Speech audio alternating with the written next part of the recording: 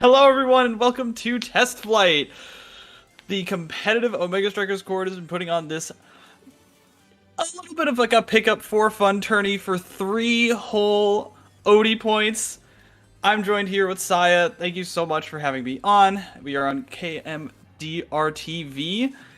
and we're gonna have a good time tonight. Yep, and our first match should be Gold Gates versus 3 Drakkar mains in a trench coat. Both rosters are filled with some players I recognize and some players I don't. The return of Jalen Mans and Klo, if you've heard them from other games. But 3 Drakkar mains in a trench coat are a bit of an unknown factor here with Kagi, Tuesdays, and Pizza Hut. And I briefly looked them up to see if they played in Flipside. They did not, although some of them were signed up. They did not end up competing. So these are players who have had an interest but have not had anything to show in this new released Omega Strikers, which has been a variation a little bit different, but not too different from what we saw in the beta. So although these players might have some experience there, this is going to be their first runs really in this new setting. Yep, and I forgot to mention, Gold Gates also has K Jules, I think an Era main, who I've played against on ladder quite a few times. Oh, okay. Which means Jalen Mans is the goalie. I've seen them play the Kai goalie, role swapped from being a Juliet one trick a while ago. And Klo, most known for being the very far forward scorer in a lot of rosters, sometimes involving Miragent and Corey, actually. Corey, a familiar name at this point, one of the most, probably the most successful player in Omega Strikers history, so far at least. Right. So has the experience at the bare minimum to match up and hopefully put on a good show. I don't know. Because right now we've been seeing a lot of people switching off of things, just trying to experiment and play around, right? There's been a lot of discussion on what is possibly meta, and most of the time the best option is dependent on those first awakenings, right? So people are trying whatever they can to make what happens in game work.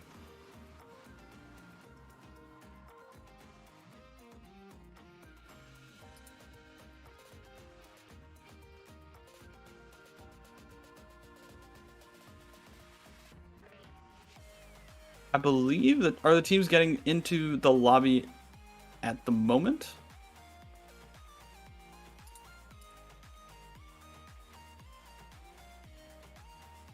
Yep, we are just waiting for them to get in. There was a brief question about ban-related rules, but we should be good.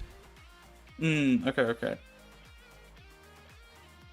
Out of curiosity, the ban rules are just standard, right? Yeah, they're standard. It helps us, the casters, if they send what the bans were in chat after they do them, because we can't see the bans. It's a limitation of the current spectating system. Right. So, once we get those in, we will let you all know. Our top ban's probably been X, Atlas if Twin Drive is up. Right? I mean, we're not seeing too much variation from that unless there's a specific player on the other side that they want to ban out. Okay. You know, like if there's an Era main or something like that, right? Like people might recognize that the Era player is going to be a problem because they can be. Yep. I just realized that I was too busy talking with you and I have not edited the overlay from the Flipside overlay for at the scoreboard at least, so I am speedrunning that at the moment. We're speedrunning OBS, baby. Can they get I'm gonna start just absolutely machine gun commentary over the Discord OBS overlay for stream. That would be fun. Let's see. I need to find the logo somewhere. Where did I put it? There it is. Oh no, I am lost. I mean, technology is so frustrating sometimes, right? Like you were just talking earlier about how like the Discord thing for the profile pictures wasn't working earlier. There have been a multitude of bugs and things that we've been having to deal with in game. Did you? Okay, I'm actually curious because I was gonna bring it up at some point in the Discord, but I didn't get the chance to. There was this bug that someone who I was playing with encountered where the trainings stayed up on screen after they had pulled it up and like a score had passed or something along those lines. But the training stayed up until they held down tab, and if they were holding down tab, then it would go away. But while the trainings were up, they could only strike and use their primary ability. It was Huh. crazy. Like, I've never seen anything like that before. I was just curious if that's a known bug or I've whatnot. not heard of it, but it sounds very plausible that it could be a thing with the current state of the game. It is still the first patch. It is still, well, not the first patch, but the first big patch. We're basically on launch patch. There are many things to still work out. Right, there was the one hot fix that had included a few adjustments, including the knockback one, which hasn't changed the game too much from my understanding, from what the streamers TM have told me. Overall, though, there's a lot of bugs, sure, but I think it's marginally pretty good, all things considered, right? And it's probably because they had, you know, the entire beta to work with and patch and get that infrastructure at least relatively clean. But I think we're getting into the first game, and we're on Imi's app. Yup, goal gates on the left, 3 Drakkar mains, and a trench coat on the right. And this is a map where you'll probably see that all-important Rasmus ban. Very much so. The projectile just comes out so quickly and is wide enough that you really aren't too reactable, and nobody's gonna ban it out. That's hilarious. You see a Drek ban and a Julie. And you see Chloe insta-locking the Rasmus here. It is just the pick in that scenario. Yeah, like, there's not a whole lot else that you should be picking, quite honestly. It can just control so much pressure because it stops one side, and if you're anywhere on the other side, especially if you get missile prop or something to extend that projectile range, you can just get yoinked at any point as long as you're across the field from that Rasmus. You're gonna be seeing an Asher and Era on the side of 3 Drek mains in a trench coat. Pizza Hut on that Era, and Rune in the goal. Oh no, it's an Asher goalie here. But, interesting. Yeah, the one thing I'm scared of for the side of 3 Drakkar mains is that, well, there's no Rasmus, so the late game might be just incredibly scary if that Rasmus starts going, maybe gets the extra special, maybe gets the specialized training and starts obliterating them. Currently, the midfield control is all Drakkars without a Drakkar in the game. Right, exactly. No Drakkar. Got that banned out, so we're not going to be seeing too many aggressive plays, right? We're not going to be seeing that high knockout potential. It's going to be all about the strike wars, as Estelle wins one right there to get that beautiful first goal across from Pizza Hut, getting level 2, and doesn't look them pretty good position for goal gates. If they can just maintain this level 2 advantage for a little bit longer and pull people in with that Rasmus hook, they've got a good first set, and they can pick some nice awakenings. Although there is one issue here. It's that... Well, I think there's a big difference in the goalies. Asher goalie is great defensively, don't get me wrong, but once the goal gates go down, that goal is wide open and you'll be hard pressed to defend all of it, especially from the passing plays. But an amazing dash by Saber saves it, still has the flip available, and a whiff strike by K-Jules allows Pizza Hut to respawn. And Chloe just standing up there, just really unfortunate that K-Jules could not get the pass upwards to make sure that they could take advantage of that 1v3, and Saber holding it down, finally going to get turned around by Chloe. A beautiful hook into the nice play on the other side of the goal. That's going to be 2 up for goal gates. And if you're on the side of 3 Drek mains and a trench coat, you have not put up any meaningful pressure, and this Rasmus is going to start scaling hard and start knocking everybody out. Yeah, and I get that Saber's trying their hardest, but right now Pizza Hut and Tuesdays cannot keep the core on the other side of the field for an extended period of time. Like, the power of the Kai goalie and other range goalies, and as a hook lands, the power of those goalies are that you can step up to midfield easier. You can use your projectiles to keep possession. Jalen Man's playing up very intelligently here, and Pizza Hut just feels lost, can't block all of that constant offensive passing. Right, and this is kind of the failing of Rune. some might say, is because, you know, you can put out a lot of decent pressure. You have the pillars to block things, but you don't have the cooldowns up enough. The pillars like bounce in a way that's unpredictable. Yes, you have the banish, but unless you can get anything meaningful, and a great evade from K-Jules means that this goal is going to be wide open, and they're in a prime scoring position. Saber isn't going to get the primary out in time to push that away, and that is the set one pretty cleanly on the side of Goal Gates. Yeah, and it's kinda feeling a little rough here, but oh no! Oh no! Ooh. K-Jules is not denying the unstoppable. That's really unfortunate. The big fish? I mean, I guess for the size, but if Era is that unstoppable just gonna go through? What? Unstoppable is a singular counter to Rasmus. If no one picks it, the three Rec mains are giving this game away. That seems like a knowledge gap is had here for three Drek mains in a trench coat, as they did not pick one of the most important ways to counteract that yoinking of the hook. As we kick off in this second set, there's going to be a lot more going on because of the boost in the power of the trainings, but Era's already going way down. They're completely out of position to stop this goal, and that's going to be a quick knockout and a power play for Goal Gates as this goal opens up. Yeah, and the important thing is, this is the clear difference between the start of higher level Mega Strikers and not high level Mega Strikers. K-Jules and Chloe are just staying up and down. They are passing, they are respecting each other's space. Pizza and Tuesdays are clumped up. They are both chasing the core. Right, and especially since they're two kind of midfield positions, right? They need to be playing that keep away. They can't really be overextending, playing too far up, playing too close to the void that is Imi's app, or else they're just going to end up... Oh, it's another beautiful hook from Chloe, but just going to take this core and take it to the bank. Passing with K-Jules, a little bit of back and forth. Not going to quite get the goal barrier this time, but this is what I mean. If they're too clumped up, they're just going to get hit by all of the abilities. If they're overextending, they're not going to have control over the core, as core control is the main thing that we need to talk about here, as they just have not had much of it.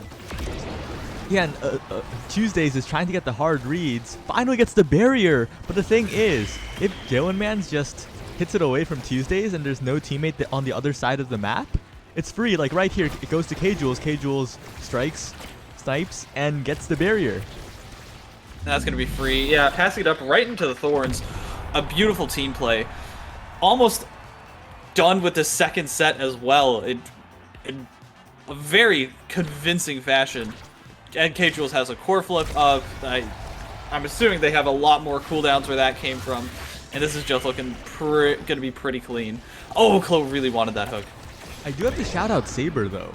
Despite like it being a pretty one-sided game, Saber has had some highlight saves, like right there to self-dribble into the strike away and trying to save it from Chloe again, gets to the Pizza Hut and finally passes the midfield only to return, but Saber still getting the strike against the Estelle special, and Saber is the only factor keeping them in the game right now.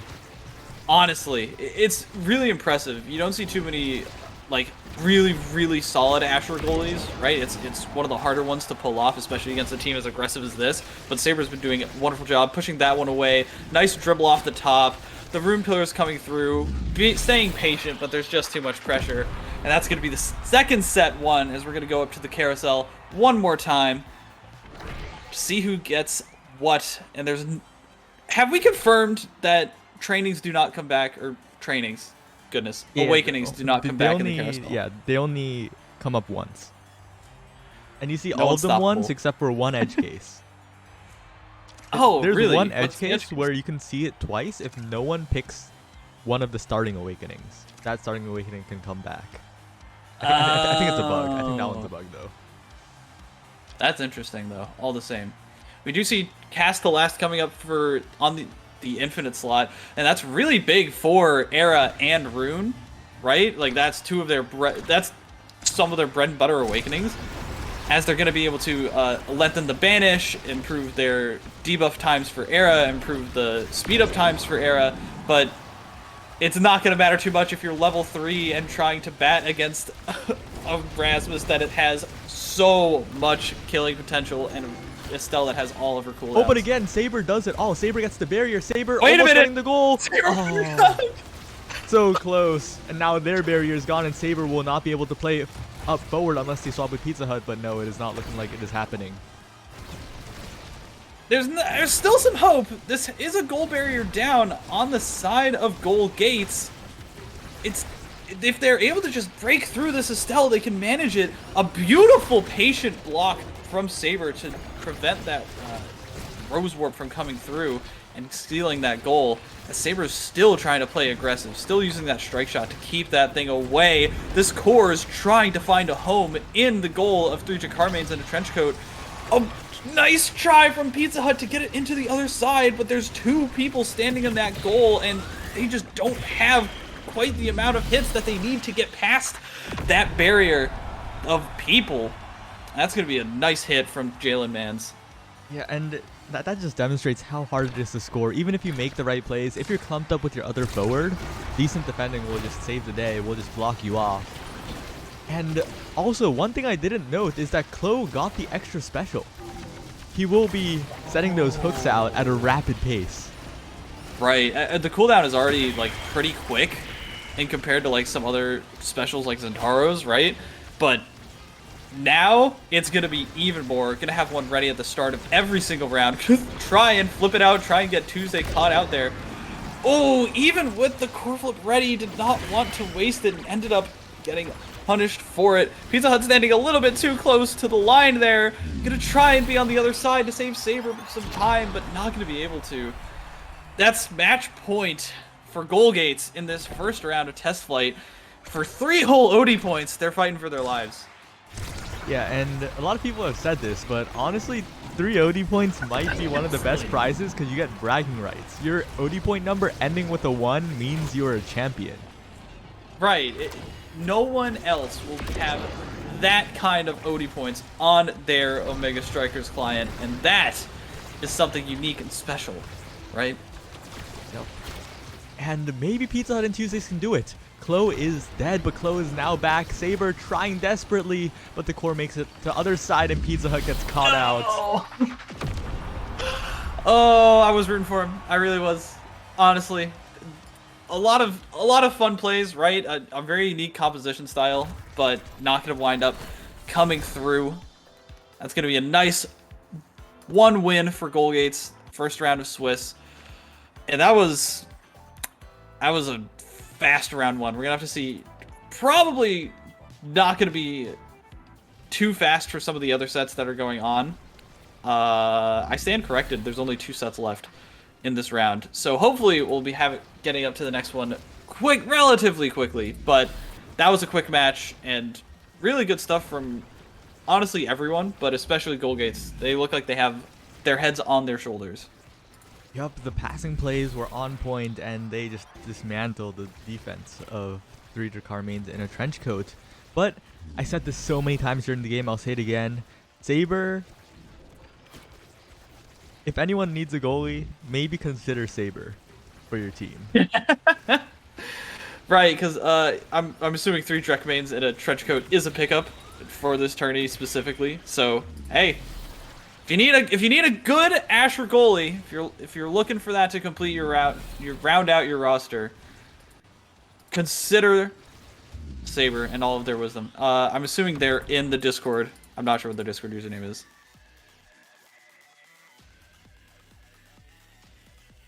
With that, we're going to be moving on to round 2 shortly.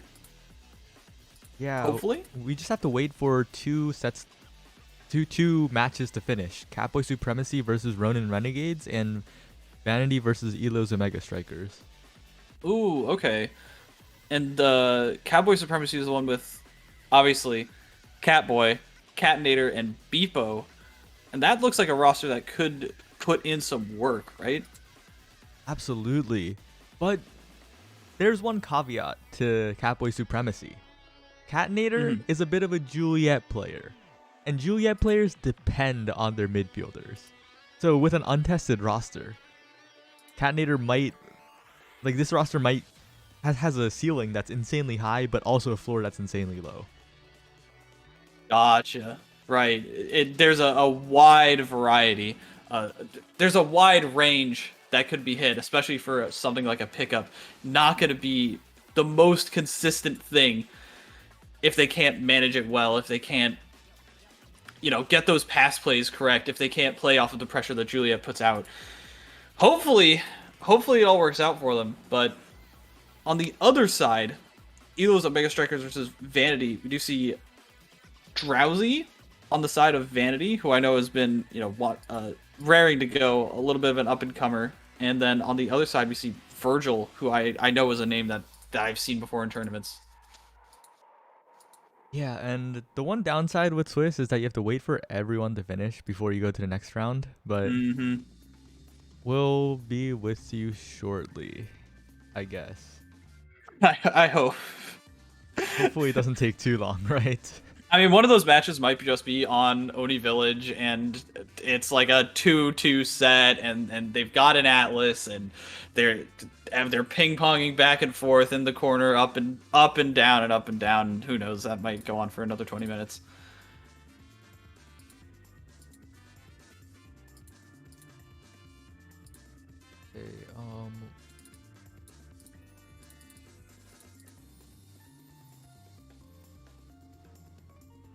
Okay, Okay, it looks like Vanity versus Elo's Omega Strikers has finished with Elo's Omega Strikers taking it.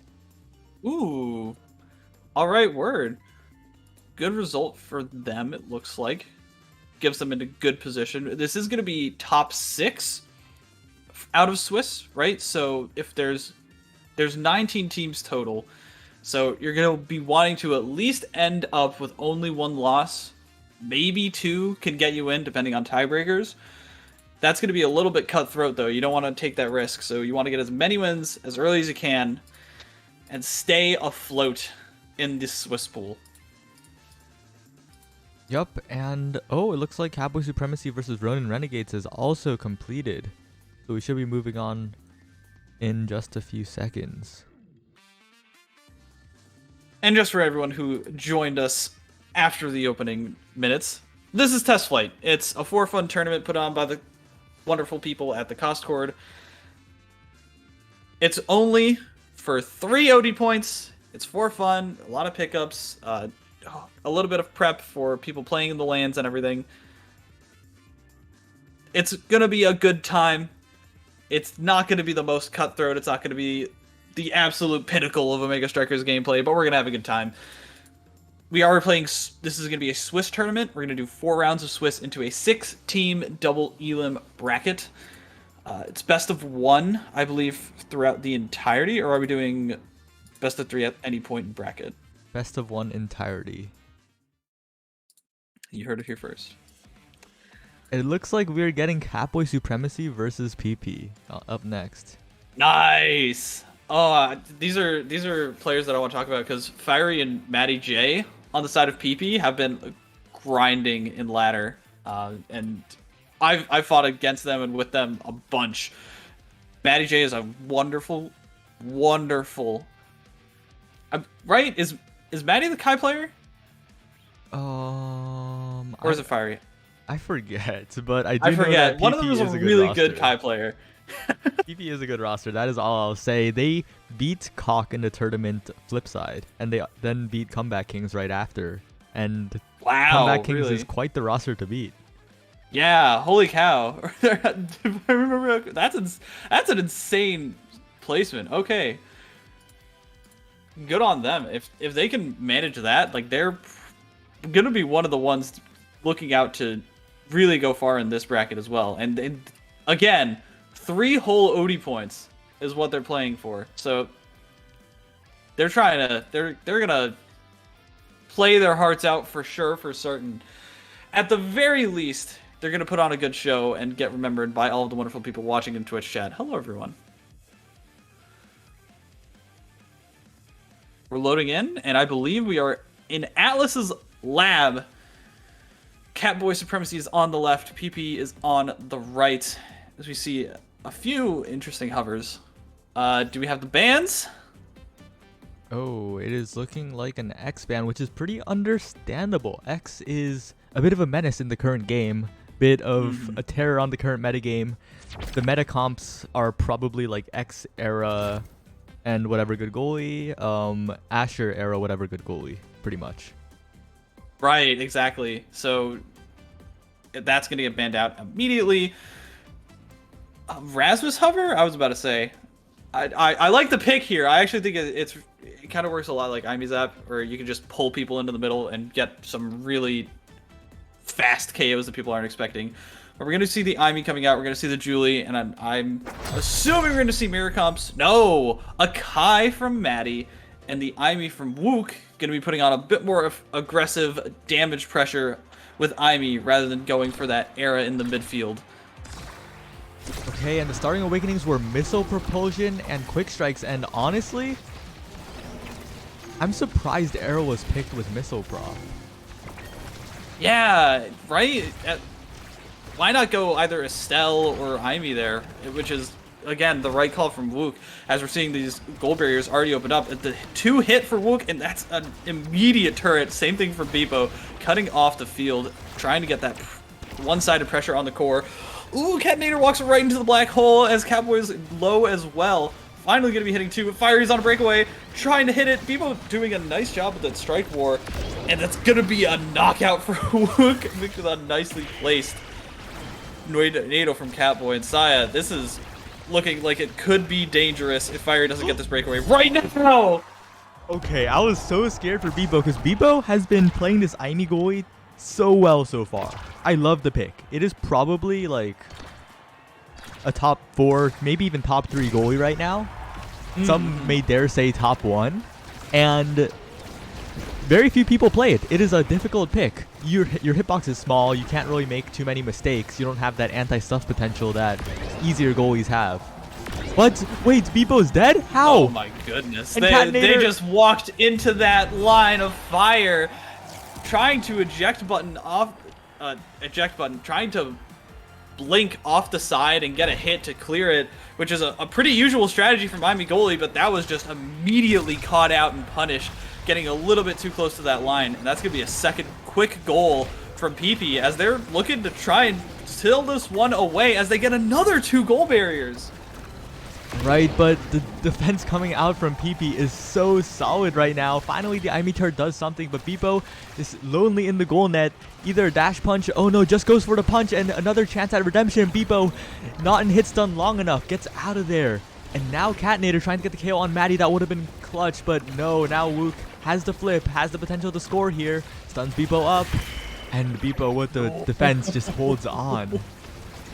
But like you said, very small margin for error, has to be super precise with every single movement. Unfortunately, passing that one up was not the right play in that moment. Fiery was there to cover all the options and punches that one in. That's going to be the set 1 for PP, and another quick set that we're seeing on stream as we're going to the carousel, and Unstoppable is going to be one of the prime awakenings to take here. Yes, but what I'm looking at right now are Extra Special and Hotshot, 2 awakenings that make it much easier for the Imi goalie and the Imi forward to play. But no, neither of them opt for it, going for Deadeye and Glass Cannon instead. I wonder why Beepo didn't opt for Extra Special or Hotshot, because Hotshot denies it from the Kai on the other side and helps you. Unfortunate, but Deadeye is not too bad. Deadeye is pretty good even. So we take those. Right, probably thinking, oh, maybe I can help out with damage. Maybe I can get some nice stray hits on the core and put on some pressure that way. Gonna get 1 goal barrier down on each side off of that kickoff.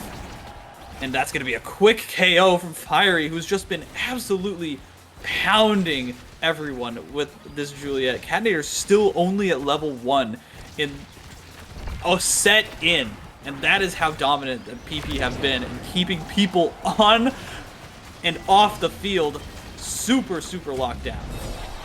Yeah, and remember my comments like at the very beginning, right, or before this game even started, before we even knew that we were gonna get these teams.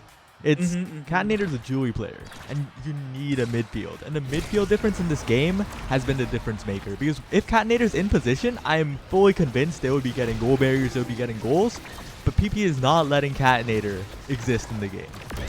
Right, and that's a very important skill to have, is shutting down the enemy team's win condition, as Cowboy is also getting staggered here.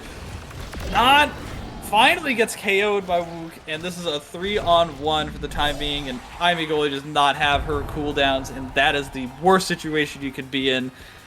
2-0 in this set, as we're looking for another clean one to go out immediately. PP is just playing beautifully on every angle. They get these goal barriers down so quickly every time. Oh, but an opportunity created by Beepo. Catnator gets 2 barriers. And that could be the opening that Catboy Supremacy needs. Nice flip. Gonna get punched back. They're completely out-jockeyed for position where the players on Catboy Supremacy, Fiery and Wook, were just right in front of them. There was no way that people could get through. Fiery is gonna try and land this one. A beautiful glitch pop, trying to save these goal barriers, fighting every last moment as Catnator finally comes online but gets KO'd. 3-0 and another quick set. PP, some nice bunny ear emotes. Happy that they won that set in such convincing fashion. But Beepo was so good that last point. Was holding on for what seemed like forever. Created that opening for Catnator. But in the end, it just wasn't enough. PP just regained mid control, and it was over. I'm really curious to see what's going to fall through for the era, because Timeless Creator is a good option, right? But you have to wonder, do they want to try and improve their stagger? Do they want to see if they can get some more speed ups to try and get some more control? Timeless Creator would be the obvious option, but yes, I was looking at that peak performance, because that speed with the additional stagger will be huge for Catboy. Has the spark of agility too, so if he can get fast enough, he can start just walking away from those kill setups. But right now, stuck between a turret and the wall, it may not be looking too good for Catboy. Catnator got some nice hits onto Wook. Didn't manage to get. Oh, okay, and a Gig Blast knocks them out immediately. Oh no. Beepo missing a blink to try and save that one, trying to play keep away. And that's the hardest part to do with Amy Goal, is to just play that keep away style, right? To just try and use all your cooldowns to prevent it from getting onto the other side of the field, similar to a Kai goalie. But since you don't have that third ability as often, you're not able to keep up that pressure as consistently, and you really have to be on the mark with everything that you hit. Gonna try and send this turret out with that Timeless Creator, but it's not gonna get through. Wook just punching that one straight through as all the Fiery predicts that one with the punch. Oh, these players are on another level. Yeah, and there's one thing that Catboy is misplaying, and it is buffing Catnator instead of debuffing Fiery. Yeah. Era's debuff is quite a bit more valuable. You can get both, it's great, but if you had to pick one, it would be the debuff. And see, the buff on Catnator barely lasted any time and really didn't affect the game in any way. But if you debuff Fiery, you take him out of the game for that same amount of time, and that's so much more valuable. Catnator tries to win the strike war, but Maddie, the defense is so good. The flip coming out from Catboy into the turret, and finally the goal is on the board. That's so big, right? And you saw that Catboy's positioning was a lot better than that in that entire volley. Just trying to edge around and stick around with Fiery, playing a little bit of a bait while Catnator's putting in a good bit of work, as well as Beepo coming in from the side, able to help them out. But Catboy really needs to help out Catnator here, who's on half stagger at the moment. A beautiful evade from Julie to flip. This is for this game, this match. Oh, another beautiful knockout by Wook, but Beepo is going to try and seal this one away, walking forward, preventing that kill setup from coming through, and sending out a nice turret to stall for a little bit longer as Catnator's finally online, and Beepo gets another keep away. Finally, it looks like Catboy and Beepo found a little bit of a ticket, but not soon enough, as a massive wall of hits comes through and seals that one away for PP. Beepo really did try their best in that situation. Catnator had some good plays, looked like finally woke up, but too little too late, unfortunately. Yeah, but I really appreciate that at the end they were adapting, they were putting the pieces together, and it was a lot closer in that last point than the first. Still exciting, as Omega Strikers always is. That's what I love about this game. You know, you can't always be on top of everything at every moment, right? It's hard to adapt, especially when you're just getting knocked out for like half the game. So it's understandable. But still, I think that was a good set. I think it was a good showing from Capo Supremacy. And they're not out of it yet. Like I said, 4 rounds of Swiss. They can really only lose 1, maybe 2. Depends on the tie breaks. But they can get through to the bracket and show up and get their revenge. Yep. I forgot to update the exclamation point bracket command. Now it's updated. Start.gg/we with 4 E's. Wait, is it really? We are role-playing the paper airplane in the sky. That's so funny. I love that. Goodness. We do a little trolling. I can't play. GG's to everyone in that game. Honestly, I don't know. Like, I don't think the Awakenings pick were the main issue. I really do think it was just a gameplay, play style, decision making kind of issue. It was the real problem. I don't think that the Ami goalie pick was bad. Like, it really seemed to work out well for Beepo if you could just get those setups and get that prediction style rolling, but just wasn't enough in the end. Yeah, I agree. The Ami goalie actually, I feel like, kept them in the game. It provided that extra bit of mid control, and the main issue was just PPA was so coordinated in the midfield. They knew what they were doing, and like every action, they focused the KOs, they got them effectively, and they shut Cat Vader down. Exactly. Like shut down is such the right word, because on like I said, I was talking about like being knocked out for half the game, but I legitimately think that he was knocked out for half the game is what it felt like. And like you said, we were talking about the strength of a Juliet, right? And how, because there were Juliets on both sides, and how there's a wide range of skills that it could be played at depending on who's piloting it, and that's the difference. Right, but now we're just waiting for the other matches in round 2 to finish. And it might take a while because the range of match times is quite large depending on the team matchup.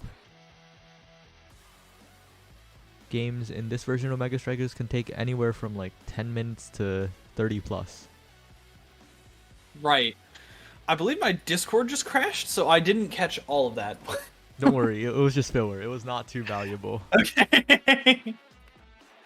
Dude, I don't know why it's been crashing so much on me. Like, whenever I try and like have a pop-out window, I try and do anything and it just breaks. I don't get it. I love technology. No, I actually have had that same issue. My Discord has been like spontaneously combusting after every like 2 hours or for some reason. So it's not just me? Okay. Yeah. Thank goodness. Something's wrong with the latest update. Aye. Discord, please. It's kind of funny how we get so many people depend on this app to do so much at this point, right? Like it's the lifeblood of the competitive community of Omega Strikers. Like, if this goes down, I don't know what's gonna happen.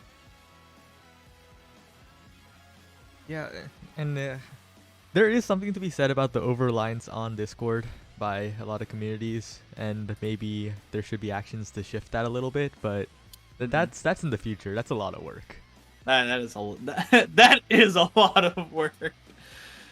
Right, like, cause like, I don't know, maybe an optimal setup would be like a website or something along those lines, where, you know, not everybody, all of the information is in one easily accessible, searchable place. I think is the biggest thing, right? Is that Discord is not very easily searchable. You know, there's not a lot of like, I don't want to say there's not organization, but it's a different kind of organization, which makes it a little bit harder to do things. Anyways, that's a tangent. We can talk about that another time.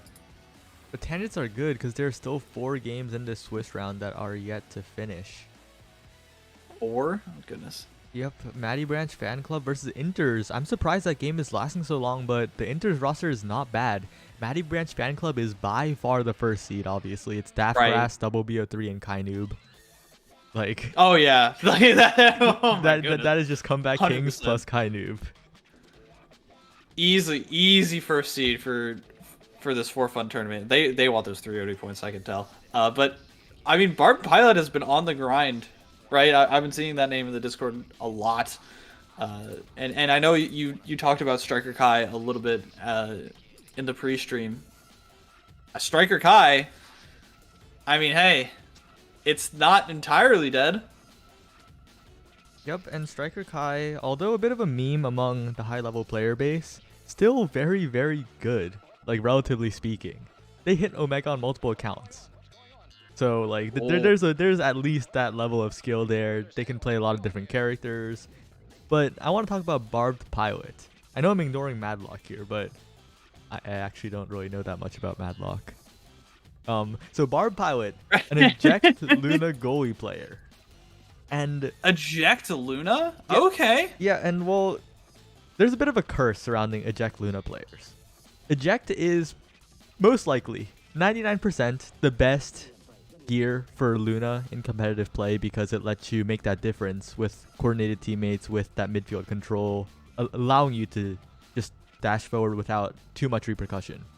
But there's a bit of a curse.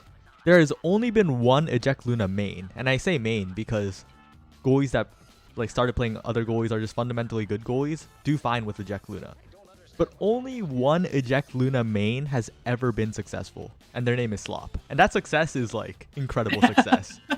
If you are in the competitive scene, you know Slop. Slop wins a lot of stuff. Slop got 3rd place at Flipside, the biggest Omega Strikers tournament in history, 3rd place.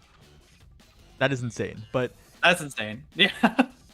no other eject Luna goalie main has had even close to success. Like, there's a mountain between Slop and everyone else. And you're probably one of the best people to speak on this because you are a Luna goalie player. Yes, except I don't use eject. Me and Twee, we don't use eject. And General Twee is also in contention for that best Luna goalie main slot. Uses momentum boots currently, which sounds like a bit of a joke, but it's fine. Huh. And you know what I use? I use Powerhouse Pauldrons, which is objectively the worst the worst gear on Luna. Like, surely no one will take that seriously. Surely. But I don't Surely. know. I still win games with it, so it must not be that bad, right?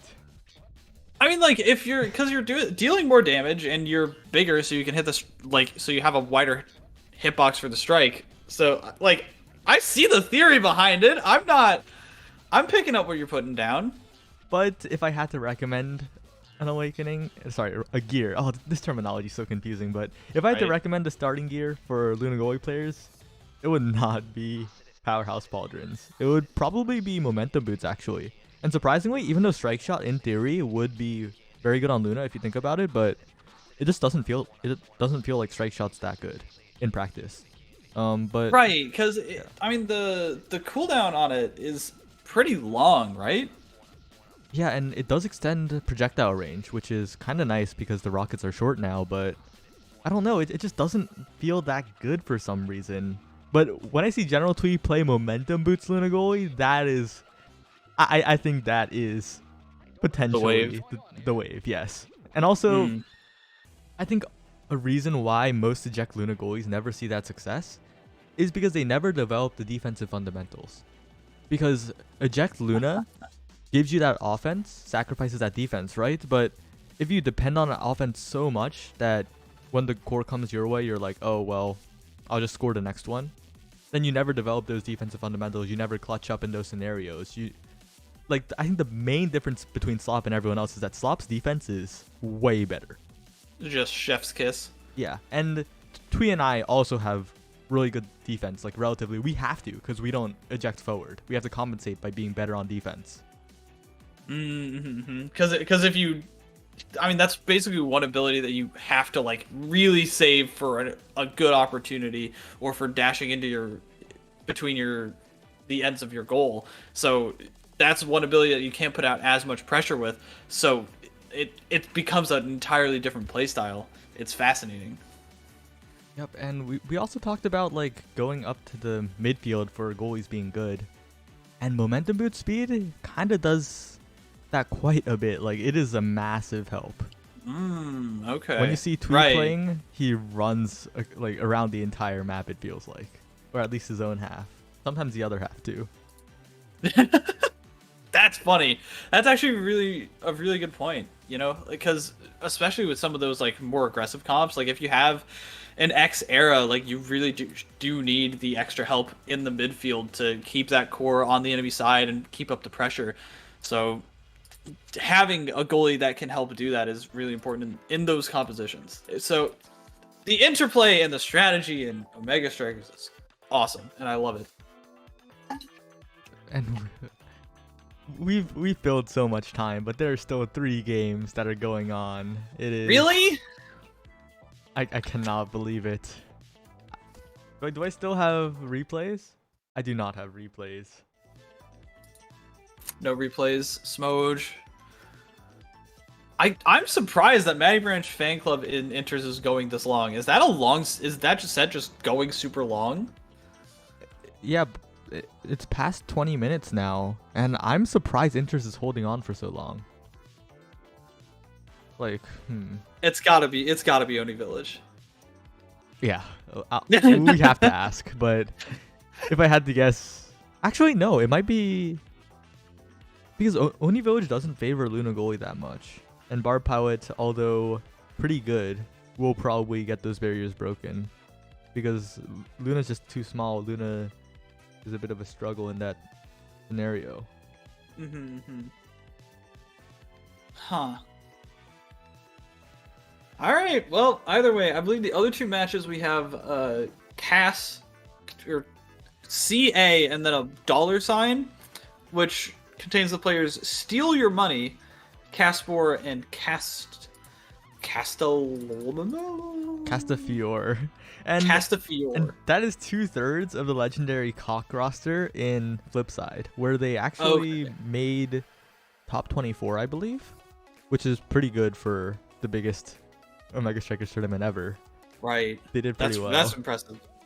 But the other side, it's Yazo, Onik, and Yazo's midfielder, who is actually Maloom. I recognize that profile picture. And Yazo and Maloom are pretty good players. They've been around the block competing in a couple tournaments in beta. Yeah, Yazo is a pretty good goalie. I saw them on like Discord stream and DCs quite a bit. Gotcha. Yeah, they're definitely solid enough. So that's definitely a game that could go a long time because I think these rosters are pretty evenly matched. And then the last set is actually really interesting as well. It's Goalgates, who we just saw, versus Fried Lobster Hands, which includes Silent, Glydry, and Pissvitus. So, again, all people that have been, trying to get into things coming up. I know Glydry was really grinding for Plat. Yeah, and that sounds like a good roster. I'm actually confused. Which Silent is this? Is this? Oh, right. there are 2 Silents. There's like SS Silent, and there's Silent. And they're 2 very different players. This one is saying that the Twitch has the multiple S's. Okay, and it's Silent #1621. We're doing the sleuthing here. We have to know. Okay, so I think this is the other Silent, not the one we know. Okay. Important distinction. So I might have actually been a factor in overseeding that team. Oh? Yeah, they are the double S Silent. Yeah. They are the double S Silent. However, I think my last minute comment has saved it because we put Taiga above them. Yeah, okay. I think it is saved, but no, we clutch the seating. It's fine. Everything is fine. It's what I said. Okay, so Inter's beat Matty Branch fan club. No way. Wait, what? What? No way. How? For 3 whole OD points, upsetting one of the mainstays in Omega Strikers tournaments. What? I asked what map it was. What in the world? That's an insane like. These are players that have been super solid throughout the entirety of the beta, who have been consistently playing. I'm assuming some of them were alpha testers. These are really good players. That interest just beat. Barb Pilot is in chat. Hello, Mr. Barb. What map was it? Was 8 Ball correct? Got carried by my forwards. Let's go. We love getting carried by our forwards. Oh, Barb Pilot, we have to know. We have to know the juicy, gory details. Mr. Barb Pilot, please. Please. What map was it? I need everybody pinging them in chat. I really don't think it was Oni, but if it was, then you are just too good.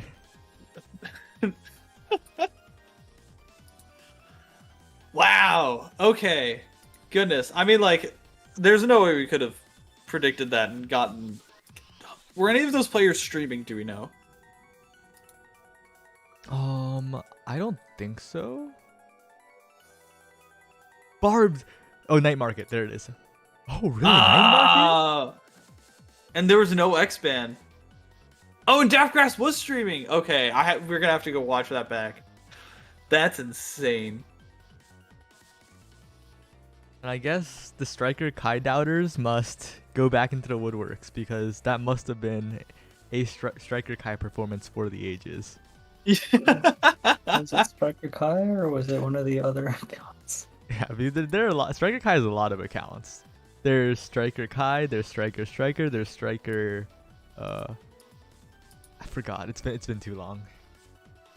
That should be on our like one of our segments. That should be like a trivia segment. Pick the one account that isn't Striker Kai's. Yeah. we should have like a many pinned content message ideas somewhere. for North American Strikers League. I mean, if this is any preview for what the NASL qualifiers is going to be like in the next couple weeks, anything can happen. We will have to see, but right now, these games are still going. No way. Goldgate's Fried Lobster Hands and Eve versus CA $. Oh, CA $? Has lost Did to they E. take it? No, wow. Okay. This is a fascinating little tournament we've got going on. There are a lot of interesting results coming out of this, and I don't know who's going to be making bracket, quite honestly. What are the standings looking like? Standings, the Hyperbolic Hooligans and Inters and PP are the 3 favorites right now to make it on because they are 2-0. And Hyperbolic Hooligans has Cuberto, Beast Mode, and Obscure Breads. All 3 of those. Well, some may say Cuberto and Obscure are like the top 2 players in this tournament. Like, there's an argument to be made that they are the top 2 players in this tournament. We haven't seen Cuberto recently. We haven't seen Beast Mode recently, but the Cuberto Beast Mode duo has been a constant throughout Beta Omega Strikers as well. Right. I know I've seen those names around a lot, but I was surprised I didn't see them in Flipside. Yeah, they were surprisingly missing, but now they have Obscure Breads. I think that is the best goalie that duo has ever played with, so that combination will definitely go far. All right. Seems like we're just waiting on one more set, that means. If Goalgates can get this dub... Goalgates won. Wow! So they're the other 2-0, which is like...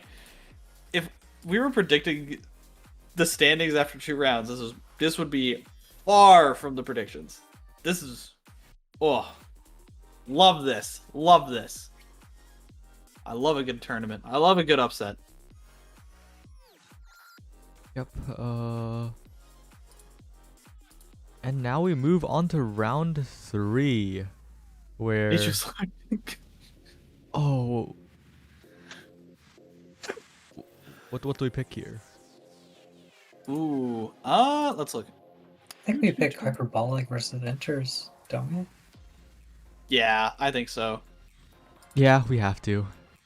It's for It is it. for fans to Yep. watch. Just the way that those teams have been playing, 100%. We have to show what these teams have been doing, why they've been so successful in pulling out some crazy results thus far. So we're going to be getting into round 3, hopefully soon, hopefully shortly. Just send that one live and see where this goes. This is Testflight, for those of you who have only joined us recently. A for fun, for 3 OD points tournament that the amazing people in this voice call have put together. Just a for fun tournament, just a little best of 1 Swiss into double elim. We are in the 3rd round of Swiss currently. 2 rounds have been complete out of 4, and the top 6 teams in that Swiss will move on to the double elim bracket. And this is the reason it's called test flight is because it's a bit of a test for the qualifier. If this goes well, the qualifier will be Swiss into double elim.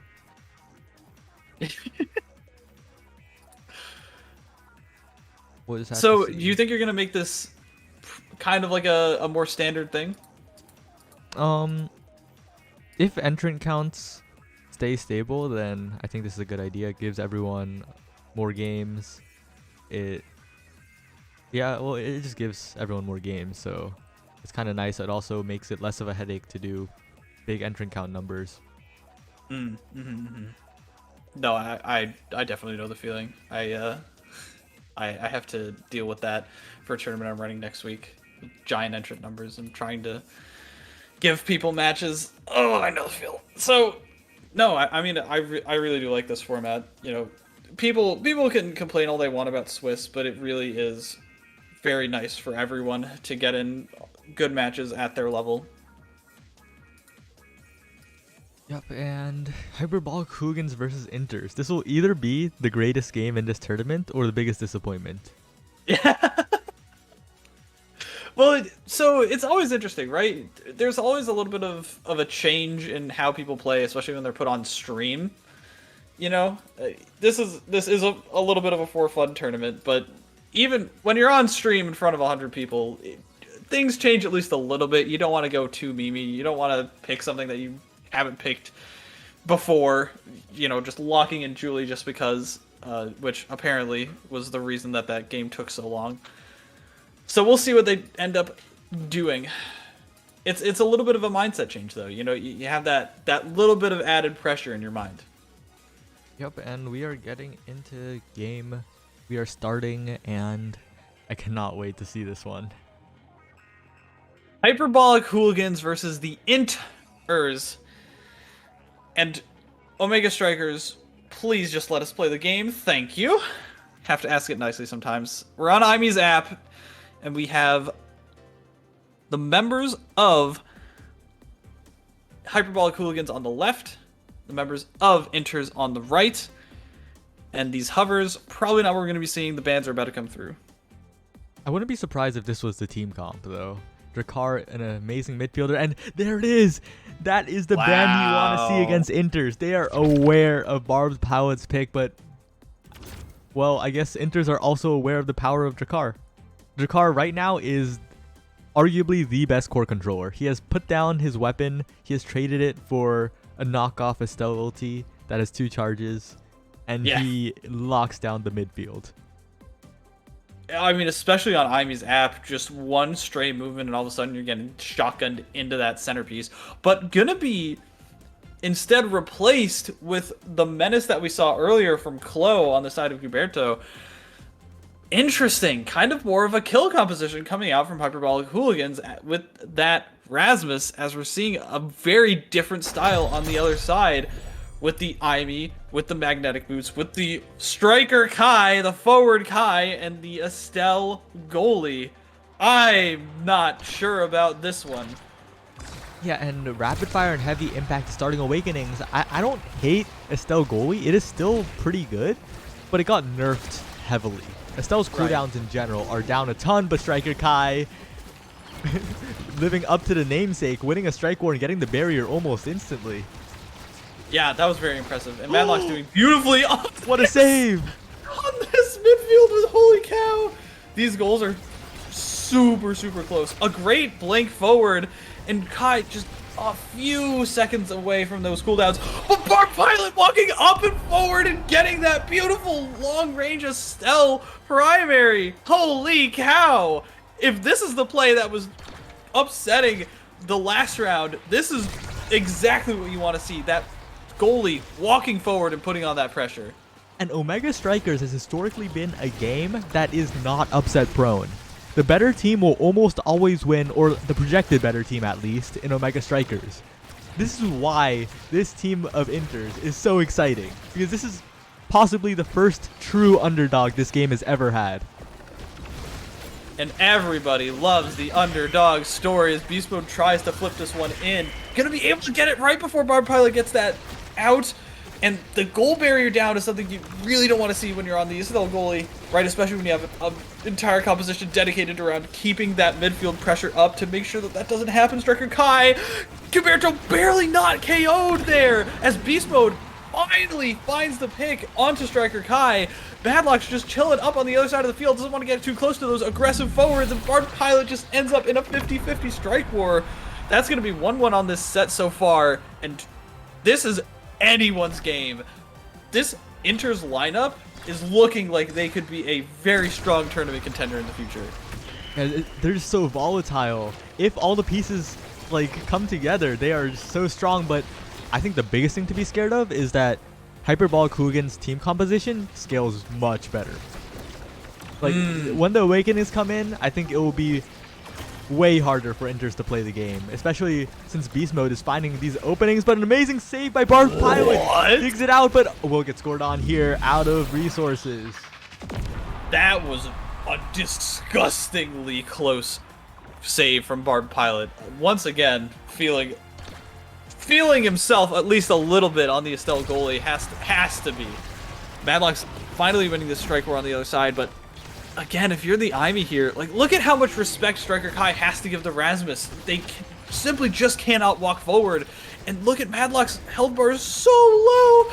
Not finding the glitch pop, not finding the strikes. They're so clumped up. Finally, that turret's going to push it away just a little bit longer.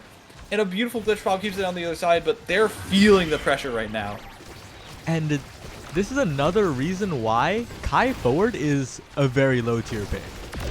Kai forward just makes life so hard for your other forward because you don't provide the damage, you don't provide as much support as Era. It just feels really bad. If you are going to make those plays like Striker Kai did on the first point, then maybe, but making those plays consistently against a good team is near impossible.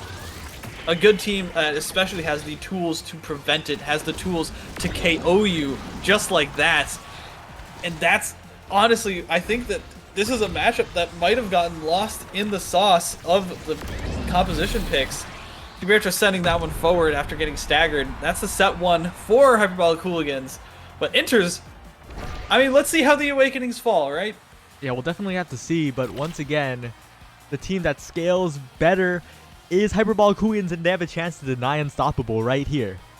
If they deny Unstoppable, they take build different. I get it. Yeah. But Rasmus denies Unstoppable here, surely. No?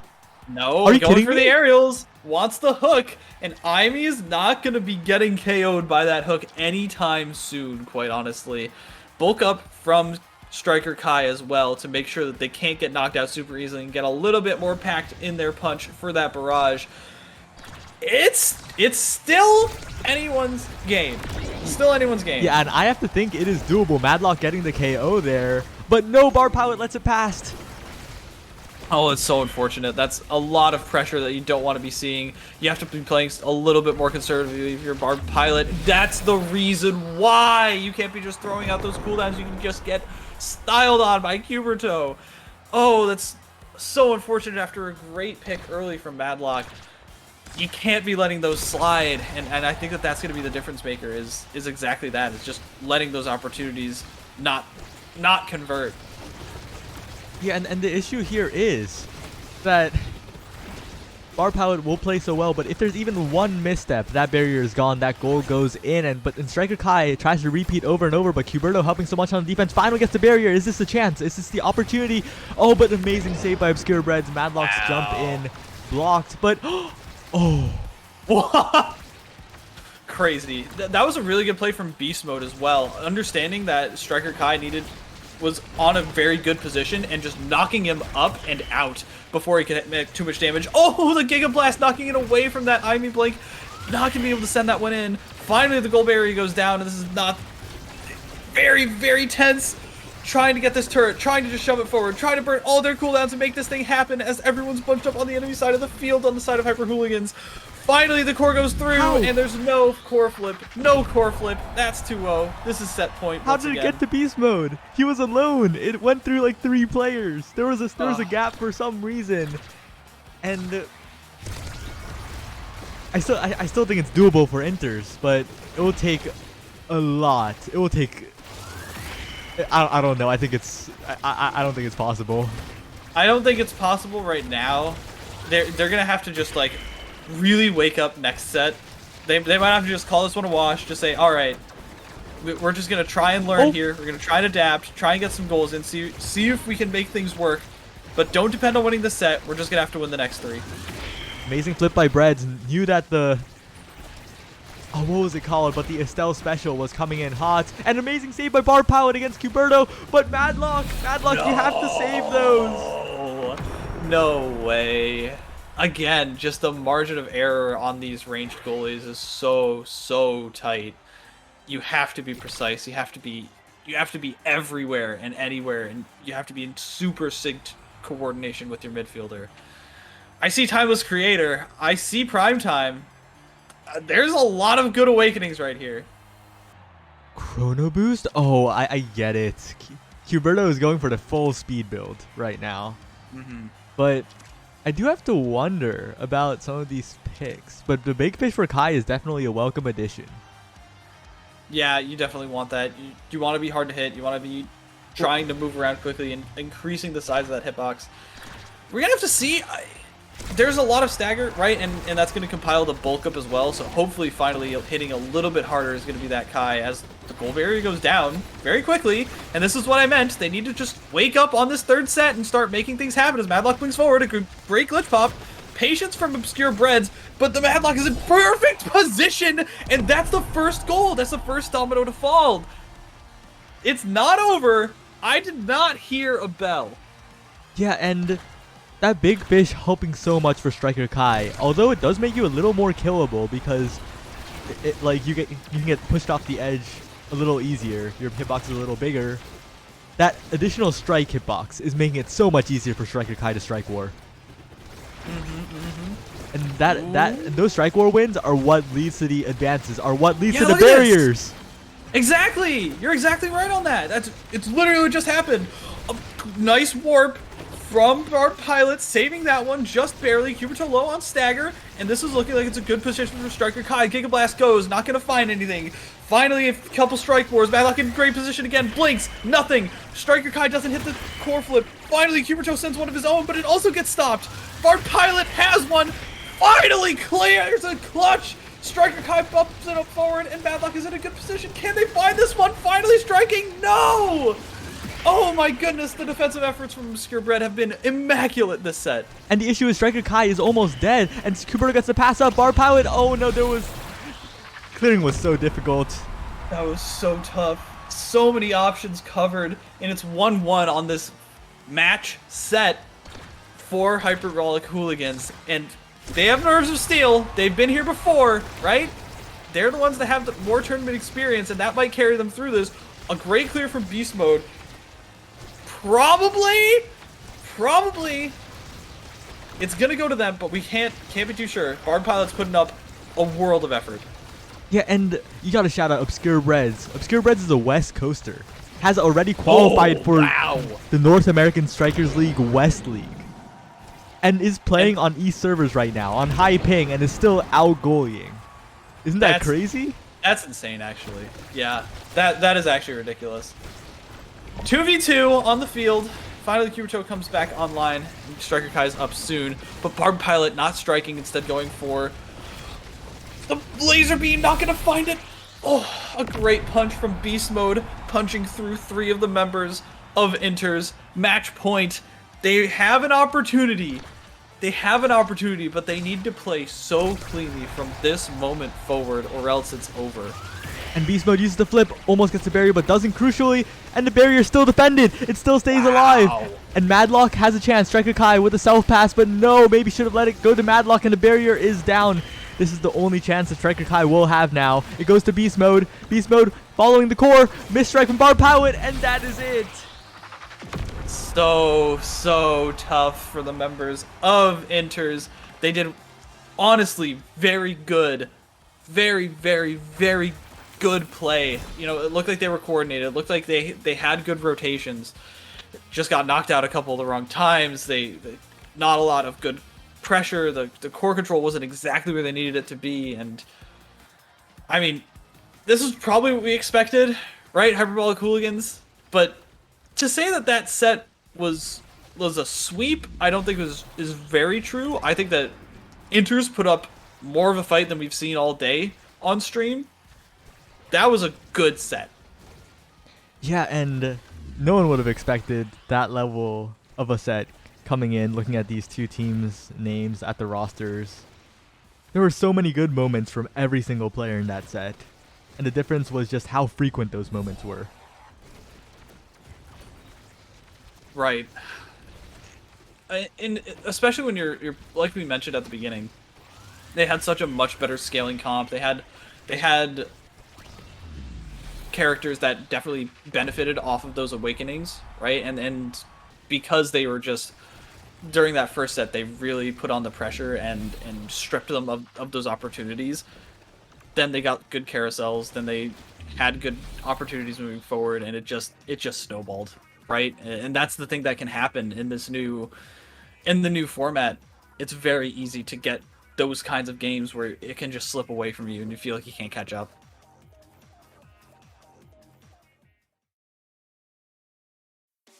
A lot of discussion in the chat going on. We love that. Yeah, and shout out to Barb the Pilot, because I think the goalie fundamentals are there. I think that they have the potential to be the first non-slop standout eject Luna goalie that has never been done. That spot has never been truly filled before. I think they have the possibility to be the one. They could be the one. They could be the chosen one. They could do that is the hardest thing ever. Like, many have tried. Many eject Luna mains have climbed up the ladder, but none Only to get have swatted down. Yeah, none have had reached long-term success. I'm a little sad that we didn't get to see it, right? I want to see it. I want to see what was going on in that first set that we saw that to upset the Maddie fan club. Like, it's honestly really upsetting. It's the right play, right, on the side of Hyperbolic Hooligans. If you have the knowledge, if you hear the stream talking about it, and you think, oh, we should probably ban their main pick. Yeah, it's the right play. But I'm mildly disappointed. Hopefully, in bracket, we are able to see them do well and get on stream once again, so that we could actually get them that Luna goalie eject one Luna goalie on stream. Yeah, and it was a really good ban, because Yeah. Imi's app is a bit of a defensive playground. Like, Imi's app is a map that is very easy for goalies to hold that barrier for a long time, which is why Luna goalie feels so good to play on that map. It's like, you don't need fancy defensive tools. You have a lot of clear angles, and if you can have that additional pressure to take down that one barrier from the other team, that is the key. Right, especially because the way that you can play around that void too is very easy for the defense, for the offensive characters to help on defense, right? Like, they can very much jockey for position easier and help out, which is something that they can kind of get overrun by. If they're on Night Marker, they can get overrun by a midfielder if they just like zoom past them. You know what I mean? Yeah. But it doesn't make the like the loss, the not being able to see the bar pilot Luna any better. Right. Oh. Anyways, we could probably drone on that for hours. I believe there are a few more sets that are still finishing up. Fried Lobster Hands again going long. PP is again going long with Goal Gates this time. Two teams that we both saw on stream. And the last set we see is Robin Renegades versus XDD, obviously. Yep, and Ronin. Ronin Renegades and XCD I think are two rosters that I've barely seen. I do recognize Masked Samurai and Froost. Actually, there's a really interesting history with Froost. So, What do you mean? way back in the beta, there was one cheating scandal. It was Reznok's team, Reznok, Gramella, and 3Z Breezy, I believe, versus You Already Lose, Froost, and the cheater whose name I forgot. And they were using a program, and the most obvious thing was they had like this square overlay over the core, tracking it. And I think every single, like, everyone remembers Reznok, Gramella, 3Z, and everyone remembers You Already Lose. Probably currently the best results of any goalie in competitive. But Right. barely anyone remembers that Froost was also there. Frost was also Frost. there. And Frost also funded quite a few tournaments back in the day. So Gotcha. all I'm saying is everyone else in that game was successful. So maybe Frost A could little be bit the of a legend sleeper? here. Yeah, could be the sleeper pick. That's so fascinating. I hadn't heard about this cheating scandal. So, what were they like? What was the cheat doing? Was it like a script? Well, we don't know exactly, but the reason is the cheater complained about like their connection or something, and then they sent a screenshot with like the cheat overlay. That's They wild. self-reported. That's insane. Literally. Oh, that's literally cheating 101, right? Like they have to teach this in cheat school, right? Although they taught me reading comprehension for 16 years of my life, and I still thought Ronin Renegades was Robin. So what do I know, right? You'd be surprised at how many cheaters like just report themselves by sending screenshots or videos. Back during my Winecraft days, that Minecraft server was pretty cool, by the way. Someone hopped into the questions channel with a question because their like daily reward or something wasn't showing, and this is like this MMO Minecraft server, and their video recording of it not working had like obvious cheat overlays. And they like didn't even think about it. They just uploaded the video, asked the question, and then got banned. That is insane. That is insane. Like, but it makes sense because on their end, it's just normal because they've been using it for a while, so they're just like, oh, okay, I'll just show them my screen. Not even realizing. Like, that's hilarious. It looks like PP has defeated Goal Gates. I think that would have been expected Wow. because PP is just so coordinated.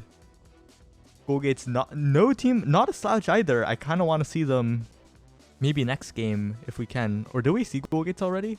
No, we saw them. They were first round. They right, cleaned up right. shop. Yeah, okay. So we will be heading to round 4 shortly after Fried Lobster Hands and $$ finishes. It looks like, again, another like 20-some minute game, which makes sense. Those two are 1-1 in the standings right now, if I remember correctly. Yep, they're both 1-1 teams, and this is a very important deciding game for both of them. Mm-hmm. If you go 2-2, you have basically leaving it up to fate. You're rolling the dice on whether or not you make it to top cut. So this is a very important set. I'm just okay. So the team I want to see next round is Peak Performance, because right now they are effectively 2-1 with a bye. Like so, they're 1-1, but they're 2-1 because of their bye, and they have a very good shot of making it. But it all depends on this last set for them. And I was actually on that peak performance roster in the past with Windows and Rift. This is a completely new rendition. It is Windows with 2 pickup teammates because I guess Rift was busy. But I have a history with peak performance, and I would like to see them succeed. Little bit of a bias in the caster booth. I'm joking. No, but that's cool. I know Windows has been like a mainstay, has been doing tournaments and been challenger in beta, so definitely a player that I haven't seen play in tournament yet, but I want to. And yes, the chat is correct. I flex the win that I carried peak performance to every chance that I get. Strike Zone 1. The first stream match. Me on Luna versus Elo Heaven. No, not Elo Heaven. Sorry. Int Overflow and Streak on the other side. And we win the set. All right. And at the time, Windows and Rift were diamond players. It was 2 diamonds and me versus 2 of the greatest players in the game. And honestly, like, Strike Zone 1 wasn't like the most highly valued tournament in a competitive standard. There were no bans. It was during the Asher patch, which was really unfortunate because Asher Rune was so dominant. It was overall just a tournament that could have been good, but the circumstances made it so that it didn't reach its full potential pretty much. That patch just made it so hard. Right. But hey, not a whole lot you can do, right? It's gonna end up just messing around with the games. Unlucko, but hey, a win is a win. Yup, and a win is a win. Also, Peak Performance has a history of big upsets. They were the original maybe underdogs. They were, I think, 1 point away from upsetting Sad Boys way back during beta. And we know how dominant Sad Boys is now. They are like consensus number 2 team at the moment. I mean, hey, that's pretty great, honestly. Like, if they can manage like upsets like that, I'm really curious to see what this roster can do. Because it seems like they've been doing well today. What was their loss? They lost to Maddie Branch Fan Club, which understandable, #1 seed coming through, and that's possibly the worst matchup you could be faced with in round 1. But if they bounce back and they manage to make this happen in round 4, they could easily make a deep run in the rest of the tournament. Absolutely, and we just need to wait for Fried Lobster Hands and CA $sign to end, but that game is going to the distance. Is it actually going like set 5? Like everyone is scoring everything? I don't know, but the game duration sure looks like it. And also, like, I didn't mention this, but the Peak Performance near upset over Sad Boys was with another goalie entirely. It was with, what was his name? Oh no. Oh no. The original IME goalie enjoyer. Where is it? Who was it? Floppies! There we go, Floppies. And yeah. But Peak Performance is also a team plagued by swapping rosters often. Like Floppies only stayed with them for like 2 tournaments. I only stayed with them for 1 tournament. And now they are looking for a goalie. So we'll see how it goes.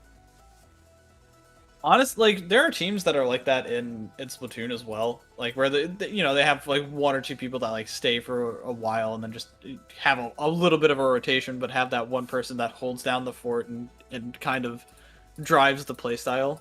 Which, I mean, hey, if they can make that a mainstay team, that's pretty great, right? Like, we like to see longevity. Yeah, definitely. We like to see those old team names coming back. We like to see them still competing, but 2 teams that I don't want to see still competing are Fried Lobster Hands and CA $sign. Please, when will that game end? Does anybody have a report on that? Does anybody know what is the situation right now? Did they get in the lobby late? Like, does anybody have the insider info? Well, maybe I should, instead of saying CA $sign, I should say Cam Money. Cam Money? Maybe Cam Money? I think that rolls off the tongue better. I could understand Cash Money if there was at least like an H, but Or you just say CA money? Canadian money. Canadian Canadian dollars. I guess, right? I don't know, man. Yeah, look at these Monopoly money. Look at this Canadian Windows ending a sentence with sorry. The classic. I know Canadians. I know some very aggressive Canadians, quite honestly. They that stereotype works for some of them. Others are just will cut you down. Honestly, it seems like a contradiction. Like people might not know this, but they can be ruthless. Does anyone have any updates on fried lobster hands versus Canadian dollars? Someone just scream at Piss Midas real quick. Like, are they one of the teams in VC right now? No, It's so over. it's so over. Oh, food update. It looks like a lot of teams have landed in Texas for the land tomorrow. And Oh, fun! and one of them, Lumos, has acquired Texas barbecue. Let's go!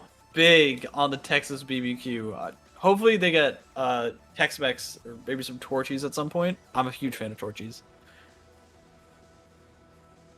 Yeah. Oh. Kaz, we need you on mic. Source? I made it up. No, Source Westcord. But yeah, we'll have to see what happens. There's a Mega Strikers land tomorrow, CECC in Texas. That's part of the reason why this has happening, right? Is because scheduling and everything along those lines. Hello. Yo, are we talking about the Texas land in here? Yup. Why? Wait, Vaughn From jump scare. studio. Guys, here, hold on. Oh, wait. I need to put this on stream. No. Wait, I need to put this on stream. Give me a sec. Oh, it's gone. And he's gone.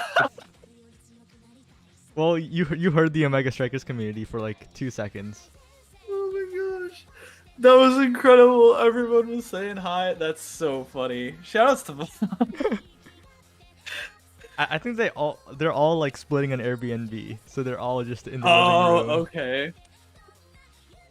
All right. That makes sense. Whoever's there and tuning in, tell everyone we say hi and good luck tomorrow. Yeah. And that's another reason why this tournament's so comfy, because a lot of the top teams are off in Texas, so there's a chance for a lot of teams that would otherwise get beat up to have a shot to play other teams that are closer to their level. Yeah, exactly. Skill capping tournaments is probably hard right now. Like it would be hard to like really put together something for these teams that wasn't that isn't in this specific scenario where the top teams legitimately just can't play. So it's a very good opportunity. I don't know. It's nice. It's nice to see new faces. It's nice to see people that want to get into competitive try their hand, find a pickup and do something super low stakes. Yeah. And we've talked so much. We've had the Vaughn intermission. We've had the community's voices. But fried lobster hands and CA $, Cam money, Canadian dollars is still not complete. What has happened? There had to have been some kind of mix-up in the lobby or something, right? Like they had to have started late, right? Okay. I'm coping. They had a loading screen bug and had to remake, but that should only be like a 3-minute difference, right? Okay, it's finally over. Hallelujah, hallelujah, hallelujah. Cam money has won over fried Wow. lobster Okay. hands. All right, they're in a good position then. We're gonna have to see how this next round shakes out. Are you all good, bro? Don't ping them while they're playing, dude. Oh, too funny. Okay, what is an important match for the Fate? We can get peak performance. E versus peak performance. Oh, good. Good. I'm down to see that. Because Oh wait, there's so many 2-1 teams. Yeah, this is what I mean. This is. Have y'all run Swiss yet? Because this is the El Clasico for Swiss. All of the 2-1s and 1-1s and crazy looking situations. People are gonna get cut here. They have to play their hearts out and try and win this next set. Yeah. And even if you win, you might not be guaranteed, I think. Like, Right. it depends on how hard your opponents were, pretty much. Yeah, is it resistance tiebreakers? Yeah. Gotcha.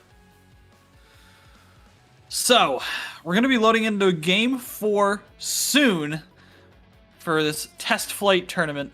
For those of you just joining us, it's a Swiss, 4-round Swiss into top 6 double elim tournament for fun for 3 whole OD points. Since there are a lot of people in Texas right now, just something for the people on the weekend. Give them a little bit of a treat. Get some new faces. We're going to be seeing E, which has Yazo, Onik, and Yazo's midfielder, also known as Bloom, versus Peak Performance, which is It's a Pineapple, Windows, and Monkey. Alright, and we should be heading in shortly. And thank you everyone for watching, by the way. Omega Strikers, in the past, the viewership was not too great, but we are consistently above 100 viewers, and that just feels so good. Big chillin'. I love that. That honestly, that makes my day, because this is like, you know, it's not like it's an unimportant tournament, but it's, you know, it's low stakes. No The way. Luna hovers. That is the members of Peak Performance all hovering Luna. Finally, we're seeing some of them switch off. Oh goodness. What are the bands? Do we know? Julie? And we should be able to be seeing the other one shortly. It's kind of interesting, actually. X, okay. It's Oni Village. Brawlers of off the course. field. Yeah. I will be. Which it makes sense, right? Because you Yeah. have to play around the scope streams. So Windows is a bit of a Kai forward player, but what I was afraid of was actually the Asher. Because Asher is so degenerate on this map. You can shove it down a lane and just get it past. Yeah, I've been messing with Asher forward a little bit recently, and it's so nice here, especially if you're supported by somebody like the Rune, that is gonna put up pillars and keep just being super annoying, banishing people so that you can have less people to worry about shoving it past. Gonna be getting into game here, round 4. This is probably deciding who is going into bracket for Testflight. As we get one goal barrier down, we see the opening awakenings were Twin Drive and Heavy Impact, which is crazy that nobody picked Atlas. Yeah, but Twin Drive is also super duper favorable for Luna goalie. Having one more dash is incredible because as an eject goalie, it means that you could save one for defense or even just use 2 consecutively. All right, a smart play on both sides, in my honest opinion. Finally, both goal barriers getting opened. Onik is level 2, but so is Windows. Trying to get that one forward, gonna have it slip by. The Rune Pillar trying to get it past Windows, but he's winning these strike wars like crazy and putting on so much pressure as Onik's almost KO'd already. Finally gonna get that Luna goalie pressure in here. Has the core flip, is not gonna be able to go back to the eject button, is gonna be a little bit dicey if he's not able to get back in time. He had no cooldowns and the ult was not able to save the core. It's a pineapple, making a little bit of a risky play and it not paying off. And Windows doing the question mark Kai thing, but it was actually Windows' fault to miss the strike at the top. And if Windows got the strike at the top, the pressure would have continued. I think Pineapple played pretty well there. So, yeah, if you're playing that Kai on this map, you have to adjust to the speed.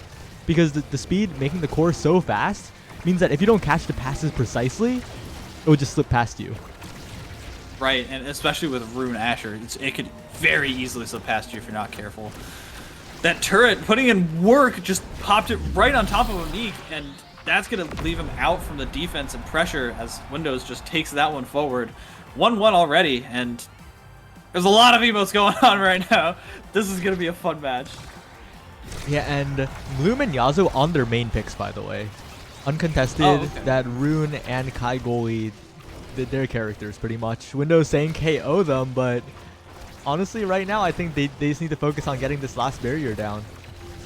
I mean, especially if you're a combo of Kai and Aimee, yeah, you might be able to catch them if they're on the sides, but you're not going to be able to just straight KO them unless Luna dumps a ton of damage and cooldowns into them. Both gold barriers getting open, and it seems like there's just not a lot of pressure coming through. Unique! Nice core flip. Going to be sending it to set point as getting it onto the other side of the goal. That's going to be easy. That's pretty clean. I'm liking the picks from the members of E. Yeah, and although Pineapple and Windows are also on their mains, and I'm assuming that Monkey Pilot mains Aimee, I could be wrong. I think maybe they mained Ricard because that's what we saw as their hover. I do think that the Rune Asher Kai is just a better comp because even if the Luna puts out damage, Luna is not a good character on this map. It is so hard to play Luna goalie on this map because the core just moves so fast. There's so much shoving going on, and I don't know, it's just difficult, it feels. Yeah, and you can't get KO super consistently, but if you're able to get the puck forward and pass it to Windows, that core is just going to get slipped right past with some nice passing and some nice bouncing off the barriers. This is a 2-2 set already. This could go either way, honestly. Like, no team is very cleanly pulling away. Each of these opportunities seems like they're just one mistake away from not happening. It could be anybody's game. It's just going to depend on who executes just a little bit better in the long run, as Bloom is already getting staggered. And they have a core flip on Aimee if they need to use it. Yeah, I think both teams have recognized their win condition.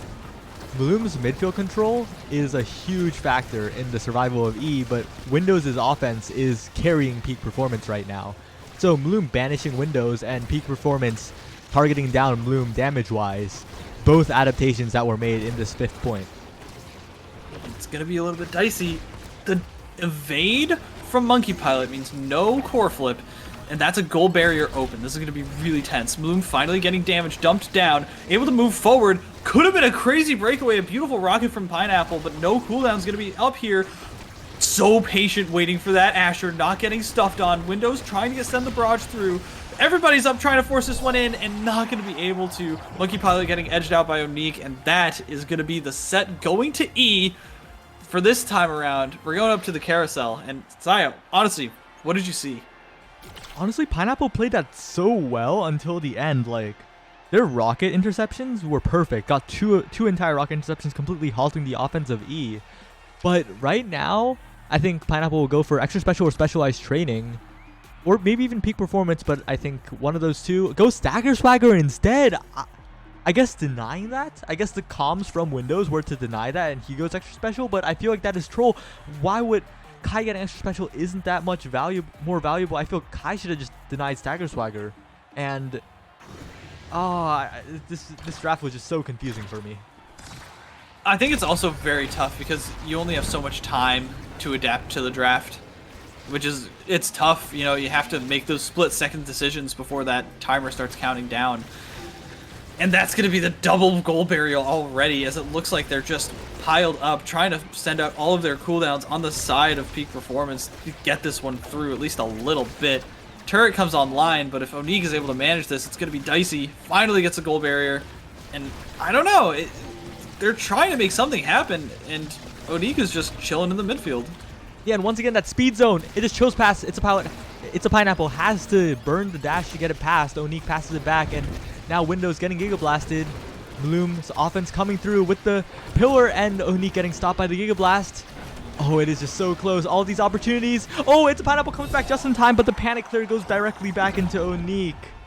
And that is the one issue with missing a dash like that. If you go the long way around the map, it takes you a year before you can eject back. Right, because you have to get off the rocket. Oh, and also so close. Also, the one unmentioned winner of the draft was Yazo. Yazo casually picked up the prime time. Yeah. And prime time on Kai goalie, you become a wall. Good core flip, able to send that one away. Just barely. Trying to get these interceptions. They really have to try and play around those cooldowns on the Kai goalie if they want this to work, because of that prime time, because of how much pressure and anti-stuffing potential it can put out. Barely getting that one through the clear is Pineapple. He's been fighting for his life out here. Monkey Pilot has to evade. the wall comes out, and there's just so much pressure from the pillar and the Asher and the core flip, not able to manage it, emoting afterwards, and Onika's really trying to desperately find this pick, and unfortunately, every single time they miss an opportunity, Kai is just there to send it right back. It seems like there's nothing at this point that they can do. They have to go to the next set. Yeah, and that's the downside of that Luna goalie. It's that once your stuff is down, you just get scored on. And with Eject, with It's a Pineapple trying desperately to make these plays happen, now It's a Pineapple only has one charge of dash left. And if that charge gets burned in this scoring scenario, like there, has no charges of dash, now Bloom and Onique are free to pass it around him. And Monkey Pilot's getting staggered and just trying to dance so carefully around this Asher.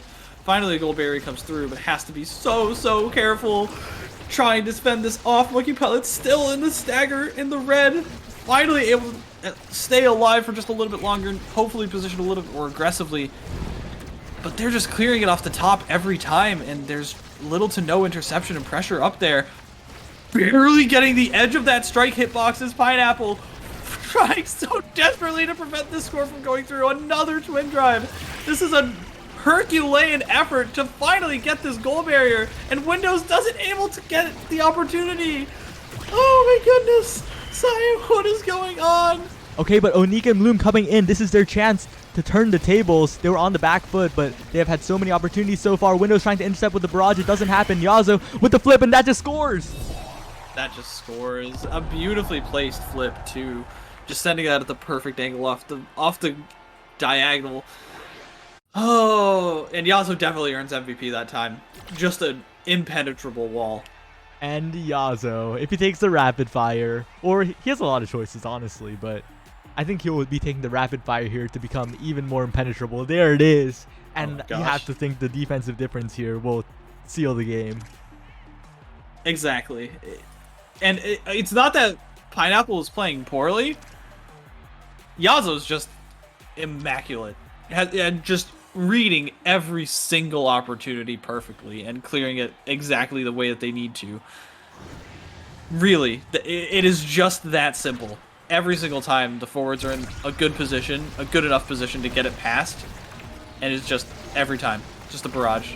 Yeah, it's right where you need It's it. a combination of Yazo's play. Oh, it's a Pineapple, no. But it's a combination of the play and the pick. The Kai goalie has so much more defensive pressure. As Windows gets knocked out, this is Pineapple's chance to turn the tables, to make something happen. But no, it is fruitless as Yazo pushing up with the pass splitter from Onique and Bloom sitting there. The pillar so strong, and Onique, it is so simple at that point. With Pineapple, no resources, and that is the first goal.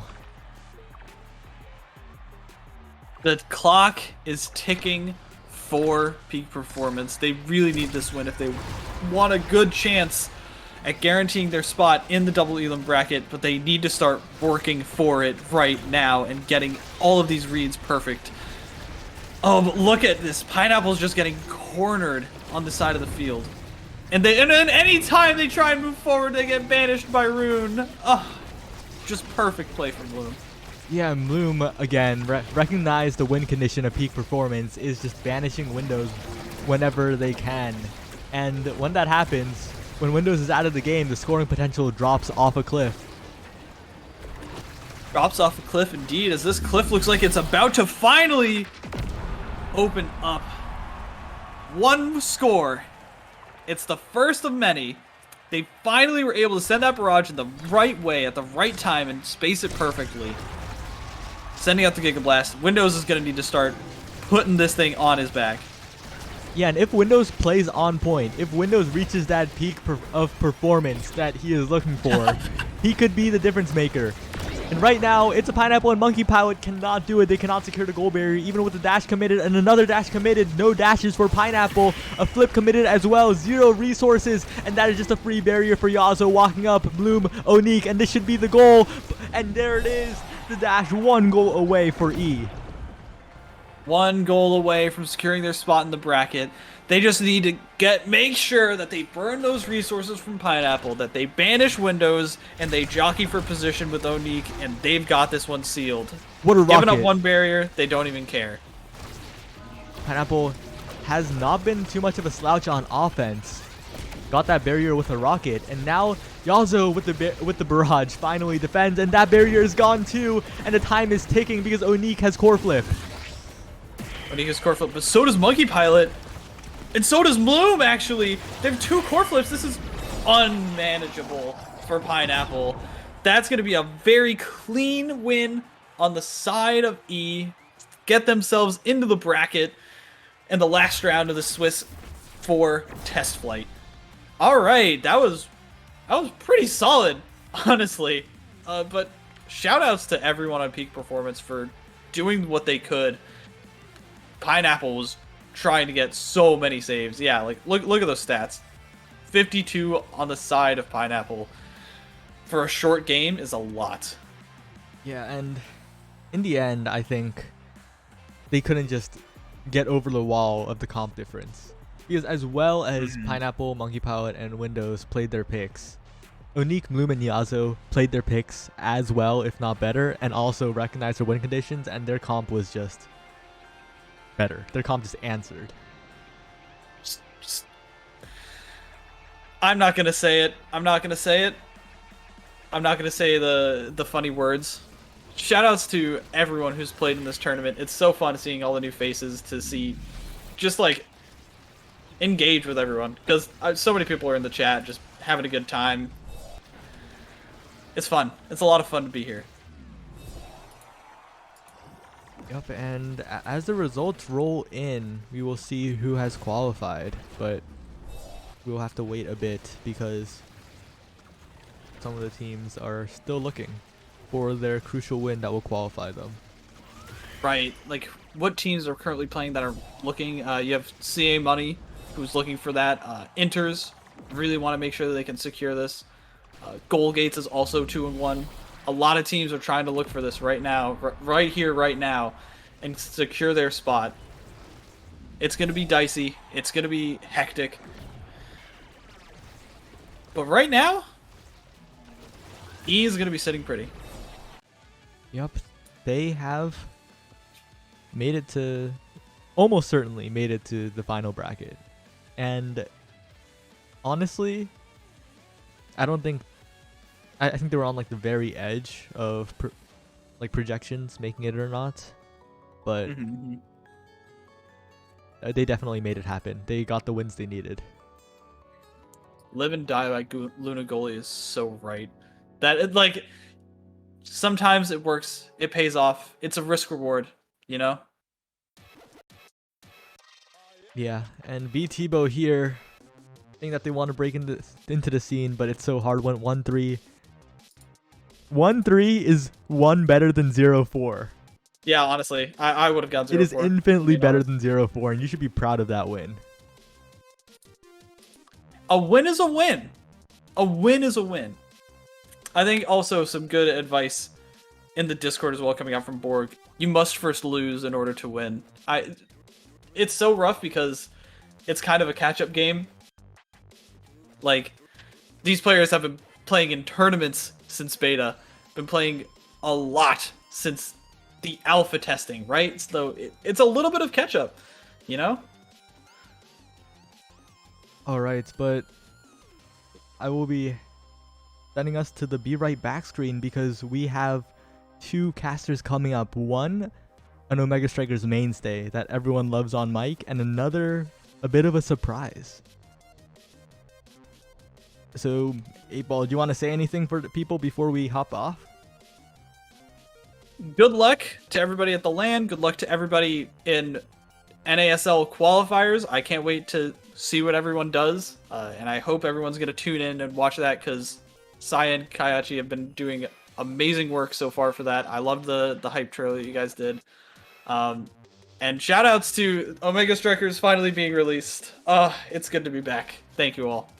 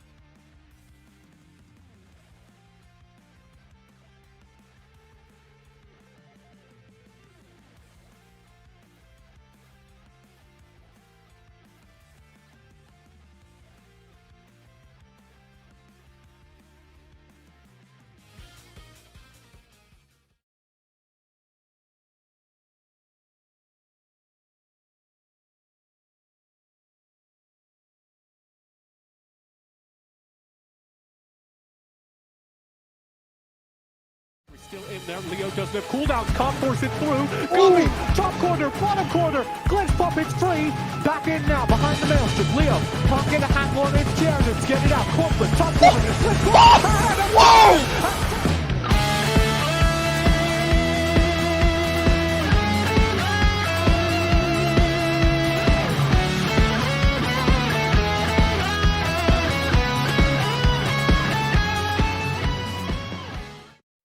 How Luna's damage is, if you don't run the stinger, the heavy hit damage just gets regen out. Fantastic save by Obscure. Will this be the goal? Yes, it is. Zenith from Town. Firing wall, trying to push him in, but no. Amir is too good.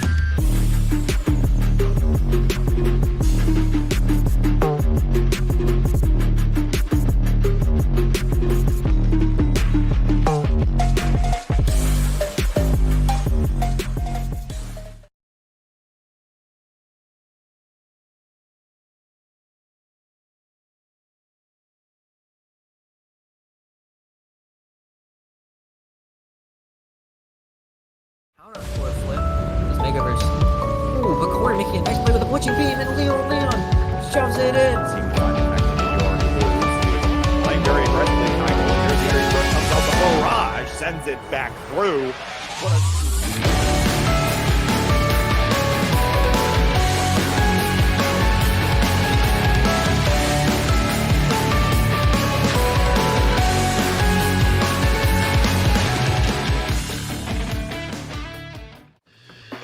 Open goal very early on. This is dangerous. Wow! We'll have to see what happens. Seems like, oh, and that's a double from Bells. This one might be right. That's a big help.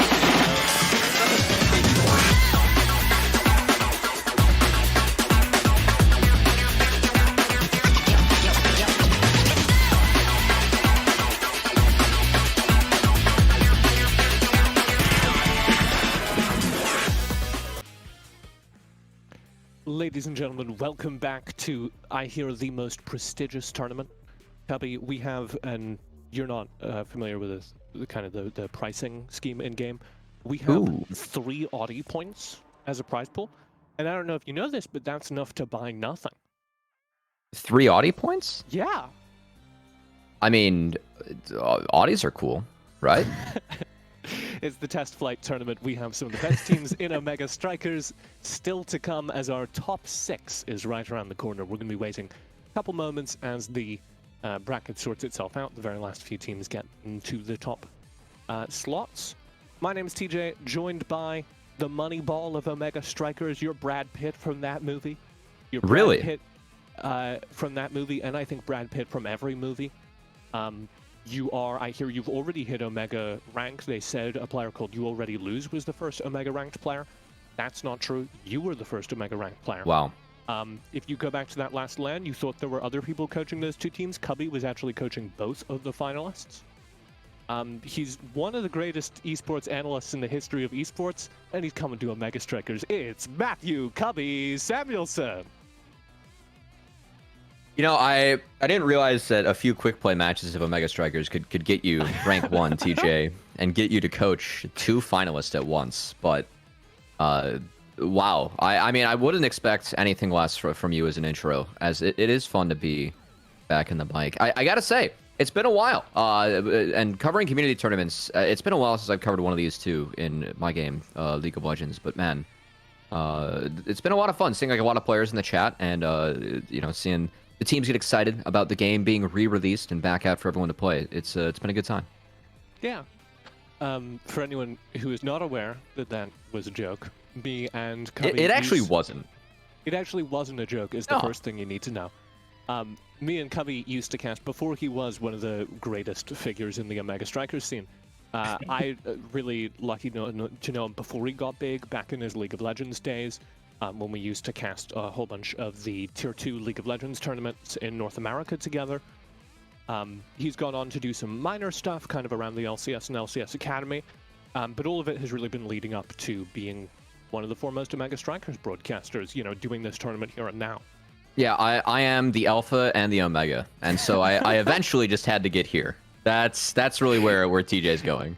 He's actually the first alpha ranked player as well as the first omega ranked player.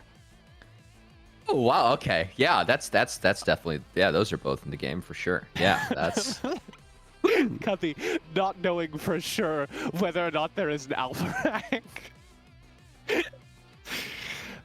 So bear with us as Cubby will occasionally not know some of the ability names, but oh yeah. he does have a giant esports brain, so it should be fun. And we do have some great teams in this tournament, Cubby. When you were picking up at Mega Strikers the other day, you were like instantly into it. And Yeah. I could think when they were like, do we have another caster? Can we get anyone else to do this? I could think of nobody else but you, because I wanted to show you the best. I wanted to take you on a tour of Paris in the middle of the riots. I wanted to take you to Italy, you know? And here it is. This is the 5-star European dining equivalent of the Mega Strikers. I mean, I think that you just wanted to bring me here so that you could feel really smart. Because, you know, when we casted League of Legends, like my background This is there, true. I have actually coached teams. Like I was GM. I played like high-elo in like all 5 roles. Like, and now, yeah, and now TJ, I'm the noob. I feel like this is why I'm here. Just like for you to get revenge on me. Yeah, well, I was always trying to convince you when I was doing Wild Rift for Riot. I was always trying to convince you to do like a Wild Rift tournament because I would have felt really good there too. But yeah, no, this is my opportunity to be the in-depth analyst, to be able to tell you about stat. There aren't really items in this game. I'll know what all the awakenings do. You can just read them, so it's not actually a huge knowledge gap. I'll be able to recognize all the awakenings from their icons. How's that? Is there a Leaguepedia page for Mega Strikers people? Not yet, although I'll tell you what, you are in the right place, because if anyone is going to start like an esports wiki, it would be Kuyachi and Saya, the 2 organizers of this tournament. 1000% the people who would write their own esports wiki. Yeah, so I mean, I gotta say, obviously I'm a bit newer here, TJ, but of course, you know, a new game, you get a lot of community tournaments early on.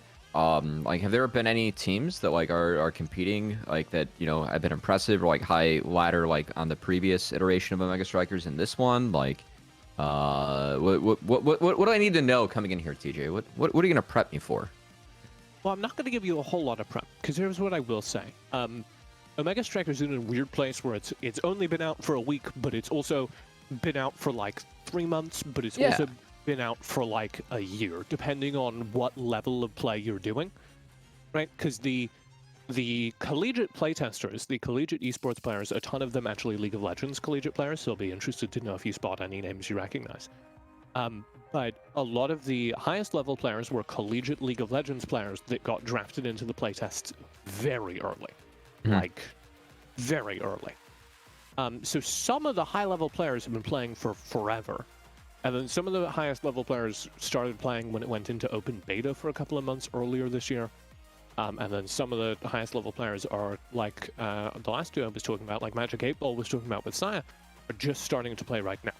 So we have a mix of that in all the tournaments. If you were like, which of these teams are gonna be the best? I think Maddie Branch Fan Club looks really good right now. There's a ton of players on there, but it's all like spread out. You have some of the best players mixed across multiple different teams, and I couldn't really tell you who's gonna be the best. I'm looking across the completed bracket right now, and honestly, I recognize like 1 or 2 players on almost all of the top teams. Okay. So when I say you're getting a tour, I mean it.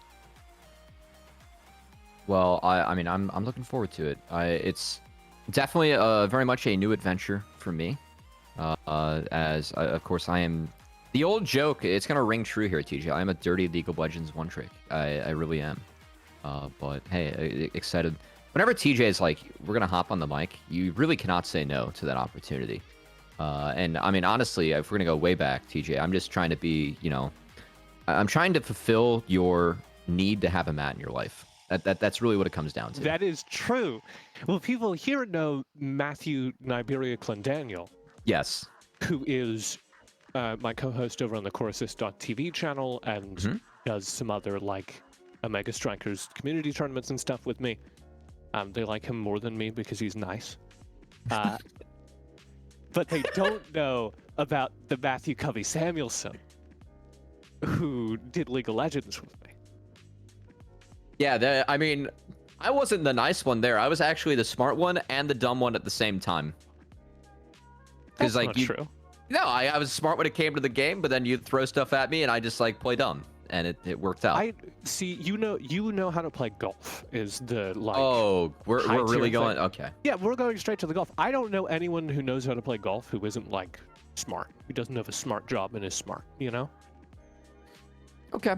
Well, I mean, my job's to talk about video games, so I don't know how smart that is, but Do you want to pull up the stream chat, and I do have it up. Act smart. Give me your fall into the role. You're a super experienced caster. You've been here for decades. This is the next game coming up. Here are the rosters. I mean, it looks like the next game that we have up, you just mentioned the Matty Branch fan club. It looks like we're going to be streaming them versus the Hyperbolic Hooligans, quite potentially. Personally, I got to say, Team PP versus Team Enters is that's quite the matchup. Just based on team names. You couldn't resist coming. You couldn't stay in character for 30 more seconds. No, PP versus Inter seems I like the people on both those teams just because we have a sense of humor. Yeah, very clear we have a sense of humor. Also, shout out to Seed 7 Gates. That's what they're called. I need to know things like this, you know. Yeah, so it's gonna be that basic. I was really looking. There was a matchup that was COC versus PP, and that was, I think that happened during one of the tournaments the other day, and I forget what the COC stands for, but nobody really needed to know what the COC stood for. Is it College of Charleston? Yeah, presumably. Yeah, okay, just making sure. Yeah. I believe the game we are watching first will be the Hyperbolic Hooligans versus Matty Branch Fan Club. I already shouted out the Matty Branch Fan Club. That's because it has Daftgrass on their team. I'm a big fan of Daftgrass. And Hyperbolic. Why? Sorry? Why are you a big fan of this individual? I must know. Cubby, look. Do I come into your house and I ask you for details on players? Yeah, quite a bit actually. That's true. I actually did. Daftgrass is a really good player and has been since the beta, and I'm a little out of touch with him currently. I don't actually know what he's playing right now. But during the beta, he would regularly clown on me in matchmaking and win tournaments, so I want to see him play now. And I can't give you a more detailed answer than that because I didn't do my homework. I didn't prep for this tournament, Cup. You got me. Well, I didn't either, so I guess I'm relying on the person that has more prep when it comes to the actual game itself. Do you want another vague? I've seen Cuberto before. I don't believe they're one of the beta testers. I think they only came in during the open beta, but they did really well in tournaments then. So that's almost more impressive to only have the game for a couple of weeks and do really well. Also, I gotta say, I mean, one of my favorite parts of community streams, it really is always like the players in the chat, you know, like just saying GGs or like, oh, I played that well or like poorly. I do want to point out a nice chat moment that we have right now. We have the user Barbed Pilot saying, Barbed Pilot goes hard.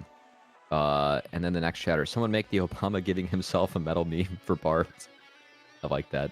That's good. Hey, you know what?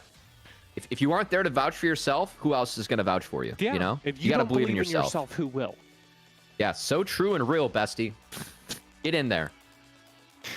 Cubby, I want you to know right now, simultaneous to this, not actually airing simultaneous, but earlier today, and tomorrow, there is a LAN going on. It's its second actual LAN. And it's like... Sorry? This game's been out for a week and there's 2 LANs? I know it was like pre-release, but you know. It's kind of been out for... So I'll explain. It's been out for longer. It's goofy. But these LANs are collegiate LANs. So... and those are the players that have been in there for the longest time, right? So the collegiate players have been playing Omega Strikers, have been begging their programs to run a LAN for it for like a year now. So that's why it's happening right at the gate. So my question to you, you were a collegiate coach. Yeah. You have talked to collegiate esports many times. You have been at many collegiate LANs. What are your tips to any collegiate players listening who are going to a LAN in their future? Ooh. first off, like, I mean, some of my best memories of, like, whether I was a student or working with a team do come from LANs. So honestly, like, the biggest tip I can give you is do something outside the game. Like, just plan one thing. So, like, we had a LAN in St. Louis. We brought, like, Spike Ball. We set it up at the Arch, and we just played, like, the other teams in Spike Ball. Or, like, we got there, like, a day early. The St. Louis Arch? Yes. It's cinematic. Yeah, I was, like, on the river. It was honestly awesome. Or, like, we went to a park for the day. Or, like, I don't know, Korean barbecue is, like, the, I mean, obvious go-to for, like, LANs, right? Plan a team event outside of the game, because that's sometimes, those are the things you remember as much as the LAN itself. So, that's my advice. It's totally outside of the game, unrelated, but also, that is good advice. You know, you gotta make memories. You know, Cubby, I was prepared for you to give, like, game advice, but you came in swing. That's actually, that goes hard. That's really good advice. Because I think all of the LANs I've been to as a caster, we've actually never been to LAN together, which is very depressing. I know, I'm but sad. all of the LANs I've been to as a caster, sure, I remember casting, and it's fun to do that job. But you're absolutely right. The ones I remember much more are the ones where I got to, like, leave the space and go explore whatever city I was in for a month or whatever. Actually being in a location and getting to visit that location is always the highlight. Also, just want to reference a chatter. Someone saying, like, wanting to play and wanting to watch the tournament. If you are competing, definitely take, like, time to, like, just watch a game as a fan. I also, like, with the team, too, it's fun. Because, like, you'll get your team thinking about stuff. Or, like, hey, why are they playing these picks? Like, why do they play things like this way? I think that's always really fun. Like, when we watch, like, league games, I just, like, it'd be, like, usually 2 teams better than us, because I had a non-scholarship team. So, like, we'd do our best, but we'd lose the teams eventually. And we'd, like, watch their games, and I just, like, start picking their brain. Like, hey, which team's going to win now and why? Like, if you're on this team, like, what do you have to do, right? So you can have some nice learning moments, too, you know? Coming in with the coaching tips. Yeah. Wait. Okay. So, collegiate teams in this game are, of course, 3, right? Do you think that would be easier or harder than having to manage 5 teenagers? Would you prefer to do a 3v3 game or a 5v5 game? Less is easier, but I gotta say, like, I got really lucky with a couple of groups of kids that I coached. Like, I really loved, like, a couple of, like, the groups I had, especially the last one I had in 21. I just had a group of, like, they wanted to learn, they wanted to get better, like, they wanted to have fun. And, like, that's, like, all you can really ask for, right? So I think, because, like, it was more fun, like, in the group of, like, 5, because, like, everyone was like that. But if you, I think, like, if you can get 3 people on the same page, it's probably easier to do that. Like 3 versus 5, or in our case, we had 6. Yeah, of course, because you have we had a sub. Yeah, we had a sub, and we actually used our sub. What are your tips? Because it's the early stage of a game. What are your tips for, like, recruiting a team, building a team for the first time? Oh, it's hard. Finding a group of players you want to play with. It is hard. I don't know. For me, it's, like, very much like just find people with, like, the right mindset. Like, if people are like, hey, like, I love this game, like, I want to get better, and, like, if you have a little bit of fun playing with them, like, you can also push each other. I think that's, like, really big. Because, like, in my case, like, we always had teams where it was, like, we had players, like, our fall was we had to get people from the top 10% of the ladder, because we were a non-scholarship team, so it'd be, like, Plat 2 and League of Legends. We had to get them to, like, Diamond 1 or Master Tier, like, the top 1% of the ladder. So, like, the fact that, like, we had kids, like, were fun, like, wanted to do that really helped out a lot. So I would recommend looking for that early on. But I do want to stop, reminiscing and talking, because we have a draft phase. And not only that, I believe we just got guaranteed to get some PP on the camera later. So very exciting news for you. Hey, Caberto. Yeah, this is Cuberto from the Hyperbolic Hooligans over on the blue side, the left-hand side. The right-hand side, the red side, is Matty Branch Fan Club. And it will be Daftgrass double and some mix of players. I think it's probably going to be Kia Noob, based on what I was seeing earlier, but I don't know. They've got a lot of players on their roster. Ooh. Interesting with the draft actually seeing some Drakkar. Yeah, we've been seeing a little bit more Drakkar over the last couple of days. Drakkar goalie has been a thing, which I wasn't ready for. This is going to be Drakkar midfield, at least, over on the Hooligans. And that is going to be a really lethal team when you have the Drakkar and the Juliet. Okay. That's gonna be a team that's brawling. Just why I mean- the Atlas. The Atlas has Yeah. divine intervention. We were ready for this. This is like, we were during the beta. We were like, divine intervention. That takes so long to say. It resurrects people if they go over the edge. Yeah. And so we were like, we'll call it DI, like in League of Legends, how you GA. That's pretty good. I appreciate that, but so far fast start. Obviously, one difference in the composition so far, and honestly, I want to see how much value Atlas can get off the Resurrects, because this is a pretty aggressive team that we have for the Matty Branch fan club, or at least Red side. Yeah. So Deathgrass, as that Estelle goalie, will have a little bit more kind of downfield pressure. Yeah. Which is interesting. When I last saw Deathgrass, they were playing a ton of Kai goalie, so this is similar. They obviously wouldn't have that Resurrect, they wouldn't have that defensive boost. Oh. A little bit weaker on the defense as well, as that first goal gate is opened and Deathgrass is already under pressure. Nice touch there from Breads to keep the puck on that side of... Oh, big KO. A black hole gets you. Player advantage now to the Matty Branch fan club as they try to force it downfield. Good touch. Really nice touch. I like how Breads is playing this a lot. Really nice touch. Got the... at least survived the downtime, but that's the second goal gate down. Yeah, so even on the board now. Core flip. Oh! The hot shot! Now a core flip back out. Obscure Breads. That was perfect! Breads, you were playing... Oh! I was about to be like, Breads, you're playing out of your mind. Good touch from Deathgrass, though, as was able to angle that one in. And honestly, really exciting first game. I called it hot shot. It's strike shot. It's a training you can take that gives you a little projectile every time you strike, every couple of seconds. That's what Obscure Bread saved the goal with. He just fired this tiny little projectile into the core, moving it like Mach 10. That was one of the craziest things I've ever seen. Oh, that's nasty. But Caberto, they're trying to knock him out. Rescued. It's a DI, Covey! The DI to find the DI. That's well done. But the first goal gate taken down. Breads again saving it. We expect Red to, have this puck on the left side of the map a little bit more, given the comp. You said you could play with a little bit more range. They're doing a nice job of that so far. Yeah, the Matty Branch that's fan really club good. Oh.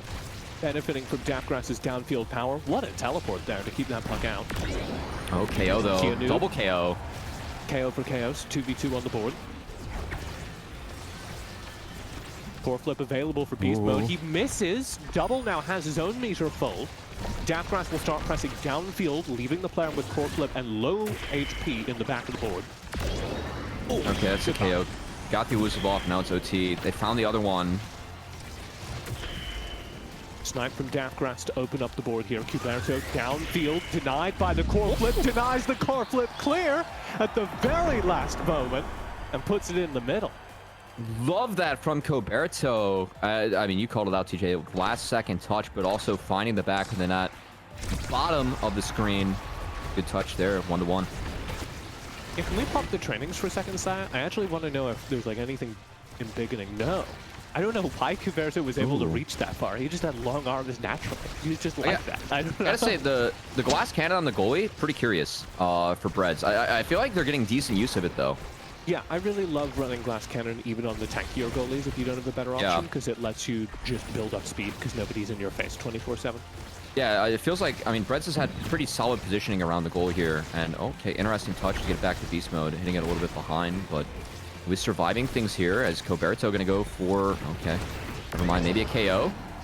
Keanu off the board. Bread's sitting with full meter outside his last surviving goal game. Deathgrass will let the first one fall without any dramatics. The important thing is not to lose both. Oh, Coberto hit the stun after Drakkar went a little invis. That's cute. He's going to try and find the second. Black hole. Do you want to sound smart whenever Drakkar please. goes invisible? Say, yeah. He's into his Xeno cloak. Okay, we figured it out. Nobody has that one. Nobody calls that one. That's a long name. Here, you ready for this? They waited until after the DI to get that KO. There it is. Don't I sound like a pro? Doesn't this sound great? Not bad. We're getting there. We're evolving the game. Double Lucid comes out. Coberto protecting that second goal gate, though, rather nicely as beast mode's back. Final goal gate down nice here. touch. Deathgrass in trouble. Cuberto trying to build a passing play, but beast mode is surrounded, shadowed by two players. Keanu playing great in the midfield. Look, I'm a noob, but I love seeing how active Breads is still protecting that goal gate, but it feels like he's found really nice moments to get involved, just like that touch right there. Leads to a KO. Gonna have to reset. Nice. Beauty. Ooh. That Beauty. top corner is so brutal because it's the tiniest little bounce You have to be actually standing in the very back of the net in the top corner. The second he pops the core flip there, and Daftgrass doesn't know where it's going to go. He's that close. It's in. It's basically guaranteed a goal. Oh no. Oh no. It'd be like that sometimes. You just play Okay. football. Celestial expansion to buy some time, but yeah, Bread's open goal. Sometimes it's French baguettes, sometimes it's sourdough for Breads. I feel like Bread's been real solid though. I also like level a little bit higher for Breads, given all the touches that he's been able to get in. I think it's been really nice, utilizing some of the range to, just get that extra level. And now that you mention it, look at who's suffering. It's Keanu, it's Double. They're behind in level, and they're the ones who should be hunting for KOs. So yeah, it's going to be a little bit harder for them to get that damage out on the board. Ult miss. Breads, nice dodge. Yeah, still holding his meter, his core flip, still holding that. Very well done. Oh, that's decent touches there, as Deathgrass playing very far up where the puck's at. He gets dash punched through. Keanu just waiting, lurking, and Obscure Breads doesn't preempt it. You have to spend the core flip preemptively there just to build space, because you know that Juliet hovering right by you is going to dash punch. Okay, I'm gonna write that down. Thanks, TJ. You're doing my homework for me here, as we're picking up some more strats. Find on the normals. Oh boy, you can already see at a red Julieta very low to start this one off. See if Caberto's able to go hunting. Okay, ult expended. Daftgrass trying to get it downfield, can't save his last goal game, which means he's in trouble as Cuperzo returns the favor. And there's your first set passed over. Wonderful dash from Caberto. I feel like Breads and Caberto really stepped up on that map. Especially Breads. I mean, that's tough. Like we said, the comp early on, Reb's going to have a lot more range pressure. That puts a lot more pressure on the goalie. I feel like Breads dealt with that very well. Yeah, and landed a couple of really good DIs, which, like, if you're going to play Atlas, has that shorter range, is more defensive. You need to get those resurrects, and he made it work several times. That's the entire point of picking the character. All right, TJ. He passed the test. Your turn to do color casting. Any interesting takes here? Not really. Not a ton of great things for... Stagger Swagger, you're right. Thank you, Saya. Bonus. Not a ton of really good things here for the Atlas, so I think Obscure Breads was very fortunate that he was in front and could get stacks on stacks, which just gave him a little bit extra speed. Stagger Swagger, you're right, for Cuberto. Gonna make him real speedy on the map right now. You can already see that. Oh, really good elusive there to dodge out on the ult from Cuberto from red, as it could be a bit of an HP advantage, but unfortunately there Juliet might get knocked out early here. Cuberto and Obscure playing really good tag defense there. Look at the positioning from Cuberto. Never in the same space, always a little out ahead to block that opposite line and be passable to. Yeah, you can also see that Stagger Swagger really coming up big, as that's okay. KO for red. Jakar's low, though. Obscure is so fast. The stacks on stacks plus the glass cannon. He's just moving. I feel like the specs for blue are really solid, but hey, two goal gates for red down. Goes wide from Juliet. She's about to get KO'd here. You gotta imagine. Oh. The other benefit of taking Stagger Swagger is that you have really fast regen, so Cuberto is going to be basically impossible to KO. Yes. Oh, get him off beast mode. Elusive, Kiryu survives. Obscure doing some very good goaltending in the meantime. It'll be Cuberto to complete that KO. Great touch from Deathgrass there. I know the KO got found by blue, but that honestly prevented the second goal gate from going down. Deathgrass not able to find that one. From Cuberto. Yeah, they're going to try and set that up for sure. Oh, good touch. Core flip defensive. Very good from the Obscure Breads. Just robbing that goal. Now trying to work something out. They break the black hole so they could do that. Obscure Breads just volleys it across the board with the Celestial expansion. That's Bread's game. And they also save the elusiveness now on Cuberto, so they still have that touch for this game if they want it. The Bread's coming up so big. Yeah, the core flip's still available, like you say, from Cuberto.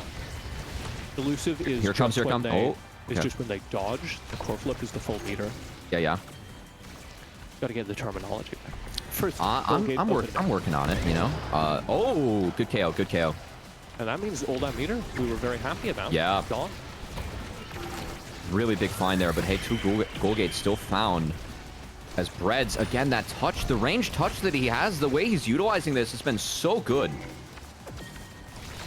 black hole available, which means you can't shoot through the middle of the board here. So Double can just keep working this bottom corner.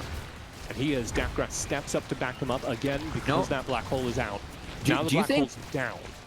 Do you think an instant like that, where like they're kind of just trying to buy time in the map, do you feel like Breads is just feeding beast mode to try and get that like the level up for more touches? Like they were just kind of going back and forth there. Kind of curious if that's actually. You do that. Okay, Deathgrass. Let's give we got one. So much range. Yeah.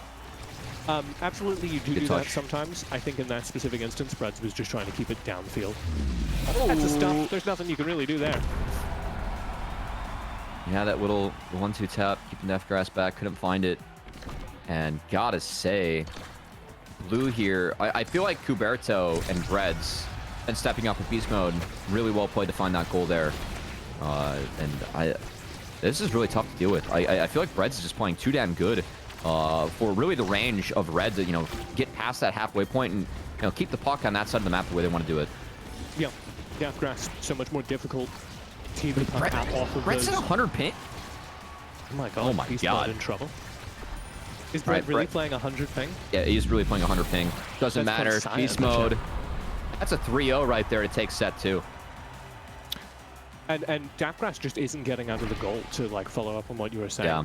Got that longer range, you have to get out of the goal as the Estelle and start using it to chip away at people's HP. That's your advantage against the Atlas, which is so difficult, especially on this map, to break those early goal gates. Wait, isn't it, if the blue Juliet gets big fish for Kuberto, wouldn't that be combined with, oh man, that's big. I almost want to deny big fish. Oh with boy. Swagger? Yeah. Yeah, but like they also have the extra regen and speed if they get low. So now they're just going to hit harder. Oh god. The biggest bully in the universe. You're absolutely right. Yeah. I really like Blue's specs here. I might be kind of new to the game, but hey, I played some teamfight tactics, all right? Same game designers want you shared. I like that we're like two game casts in and Cubby's already got like a build pass. Yeah, I'm trying to learn the game how I can, TJ, all right? We're getting there. Genuinely. I've got 11 years of League of Legends and like 11 games of Mega Strikers, all right? We got to figure this out somehow. Final set of the game, potentially. One more win for the Hyperbolic Hooligans would put them out ahead of the Matty Branch fan club here. And the gates are already open. Deathgrass in trouble as Kuberto slams it in. Good dash, good touch. Deathgrass just... I feel like... Oh, man, like the Atlas has just been so valuable for Breads. I don't know if it's like the spec with a little projectile they've gotten or just, not able to have the puck on the other side of the field. Do you feel like it's more of a comp thing or a play thing, TJ? I think it's a combination of Kuberto being so lethal in the midfield and Deathgrass being on a character that doesn't have the trainings they need to provide downfield pressure. Yeah. Now, this is a good start, though. Red found a KO, and Kuberto is a little bit low. Of course, does get the regen from the first spec they took. The Stagger Swagger, I believe, as that's a really good elusive save, but the second goal gate goes down. Yeah, you can see Deathgrass getting down the midfield now and how much that's helping. Easy goal stuff from Keanu as Deathgrass gets out of the goal for the first time coming. Yeah, a great stun there from Keynoob, and hey, does have that full bar, so has the big strike if they want it. Getting downfield and offering that additional damage, that additional tap on core. Ton of value. Oh. Touch goes a little bit late there from Deathgrass. First goal gate goes down. Great stun from Keynoob. Of course, still does have... another. Good elusive. Really nice dodge. Yeah, Flame Flurry unable to connect as Beast Mode is able to stay out, but he's still broken. So he's easy to punch around here, and Double almost puts him off the board. Rescuable, though. Rescued. Big DI. They do get the second goal gate as there's one elusive coming out. Yeah. Goal gate's open for Deathgrass. Very difficult work ahead of him, but they get it past Obscure Brands. Keanu burned his Q to find the elusive on the attack from Kuberto as another elusive comes out. This is really tough because Keanu doesn't have access to any... Oh, no! The black hole finds the KO. And now Deathgrass is down a player with an open goal and no cooldowns left. He's got nothing left. This is all going to be perfect strikes, and it is so far. Double gets out. His third player arrives back on the map. Very well survived by Deathgrass. Really well played by Deathgrass there. Also, double BO3. Some props to the Drakkar as well. But Cuberto, I mean, they're stacking up that stack again. Oh, another KO. Oh, Top corner! Breads! Breads from the midfield! oh my God, that hit was big. I was like, okay, Deathgrass is starting to put this together. You know, the Matty Branch fan club might not be out of here. And Obscure Breads walks out of goal to make a shot from the midfield. Now, that's the kind of core flip that you want, you know? The 2v3, that is a high-value core flip there from Breads. As Cuberto, big ult, elusive burn, but Jakar's still so low. Gonna hunt. Okay, Yeah, you can see able the to dodge. absolute brawl happening in the goal there, making it so difficult for Deathgrass to function. A 1 goal game for 1, Oh, make it that's 2. big. Keanu Oh, that's doing big. work! Whoa. Almost gets it through with that flame flurry, right inside the net, and he's only a couple touches away from getting full meter and having the core flip available come. Oh, Cuberto actually was able to go elusive, utilizing that spec to get the health back. Also has a lot of speed. Is Kinoob trying to finish it? There it is! And look at how Deathgrass, the second they have the goal gate advantage, gets out of the net, starts playing midfield. All right, do or die here for Red. They need to win this to at least stay in the match, get a set. Matty Branch fan club instantly down one of their goal gates. But you're right. This game is the entire match. Good start, though, as Cuberto forced to actually go take health pack in the back. Is that what it's called? Health packs, yeah? I just say orb. I don't know. Orb? They might have an Okay. official name. Heals? Okay. Oh, 1 goal gate down. It's even. Oh, Good KO. Deathgrass forced to burn the core flip just to keep that out of the danger zone. Down a player, it's Oh. so important to build that space. And Cuberto's making it dangerous. From the midfield, Obscure Branch in with the strike shot as well. And so they hold on, but they do lose that second gate. And Deathgrass has to be perfect. He isn't. It's 3 sets to 0. A clean sweep, even though that last one was well fought. Hyperbolic Hooligans will knock Matty Branch fan club out of this bracket.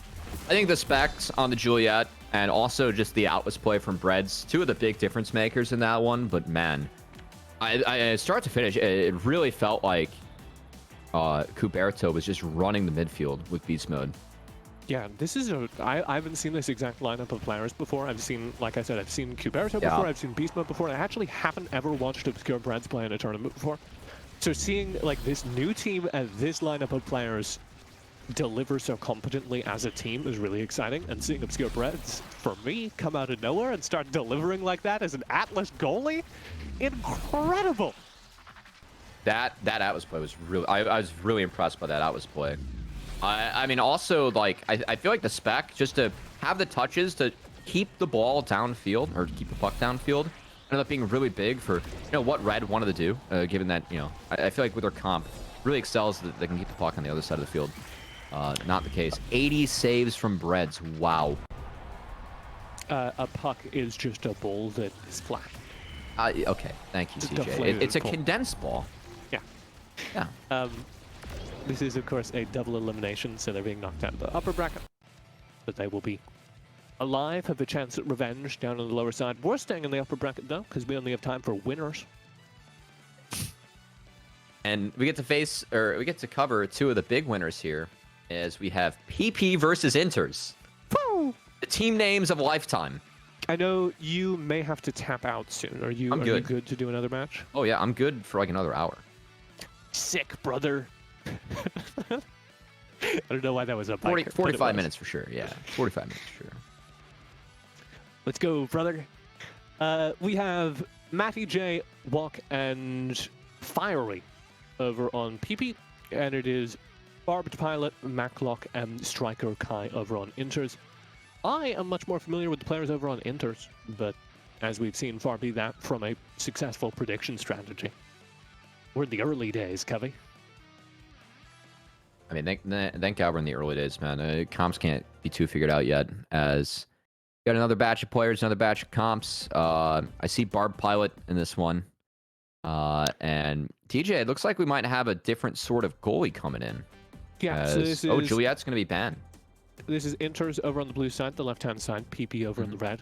If your PP is red, see a doctor. Our pilot will not be playing Luna goalie, as it's panned out. I would do that too. And it is Drakkar goalie as a response. If your PP's blue, should you see a doctor as well, TJ? No, that's actually good. You're actually Oh. fine. Okay, that's okay.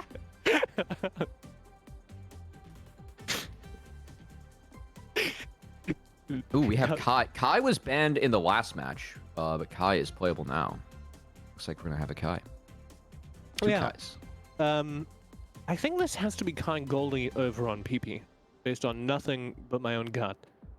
And that Kai goalie would offer a ton more downfield pressure. I've seen a couple Drakkar goalies, and I haven't been too impressed by them. We're seeing one this game. Yeah, so the problem with Drakkar goalie for me is just that once they use the Xenocloak for the sweep boost, the shotgun isn't long enough range, nor are they fast enough to cover enough of the goal. So that's been my criticism, and I want to see someone make it work. Oh boy. Pilot, Oh boy. not a great argument that's... to start things off. Oh boy. It is indeed Maddie in the goal, as I suspected it would be. So there is a Kai, a little more downfield pressure on the opposite side. Compare that to the Estelle goalie we saw last game. Speaking of Kai, strike Kai very low here, as they're trying to get that second goal gate. Madlock doing their damnedest. Get that puck up north. Our pilot. Uh-oh, gonna have to be a 2v3. Down a goal. It's gonna be tough. Fiery Yep. slams it through with the chain. A little bit of Rasmus play. Rasmus very lethal. Watch out for that lasso, of course, which pulls the puck and players back towards him. It's like a threat hook, Cubby. Yeah. Oh, okay. That's a league term. Yeah, we know that. We're good. But he also has just the chain slap, which you just saw, which does so much damage. People aren't ready for that. Okay. Yeah, the first time seeing some Rasmus. See what Fiery can bring out to the table. Also, would be curious to if we could get specs up while we have no goal gates down in this game. Anything curious here, TJ? Ooh, the impact for Rasmus. Yeah, I'm mostly looking at how popular Strike Shot has been this tournament. The Strike Shot, of course, gives you that little extra projectile. Okay, core flip into the goal. No, slightly too late. It gives you that little extra projectile, but also increases your range, which makes it like a must-have for a Drakkar and a Kai. So, there's the chain. To see if we get anyone other than that. Firing, looking for the cross up to Walk. Can't do it. We'll do it now. Maddie. Flip available. Kai ready on those reflexes. Beats the APM check, Cubby. That was really well done by Kai, and a great one from Barb Pilot as well as each goalie steps up. Fiery, top corner, bottom corner. It's in. Perfect placement. God, the placement of some of these pucks have been fantastic to see in this bracket. I mean, Fiery, the double bounce into that one, wonderful. Good moments, though, from each of our goalies, though, with those core flips, TJ. Yeah, and you can see just how that meter is getting integrated into high-level gameplay. Yeah. Where they're choosing to spend that. Ooh. Good save from Manny. Kai almost got both goal gates, but took a lot of damage for that. Has to go elusive. Lasso out on the board, just hoping it'll make it through the Fireball Sentry. Matlock not letting it go anywhere.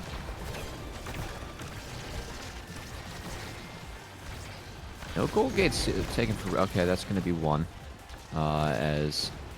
I gotta say, I kind of like the Drakkar midfield pressure a little bit better. I feel like you can get so much damage down as Drakkar is. Oh, speaking of damage.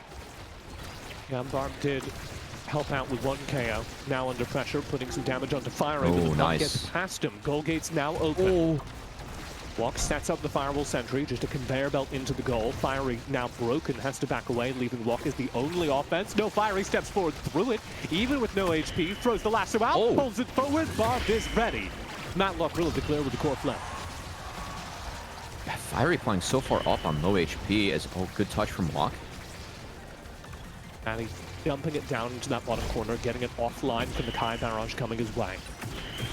Ooh, a dunk, Matlock! Fireball Sentry as well to make this difficult for Maddie. Survives it, pops the emote from Matlock. Trying to get that thing back downfield. Fiery's doing so much damage. Also has 2 levels over Kai already. That could be big. Yeah, Fiery so close to having meter. Look at Maddie pressing up into the midfield. Has to pop the core flip because that one was going to get past him. The danger of walking up midfield, you can do it when you have meter, and it gives Fiery the time to build up his own and slam through the first set 3-0 to the PP. All 3 of those from Fiery as well, as this Rasmus has been really good to start off. Yeah, I am a Rasmus enjoyer. I am Mhm. on the board is thinking Rasmus is currently undervalued competitively. I don't think it's for any crazy reasons. I just think because it's a new character, so people aren't very good at him yet. But I think he's got like really impressive range and really ridiculous damage stats. Yeah, also, the empowered special, I'm going to assume that means more damage. The lasso that you've been seeing thrown around is going to do a weird amount of damage now. If he hits All right, anyone. so we maxed Hook first as Thresh. That's the league terms, yeah. Yeah, imagine, and actually it's the same. He's building AP on Thresh. All right. For those, Isn't it Colgate crazy that I down still already. remember enough about League of Legends to like... now I've trained you well, young Padawan. It's now your turn. Fiery operating the downfield will break one goal gate wide open. And so we're at one gate open for both teams. Ooh. Maddie with the clip. Yeah, Kai is under doubled. 3 doubles down against Fiery. That's going to be a problem moving forward. Ooh. Kind of getting thrown around like a ragdoll. Yeah. You can tell we cast together for a year because we have exactly the same. There's the conveyor belt out. Taimi trying the fireball sentry for Maddie's final goal gate, and instead it's the barrage. Kai opens it up. Lasso to help Maddie defend. Cleared up to Fiery. Fiery bounces around for the KO instead of the puck. Very well played. He'll get it downfield. There was a good attempt from Madlock as he actually passed to himself earlier. Almost netted a goal, but not the case. Barb Pilot, good defense there on the Jakar, protecting that second goal gate, making sure that things are not opened up here for PP. Down is set, have to get back into it. Oh. Flip available. Maddie in trouble. Waits out the firewall sentry. Now has a player advantage. Walk to Fiery. Trying to save that meter. Oh. And if you don't get the goal gate open, what's the point? Matlock with the deep clear. Oh, slam dunk! Good defense from Barb Pilot. Madlock drills it through. Hey, good teamwork here coming out from Inters. And yeah, you're sitting on that meter. You want to save it to get a goal, Fiery, but if you don't open the goal, what's the point? Spend that meter, I say. That's a big one. I like with this map, those goal gates, I love finding the edge. Yeah, both Madlock and Fiery just found like the edge of that goal gate. You can find it on the top instead of like playing direct. I feel like that's one way around it. As both the lower goal gates down. The second one down now from Madlock. It's 2v3, but that things have been opened up. Imi so lethal. Matlock's so lethal with that Imi teleport. Oh, and Fiery misses the core flip. Maddie has to dig it out of the goal. Does so at the very last second. That's KO. Now they have a player advantage again, because Fiery, like we talked about, doing a ton of damage on that Rasmus. Barb Pilot's really stepped up. Barb Pilot's really stepping up on this map. Yeah, really well done. Barb Pilot making life really tough on this map with those goal gates. On the Drakkar. Kind of turning things around. I'm still worried about Kai being under-leveled at the moment, moving forward, but and they're a goal away from evening things up. Can't complain about that. Firewall sentry out. Oh, there it is. Converting to both goal gates now open. Maddie on notice. One goal away from tying up this game. 1 set to 1 set. Fiery will get a goal gate for response. Like the pass to themselves up top by Fiery to try and position that as close. Maddie under pressure. Wow. Good clear from Maddie. Very quick thinking.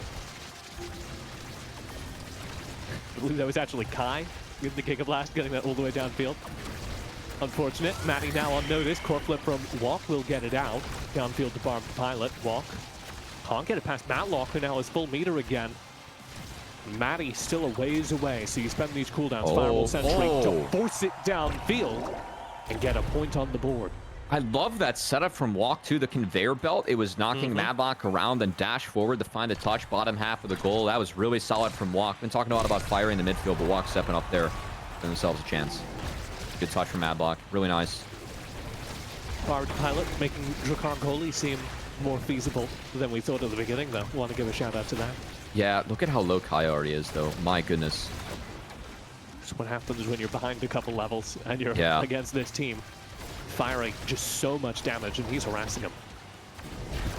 This harassment does mean Matlock has a 1v2, but he's winning implausibly in the meantime. Striker Kai will finally go off the board. Matlock now against Fiery, who is fairly low. We'll see if they can do anything with it. The dunk in drops him down to staggered. But the goal gates are open. Matlock has full meter, tries to take it out with the glitch pop. Core flip too late, and it's across the line. 2-2 tied in this second set. I love Maddie to step it up, taking advantage of the big hit from the goalie, man. He's all the way up there. Yeah, I really love Kai goalies, Estelle goalies getting out of the goal and just playing downfield. Yeah. Remote control, court striking. Ooh. Really good conveyor belt from Madlock at the first goal gate. Yep. Firewall centric. The IB special. Oh, Madlock. 2v3 finds the other one. Good touch from Barb Pilot, just keeping this puck south, making it tougher to get that second goal gate, as Madlock's been big so far. This do or die, really big, I mean, much needed set here for Inters. They got to find this goal. Matlock, tell me how you're really feeling. Emote came on point. Maddie, top corner. That's big. To walk. Has a KO to work with. Fiery's on an 8 KO streak. Oh my god. Forces it through, walk back in, Fiery across the line. And there's the second set in a come-from-behind victory. That was nasty coming out from Walk and Fiery. Holy cow. I really love to see combos like that where you're using the core flip as perfect setup. Because it shows so much faith. Like, you're spending those resources, it shows so much faith in your teammate to get that across the line. I mean, the bounce to... it was a free goal for Fiery. That was such a good touch coming out from Walk. Missile prop going here over to Maglock is a huge win. That's gonna mean, first of all, that means that no one on the other team gets it. Very important when you're dealing with a Kai goalie. But secondly, it means that the IME turret, the conveyor belt, is going to cover like 2/3 of the field, if not more. So it's much just needed. an absolute denial. Yeah, much needed here. Oh yeah, that's big. Love how they're using that just to guarantee a goal gate. I really like how Madlock's angling those. Yeah, very difficult. Wrong pilot struggles with a little bit of downfield pressure. Those goal gates are now open. Maddie, good touch. dump down bottom. Kai is still so under level. Like I feel like Fiery should just be throwing every ability at the Kai just to get him off the map. Well, at a certain point, is it really worth your time when he is that under level? That's true. Because if Fiery is chasing Kai around the map, oh my god, Walk, that was nasty. If Fiery is chasing Kai around the map, then he's not helping build players. So there's definitely some trade-off there. Yeah, there is. I feel like the 3v2 still, I mean, very useful, but at this point, I think get it whenever they want. There's multiple people, multiple levels up, as that is a big conveyor belt. Kai's already at half. That one's got the creation size buff, so it's not as long, but it is bigger. Okay, we're 5 levels up now on Kai. That's big. Matlock tags open one goal gate, tries to pop in the second, does have core flip. Barb Pilot stepping up to the midfield, you'll notice. Interesting to see. Core flip to prevent the Rasmus hook from finding that puck. Another big conveyor belt. Madlock's playing, I gotta say, I think Madlock's been playing really well in this midfield. Brutally well, yeah. Yeah. The glitch pop! That was crazy! The prediction coming in there, the glitch pop being sent out perfectly timed and just reversing course on Barb Pilot. Walk's just playing better. Walk's really stepped up on the back half of this and now one game away from moving on in the upper bracket. Got some of their ideal training, as you can see with the creation size increase, and I think that's very much helped. Barb Pilot not spending meter for that first goal gate, they'll save it for the second. One goal gate to one goal gate on both sides. Kai on the verge of getting knocked down again. Good touch from Jakar there. I almost got a goal gate, but still. There's the issue. Kai's still under level. That's 3v2. Walk spent meter there. Didn't get a whole lot for it. And Barb Pilot manages to clear that without spending his own core flip, firing as earned conveyor belt. God, these conveyor belts are deadly now. I love how Madlock's just angling every single one that head towards that goal gate, and at least split people up or cut people off too. Really solid play. Maddie to Barb Pilot.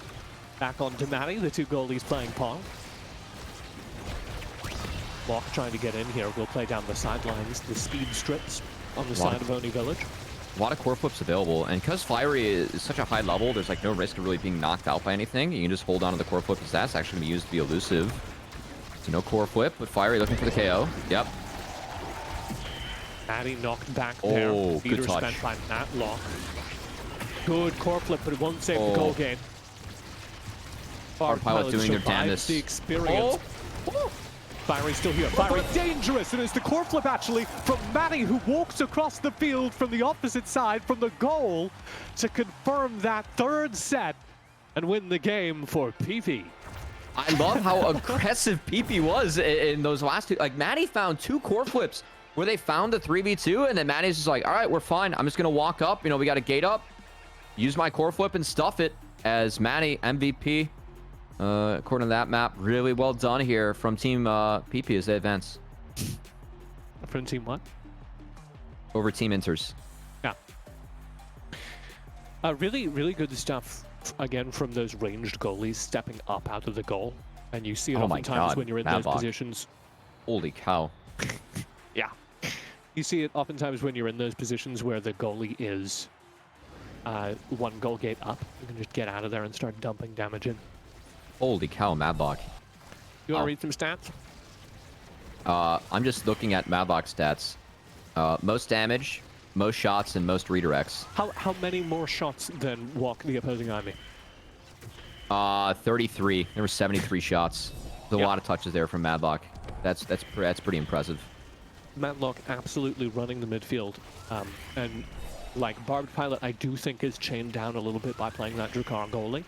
Much more lethal control of his side.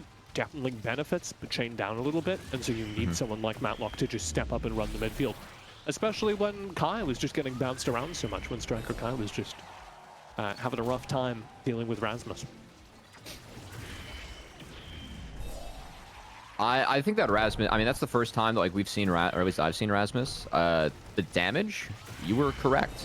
It was rather impressive. Yeah. I would go so far as to say Game-changing. illegally good damage. If you, and there are various reasons why you would not want to play Rasmus, but if you are looking for a mid-map bruiser, somebody who can just run around the middle of the map, do a ton of damage, deliver goals, something that would previously have been filled by like a Juliet, I think Rasmus should be in consideration for that role. He's so fast as well with his primary. He gets a little speed boost, and we saw him build to enhance that. I believe he got... I think he got a training that was boosting his speed. So he was just like racing across the midfield. The combination of the speed and the lethality. Well, it's like Dwayne "The Rock" Johnson says, it's about speed, it's about power. Going corporate here, TJ? I'm just really excited for Black Adam. Okay. Okay. I gotta say, Starring no Dwayne "The Rock" one else is. But I gotta say, I'm excited to get the in. balance of power of the DC universe is about to change. I heard it's about to reset completely. They're just gonna reset the universe because it's that good. Because Black Adam did so well. No, it's because James Gunn's like, give me this. Right, but that was because Black Adam did so well that he felt threatened, and he was like, we gotta reset this. I think it was actually Shazam that threatened everyone, or Blue Beetle was one of those. They are still making that Blue Beetle movie. Blue Beetle is like one of my like sleeper favorite DC characters. So I'm very depressed that I don't think that's going to be a good movie. But Ooh, we got the upper bracket match. sure, if you don't want to talk about DC's Blue No Beetle. one wants to talk about DC. I don't want to talk about Marvel either, even though I heard the latest movie was good. Anyway, let's get out of these noob topics. Let's get on to some real educational, cultured topics. That is the Alpha and the Omega. Yeah, do you want to introduce this match? Well, we have Team PP versus Hyperbolic Hooligans, our winners finals. Yeah. So upper bracket finals. If you've never seen a double elim bracket, the winner of this will advance to the grand finals. The loser of this will fall down and play all the other losers, and then the winner of the losers bracket goes back up to the final. I have a feeling they might have watched the last game, TJ. Rasmus was banned. Yeah. Well, I don't even think you need to watch, like, absolutely, after the performance last game, but also, I would just ban Rasmus these days. On I am excited to see app, some more. The thing about Imy's app is it has a hole in the middle. So if you have a lasso, you can pull people into it really easily. Okay. Okay. Here we go. It is the Hyperbolic Hooligans over on the right, the red side. The PP is blue this time. Oh, Breads is back. Oh, he has the same spec too. As it's the same comp, actually, for Team Hyperbolic Hooligans that we saw last time, so nothing being denied from them.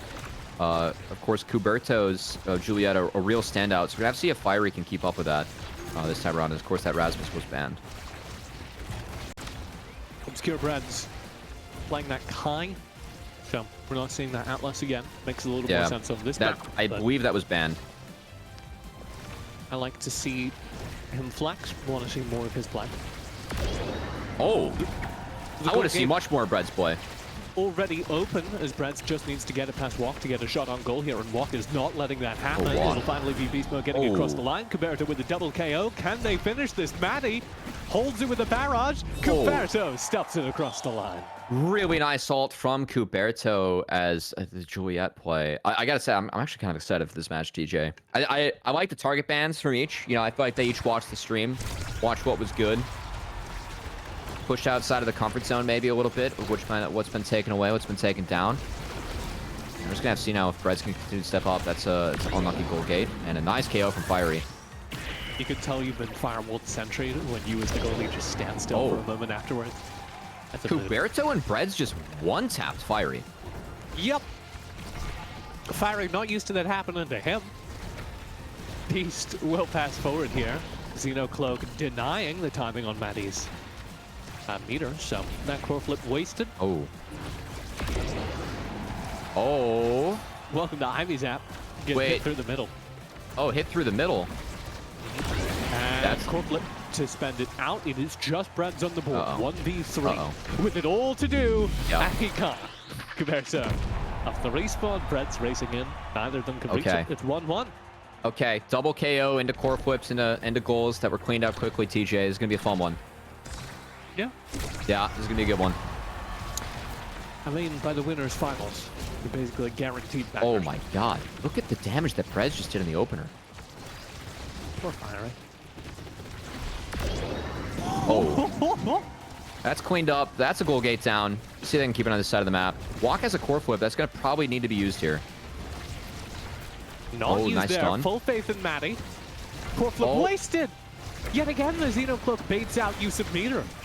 Oh. He's invisible. You can't predict where the shot's coming from, so you just do it on timing, and very difficult.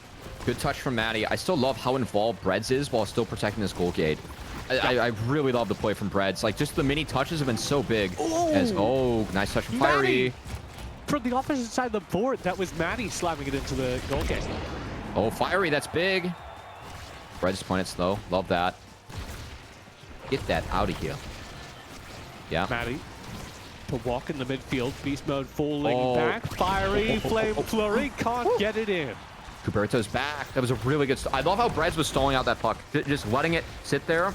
They knew that they had the burn time for the KO. That's small, but still really good stuff from Breads. And a nice touch.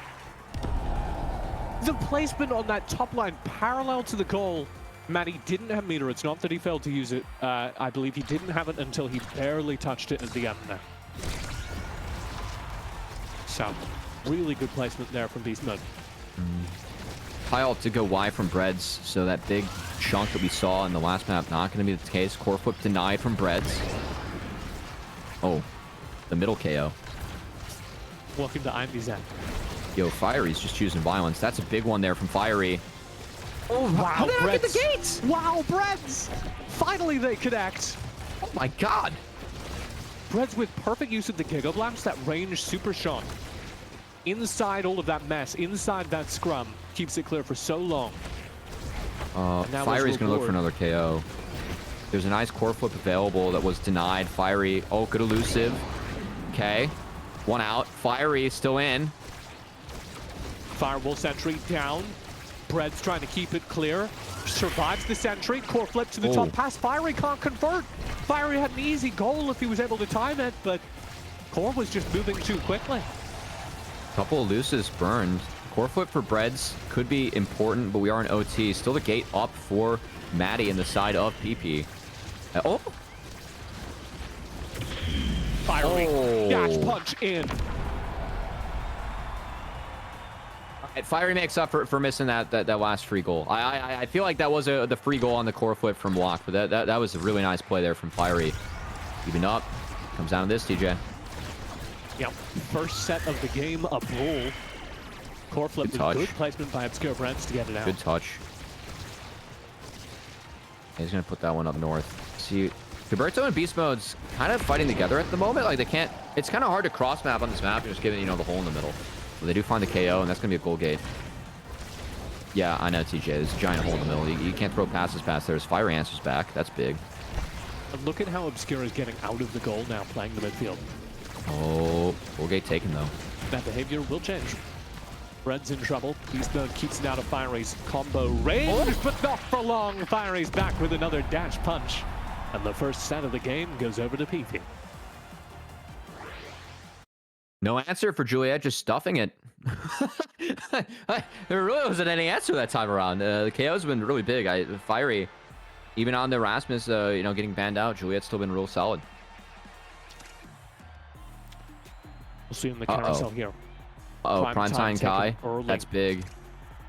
Everyone wants primetime in this. Like, literally every single character would have taken primetime. So, very funny. Nothing else too exciting. The 1-2 punch and build different pickups mean that both of our Juliets will be a little more lethal. Obviously, going to skew a little bit more towards Fiery, who gets that increased size, gets the reach around. I think important here, the levels.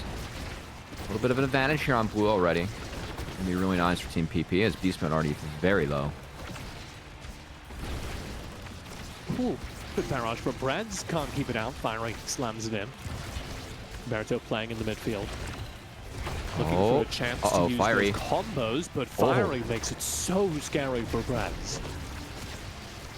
Creative attempt there from Fiery, trying to kind of bounce it to themselves on the pass, just get Breads out of position, but Breads disciplined enough to not open it up for Fiery. I feel like that angle for the dash, couldn't get that kick high enough to get out of Breads' way. Stepping up was big. As Cuberto, that's a lot of damage. They're out of position though. Watch Fiery. They went for the KO. Maddie making a very good play playing downfield there. Beast Mode converting. And I love how Beast Mode uses the Xeno Cloak to get map control. Because he drops into that invisibility and you just can't predict him. He could be anywhere. He could hit the core from any angle. It's so cool to see. I feel like there was a moment there, like for Fiery to maybe get a shot down after Walk went down, because they committed so much to get the KO. Just wasn't able to get things downfield. Beast Mode going into this was nice, but still Beast Mode down level. That's going to hurt. Nice KO from Fiery. A lot of damage on Cuberto too. Core flip. Converted to a downfield pass. Cuberto gets it out of danger, buys time. The respawn is here now. Wait. He was back and now he's not back anymore. He got one tapped. Maddie getting really downfield as a result of that. Nice forcing his core flip to be spent, wasting as much time as possible. Fiery misses meter. Oh, wait. KO! As soon as there are 3 players. Fiery live. He's not the one KO'd. He's the one has the violence. And I was just still up. The gate for Breads. It's been 2v3 the entire time, and Breads has managed it. Cuberto is back on the board. It's a 3v3 for the first time in minutes. Oh my god. How is Breads doing this as Cuberto finds a KO for himself, walks off the map. Fiery, that stun goes wide. Now Cuberto, so they can at least get a gate out of this. Nice kick. Really good stalling there from Matty as well. And he's going to keep pressing downfield to build this space. Yeah. And Matty lives too, so that is really important here for Team PP, as this has been a hell of a game. Finally, a goal gate's found. Yep. Matty Look at the touch from Breads. Matty has core flip, so this goal defense is possible. Beast Mode's trying to force it in. Does have walk very low. Cuberto. Went wide from Fiery. Yeah, Cuberto able to get north. Okay, can he get the stun on Walk? No. Instead, it's Fiery finds a KO, and it's 3v2. Answered. We're playing 2v2s. Maddie still has core flips, saving that. That'll make this defense so much easier. Won't have to be spent there as Breads waits a second too long to really get a power shot in. Quick save. Perfect timing on his own core flip. Maddie keeps it out. There's a fireable sentry to build some downfield space, but still down a player. Cuberto trying to force this through. Still with an angle now. Punch in. Whoa. Maddie denies. Roberto almost found the stun of the goalie. Not quite the case. We're still going. Really close moments from each of our teams here, TJ, as the KOs have been so critical on this game, at least. There's been so many 2v2 and 2v3 moments as we get another one. Fiery takes down the opposing Juliet. This round has been going for 15 minutes. This is wild. Obscure Breads has been playing perfectly. Oh. Maddie now advancing to the midfield to try to put some more pressure on him, get that extra player's touches in from range, but Beast Mode fights his way through it. Yeah, I do want to credit Beast Mode, that elusive, dodged out on the stun and likely KO. So keeping himself on the map, especially in the 2v3 scenario, while Roberto is still getting up as well. Obscure Breads finds it a KO, uses the pinball effect of that Giga Blast. I know this How isn't did the you black. not lose the goal gate there? That was perfect timing. Oh, Beast Mode! Oh my god! I mean, I know that wasn't the black hole map, but that black hole is consuming everyone in the middle as the KOs is coming left and right. And even the 2v3, Beast Mode finds it. That was a single game. That was a single point of this match. Oh, he's down. Brett's like, oh no, it's already 2v3. I gotta be a hero again. He's stepping up. Right, he's on the had enemy enough to side of the play map. defense. It's time to game. Cuberto with the clear. Pretz has to pull back in line behind him, does so. Oh, that's For a big. flip, Oh, Cuberto. denies.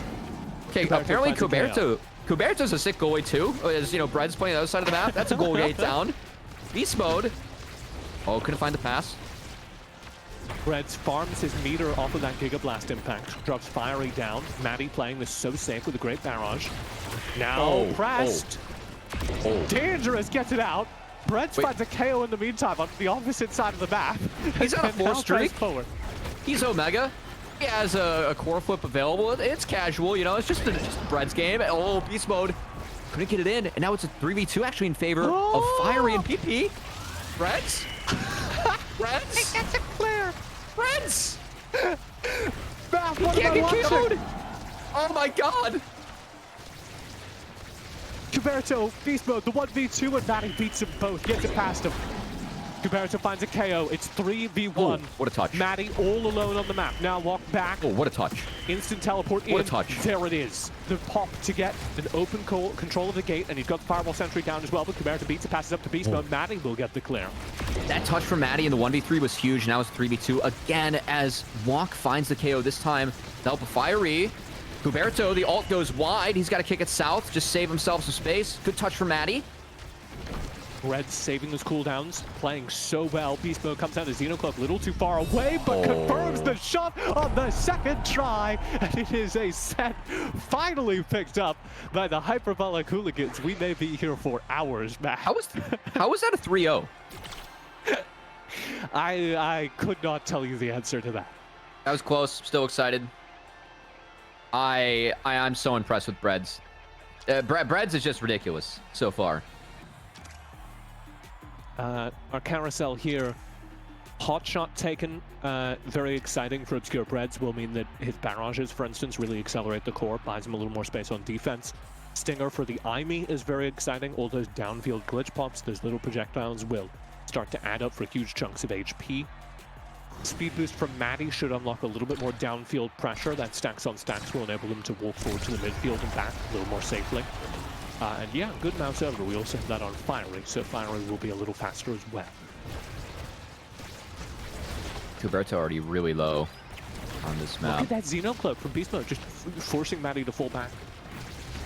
Oh, good elusive there from Fiery. Dodges out on the ult and the stun to follow through. That's a lot of HP save. That's going to be important early. The KO's have been so big on this map. I'm waiting for that Stinger to start ticking away at people's HP bars. You can see Beast Mode struggling a little bit. Yeah. He's got to go elusive to get that health back in the back. Cuberto doing his best. Actually found the goal gate while Beast Mode was on retreat, and that's a nice KO in the middle, but it's traded back by Walk. We're playing Battle Right, is what we're playing. We're playing I Battle love Battle Right. I do love Battle Right. That's like the first thing I told you when I saw, like, I played this game. I was like, this feels like Battle Right and Rocket League combined. It's pretty sweet. I was very good at Battle Right. And Big I feel fan. like I would feel at home. This is just PvP. This is just getting KOs. It really is. Fiery, really good elusive from Beast Mode to not get into the black hole in the middle. There's another good elusive to dodge out in the ult from Cuberto. Oh, core flip's available though for Kuberto. Do we see it? Obscure Brad's almost at meter. We'll have full meter now. Oh, what a save from Matty! And responded to by Obscure Brad's last second use of core flip by both goalies. Keeps it out. Now Beast Mode and Kuberto have the double team, and it's the double shot out of the shotgun of Beast Mode to confirm the first point of this third set. The touch into the stun, really good. Why are we seeing that? Why are we seeing Drakkar goalie when he could do that? Yeah, he's so lethal in the downfield. Rads to Beast. Matty to walk. Giga Blast opens up the field down there. Kuberto will be able to step forward. Can't do anything with it. Fireball sentry down. The conveyor belt, forcing Obscure back into his own goal. He'll survive. And it's Kuberto to open up the opposite side of the map. Matty forces downfield. Oh, good KO. Gets a KO, yeah, from that pressure. It was a really good KO from Fiery. Is that it could have been at a bad state there if they were enabled to continue as Beast Mode. Look how fast he is now. Look at him zoom. Goldgate over to Fiery. Kuberto punishing his HP. Obscure Brad's in trouble as it's the core flip to get it past him. Not just that, but also the stun into the core flip, so cannot be interrupted or answered. Really well done from Fiery. And it's a chain because the core flip itself knocks you around, so. Pop, pop, pop. Obscure Brad's out of control. That'll slow him down. KO found in the midfield. Reds with a narrow clear. Kuberto answers back, and that'll actually wipe all the stacks on stacks, so a very important KO found there.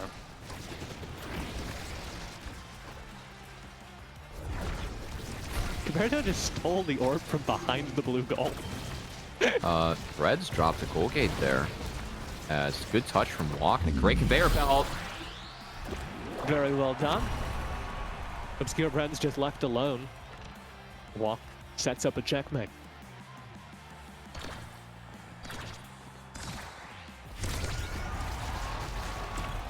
This is only the third set. We're still one set away from anyone being in danger of winning this match. It's a best of 3 now, that's what I like to say, TJ. Sure. Yeah, that's... Kuberto doesn't dig out the clear of that one, so the goal gate will be open immediately. Brad's maybe beginning to struggle as his number is got. Uses meter in a panic. Kuberto playing the midfield. Very low on HP. Everyone's low on Fireball HP. That conveyor belt. You can see Beast Mode struggling with it. He's low now too. As Kuberto steals another health back from behind Matty. You're not far up. He's playing. Oh, Breads. Ooh. Breads. He's perfect. He keeps it out both times. Bates in the play. Kuberto now alone in the midfield now, which means Breads needs to step forward, not play back. He needs to step forward and play perfectly in order to stop Fiery from just punching it in, because if they go too close to the goal line, that is what's going to happen. Fiery, dash punch, doesn't quite go in. Walk forces it back in. Obscure Breads so dangerous. There's the conveyor belt just set up. Fireball sentry ready to dump it in, but they can't get it into it. Beast Mode's a hero. Oh my god, I can't believe Breads got that off, because I thought I saw the stun into the goal. And Breads was somehow able to clear it. I don't know if that was that or Kuberto was open. Oh! Just slightly too far north. Breads can't reach it. What a match. What a match. Fiery sneaks that one in. Gets the second set in favor of Team PP. They're just looking to put third in. Every time I get a little too invested in the game, you say the team name. Yeah, we got to remember it's a community stream, right? Who's going to take Bulk Up? I feel like Bulk Up's going to be really big given all the KOs we've had so far. Yeah, I think you want that if you're playing Drakkar here. Oh no. Yeah, I guess Fish. So, that's fine. Tempo swing, a very good pickup for Juliet, and so it gets saved. There it is. Okay. Big Fish, an interesting pick over either of the lethality options, Tempo swing or Bulk Up. That'll make him harder to knock out, but it will, of course, not give a maximum lethality. Drakkar does look a little bit bigger. The KOs have been so lethal this game. It's a nice dodge there from Beast Mode on the Fiery. Nice dodge again. Walk able to sidestep that one as, the ult goes wide from Kuberto as well. So I think resource advantage already in favor of Team PP here. Oh my god, everyone in a single inch of space there by the goal line. Fred somehow survives the experience. Barrage up to Beast Mode, out of Xenocloak, robs it from Walk. Fiery regains control, though, passing off the side. Very good little bit of tempo game there, using the sidewall to keep it dangerous. Oh, Kuberto's low. I think he was looking for an health pack spawn by him. Fiery knocks him out in the back of the goal. And now Breads, can I play up? As you called out, TJ. Fiery can just walk it on in with that right click. Oh, barely saved, using the speed boost perfectly. Him and Kuberto combined for a KO as well. And now it's time to strike for the hooligans. Kuberto, not able to pass up, caught inside Walk, who dunks it downfield. And Obscure Breads is already mid-animation. He can't cancel out of it. And so it just slides through. Walk, that was beautiful, my friend. As we talked a lot about Fiery's KOs, but Walk, that was a brilliant touch. Get Team PP up on this map. I mean, match point for, or set point, I should say, for them. As, double KO. 1v3 for Breads. Core flip not in time. And this is where we heard earlier that Breads was on really high ping. He might just have been checkmated there, because what he had to do was core flip as soon as Walk touched out of his own core flip. And he was just very delayed. That's tough. Now 1 goal away. As Breads. He's been insane so far today, TJ. He's going to have to be insane here as that one goes behind the goal. Fiery, brilliant touch. And he's looking for KOs now. Look at Fiery. Everything on the line. A ticket to the grand finals. Secured by Team PP. Of a core flip slam dunk. Maddie walking forward from the goal to confirm that one. Says, fine, I'll do it myself. That's a big one. I gotta say that this midfield play from Fiery and Walk, I was surprised. I mean, Breads has been so good, but it feels like they're really on another level here in the midfield. Yeah, that entire series was crazy. Oh my god, that second set? Funnest. It was one of the funnest series we've seen. 241 redirects? 257 redirects? Oh my lord. Maybe Walk. I didn't realize that was probably the like 190. I don't know if like the conveyor belt counts like every single time it touches it, you know? But my lord, that was really good play out of Walk. 18 KOs from Fiery too. Jesus. That is battle right. So how'd you like it? I had a great time, TJ. Your first time commentating Omega Striker? I am still an Omega noob, and I somewhat apologize for that as someone that prides themselves on being very smart about a game that's been around for a while in League of Legends. But it's always fun with you, TJ. I had a good time as always. Yeah, and, you know what? Hearing somebody, like I could hear your eyes lighting up as some of those rounds went crazy long. We're going to have to go to a quick break after this, Producer Saya, so that Matthew Samuelson can step away. We'll come back with the final couple of games of our bracket. And I think it'll be a Saya cast. I think it'll be me and you, Saya. Cubby, do you want to plug anything while the replays are rolling? Yeah, if you guys like League of Legends, follow me on twitch.tv/CubbyXX, and we'll see what other casting I do with Omega Strikers and TJ.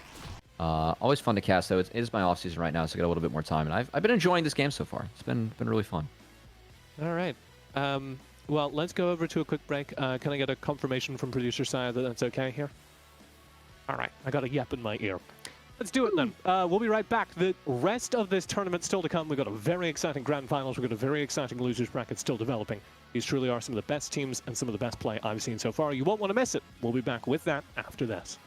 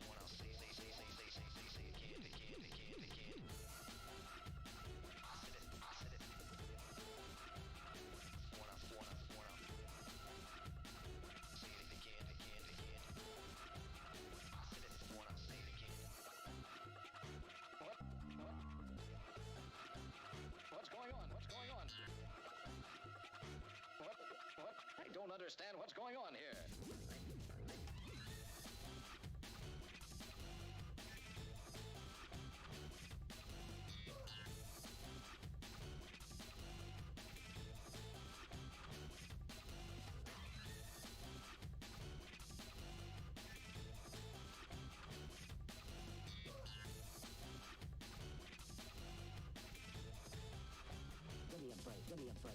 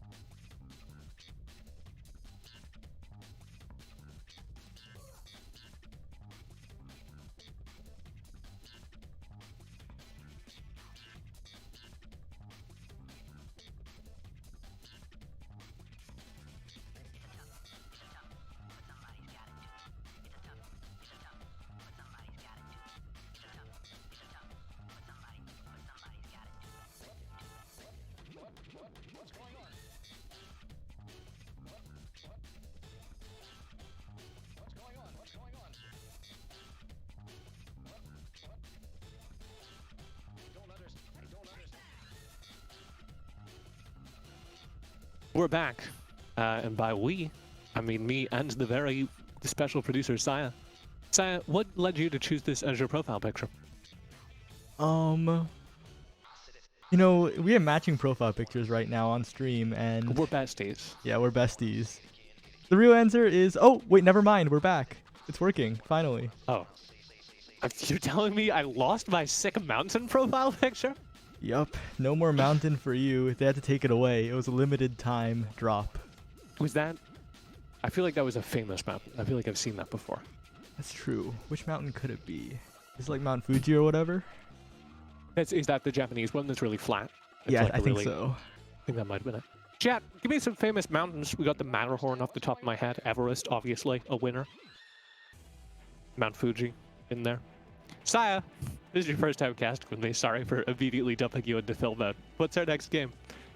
Alright, so we have Inters versus Matty Branch Fan Club. 2 games the stream should be pretty familiar with. 2 teams, I mean. And of course, that is the losers semi-final. The winner of that will advance to play the Hyperbolic Hooligans, which is the losers final.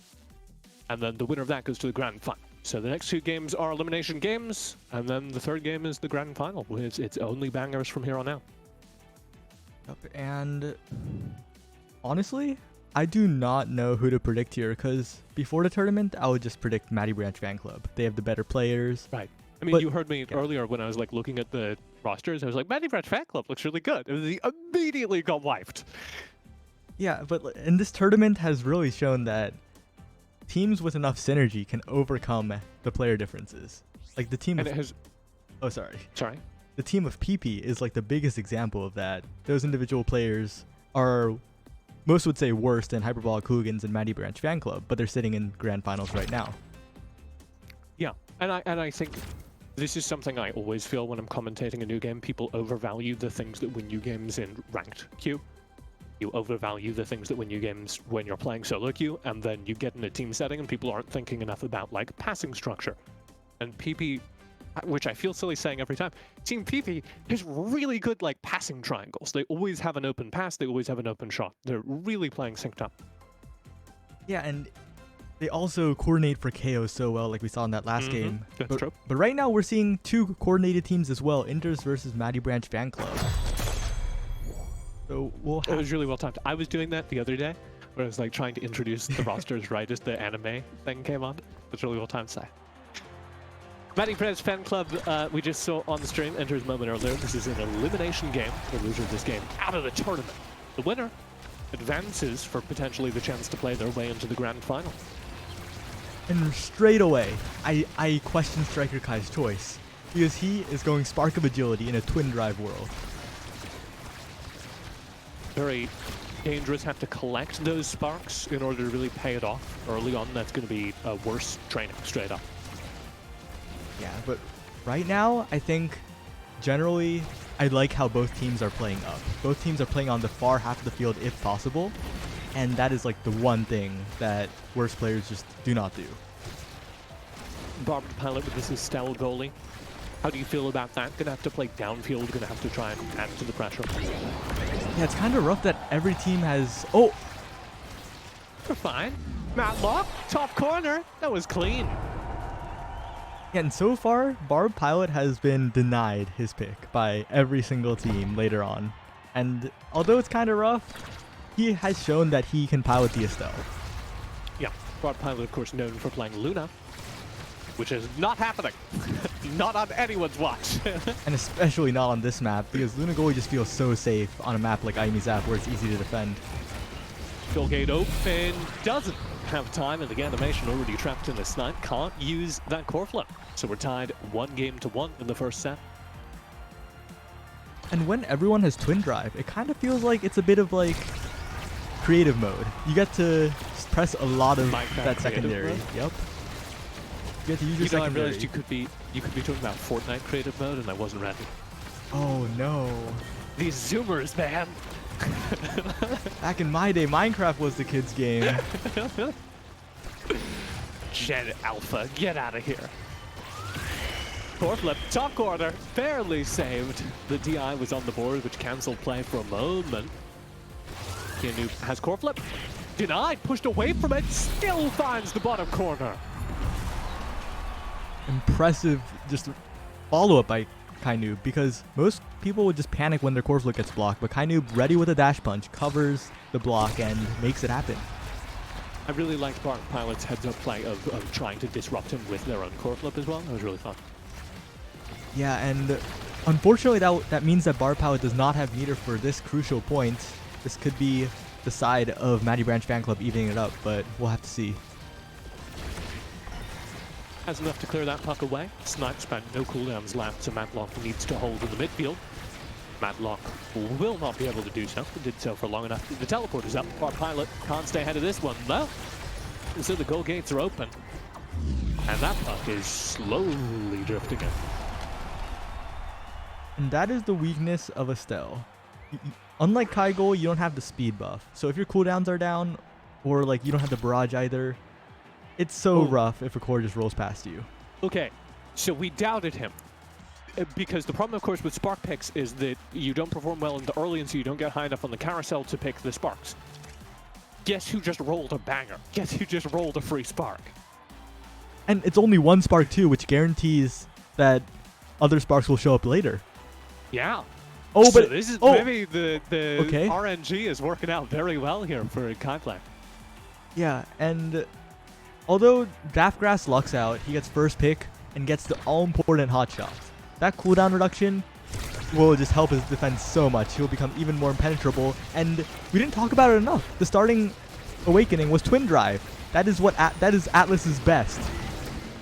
Ooh, that expansion wasn't his best though. Yeah, but with the death of Striker Kai, maybe that won't matter. Farm Pilot loses their own goal game, as you say, down a player, teleport, great use of it, keeps himself safe. Now he's got only that Twin Drive second teleport available. Will keep the puck out of goal for now.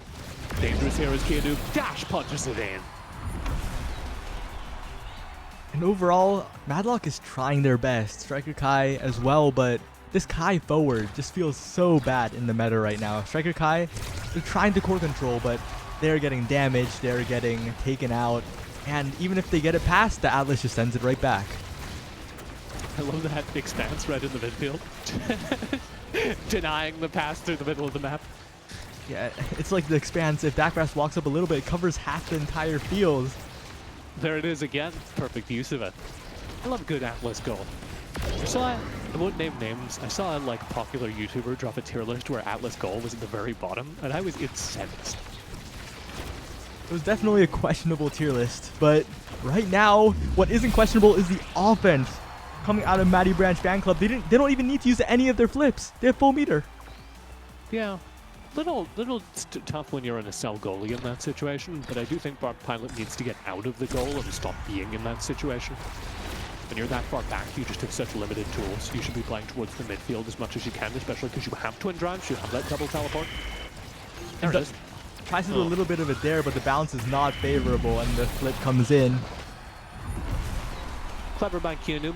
Follows up the flip with a really good dash punch. And there's our second set. 2-0 to the Matty Branch fan club. Or looking at this draft, I see the 1-2 punch, but I also With see the spark of strength. Spark. Will it drop or will they deny it? That is the question. I feel like you have to deny it. I feel like it's very easy to deny. Who picks it up? You pick it up on Drakkar. That's very easy, right? Yeah, but maybe Drakkar wants something else. He's thinking. Oh, he does! Okay, 3 spark confirmed. The gamble for Striker Kai. Does it pay off now that he has 3 spark? Because that spark of agility really starts to pay off once you're at your 3rd spark. It's like the breaking point, in my opinion. Yeah, and importantly, the one that he's missing is by far the worst, Spark of Focus. Yeah. With power, that's incredible. He's going to be so fast and so strong in these combos. Look at that, Striker Kai's zooming! Will he be able to hold on? Will the team be able to hold on for another round, though? Because this is the but crucial Pilot round. misses the teleport and slams it into his own goal game. Gafgrass in trouble. Wow! Back passes behind his own net to keep this one away. And Madlock and Striker Kai cannot find the connection. Kai Noob and Double are just so good at intercepting the passing plays. They are disrupting so hard. Striker Kai finally does confirm that broken goal game, though. Barb Pilot inside his own net will try to clear top. Teleport interrupts Keanu. And you got that Firewall Sentry down now as well. Gafgrass on defense has full core flip meter. Striker Kai will have to really force it past him, and that's just not happening. So now it's Keanu's turn. Dash punch in! It is just so rough because Double is playing the midfield so well, feeding into Kai Noob over and over, and the dash punch is so good at that angle. And that's why, if you're playing a stealth goalie in this situation, you have to be intercepting in the midfield line. Because if you're spending your cooldowns once the puck is past the midfield, you're just going to get Juliet momented on, you know? Yeah, and there it is. Oh, core flip! Beautiful stuff from Barb Pilot to save it with a double core flip passing sequence in response. And it's 2-0 up. That's what they were saving their flips for. They just wanted to style on them. Playing Osu on him. Nothing Barb Pilot could do. They click the circle straight into the goal, and they're all grouped up. They're taking so much damage. Kainu gets the barrier. DI deployed as well, so there's no danger for Keanu playing right on that front line, right against the goal game. Matlock finally in the midfield needs to win this 1v1 as Keanu KOs his goalie. Matlock and Kai need to play perfectly. Elusive, such bait for Keanu. Click on in, and it's 3-0, 3-0, 3-0. That's going to be Matty Branch Fan Club advancing with a clean sweep over the Inters. Shout out to the Inters though, making it to 4th place. Definitely quite the feat. Matty Branch Fan Club, the iron wall in their path, trying to get back up to that grand finals. Yeah, I mean, we came into this saying that Matty Branch Fan Club were like our favorites, were some of the most recognizable names in this tournament. So it's real unfortunate to be a newer team and run into that. I'm very impressed with how Barb Pilot played. I'm very impressed with seeing these newer names climbing the rankings like that. Especially when you've got someone like Barb Pilot just getting their main pick removed all the time. Yep. And I do have to say once again, Forward Kai. As much as people want to make it work, we saw Striker Kai, we saw Windows, the pick is just not it right now. It is too weak. Yeah, I mean, it's one of those picks that we were having the conversation earlier. I was talking to Cubby about it. It's one of those picks where, like, if you want that downfield pressure, I would almost go Rasmus every time. Right. If you want somebody who can be that, like, forward dribbler, do a little bit of KOing, do a little bit of forward dribbling, do a little bit of cross-the-line striking, I would go Rasmus, I think, every time over Kyra. Yeah, there's so many options. There's the Rasmus, there's the Aimee, there's the Era. Era is so strong right now. I don't like Era playing forward, though, so I would never say that. That's true. Not because it's not good, but because I'm sick and tired of these tornadoes coming into my goal. I'm living in Kansas right now, Saya. It's Tornado Alley. Well, I got a confusing... Oh no, I just got these nuts joked in the team chat. I sent them the code, and Daftgrass said Saya, what about Parad stuff? So I responded with a question mark. And he said Paradise nuts. So over. I think you have to log off now. I'm not gonna lie to you, Sai. I think Goodbye. you gotta... That's the end of the stream. Apologize to the folks who did watch this whole time and aren't going to get to see the finals. You can go ahead and blame the players.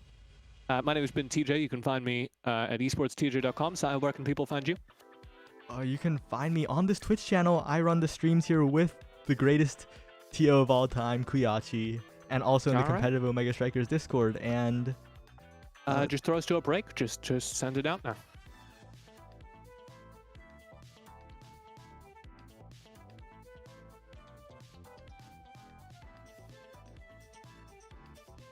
all right, we're back.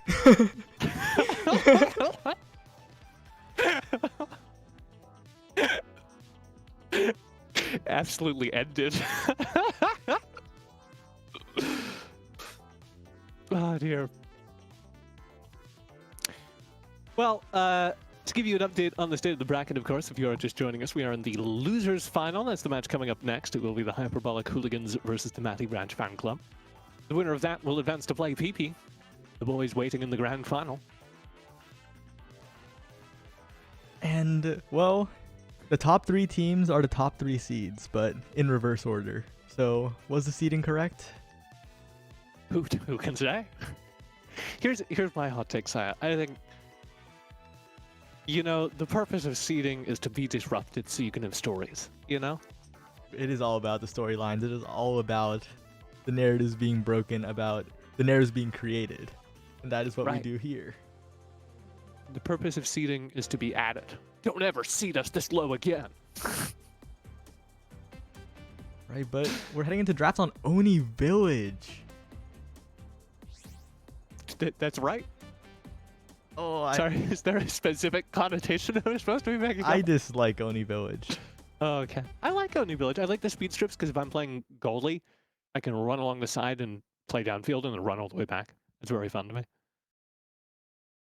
Yeah, it's definitely a map where I think the gameplay it's like a bell curve. When you're bad, it feels like you feel so helpless because of the speed strips. When you're good enough, you're like, oh, the speed strips are so fun. But at a certain point, you realize this game is only about just stuffing it past each other on this map. And I just have a big distaste for this map, but not seeing Asher makes me much happier.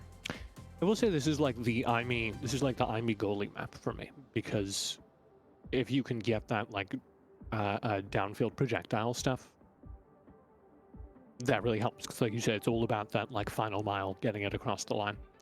It's interesting that we've almost entirely shifted away from that meta in this tournament. We're seeing a lot of IME goalie earlier this week, and like none here today.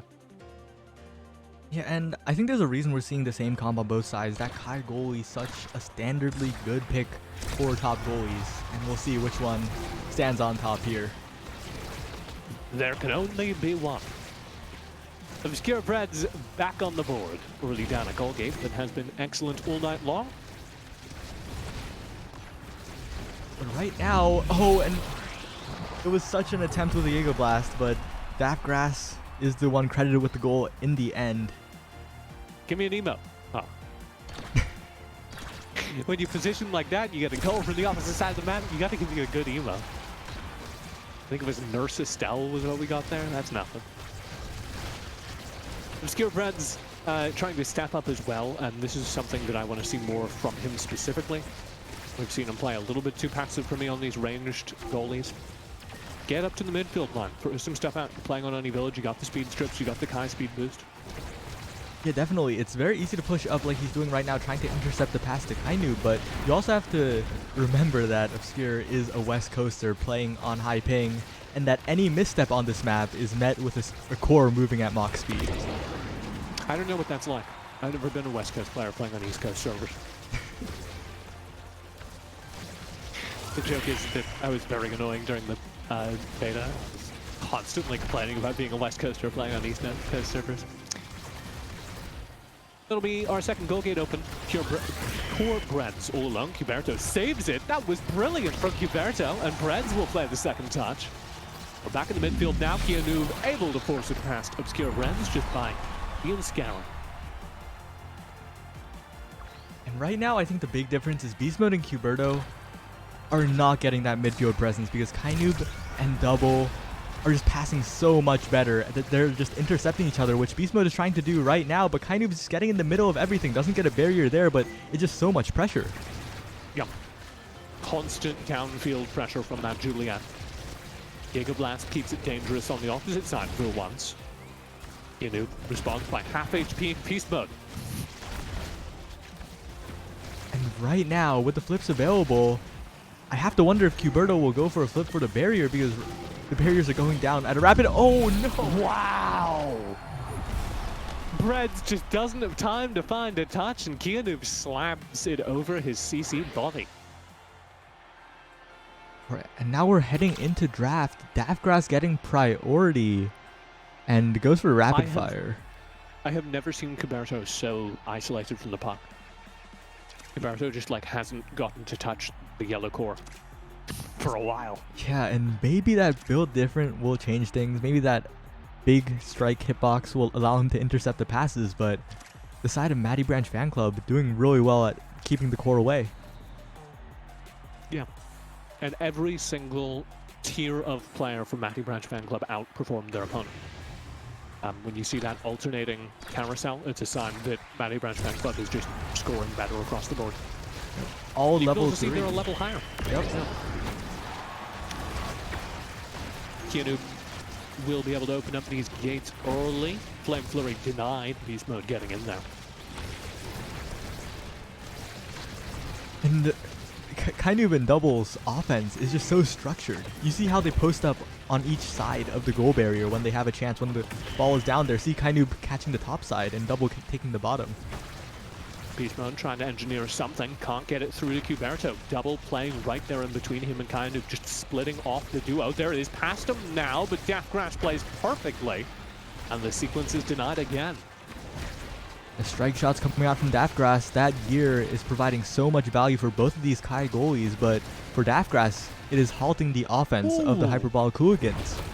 Barrage against the wall, runs in, scoops it out perfectly in time. Now Daftgrass playing offense, core flip, slam dunk off the wall. Obscure will field it easily, but Double O's left on defense while his standard recovers. Very cool, Giga Blast across the board, forces meter from Obscure to save it.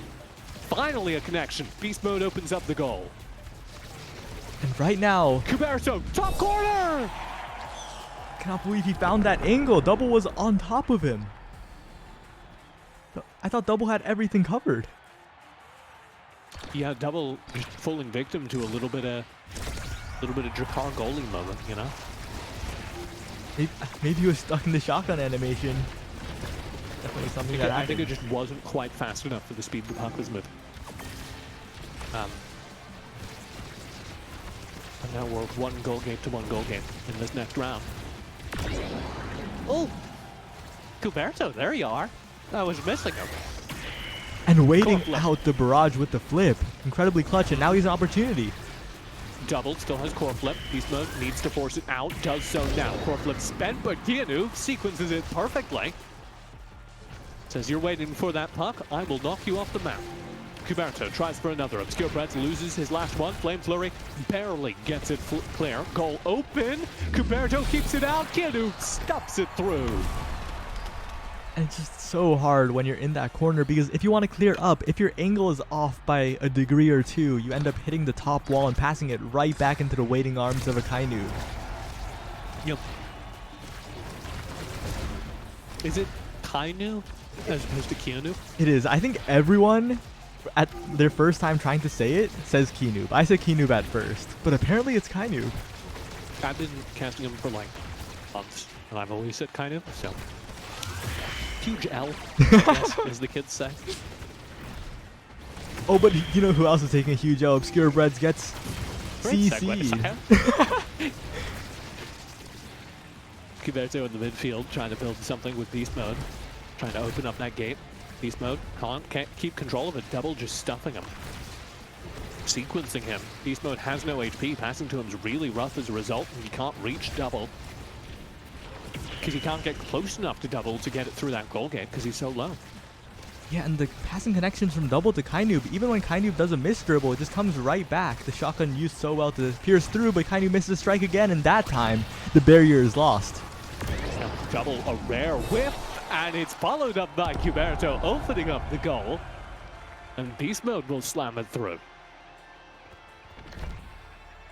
And these mirrored team comps just, I guess, reveal so much about each team's play styles.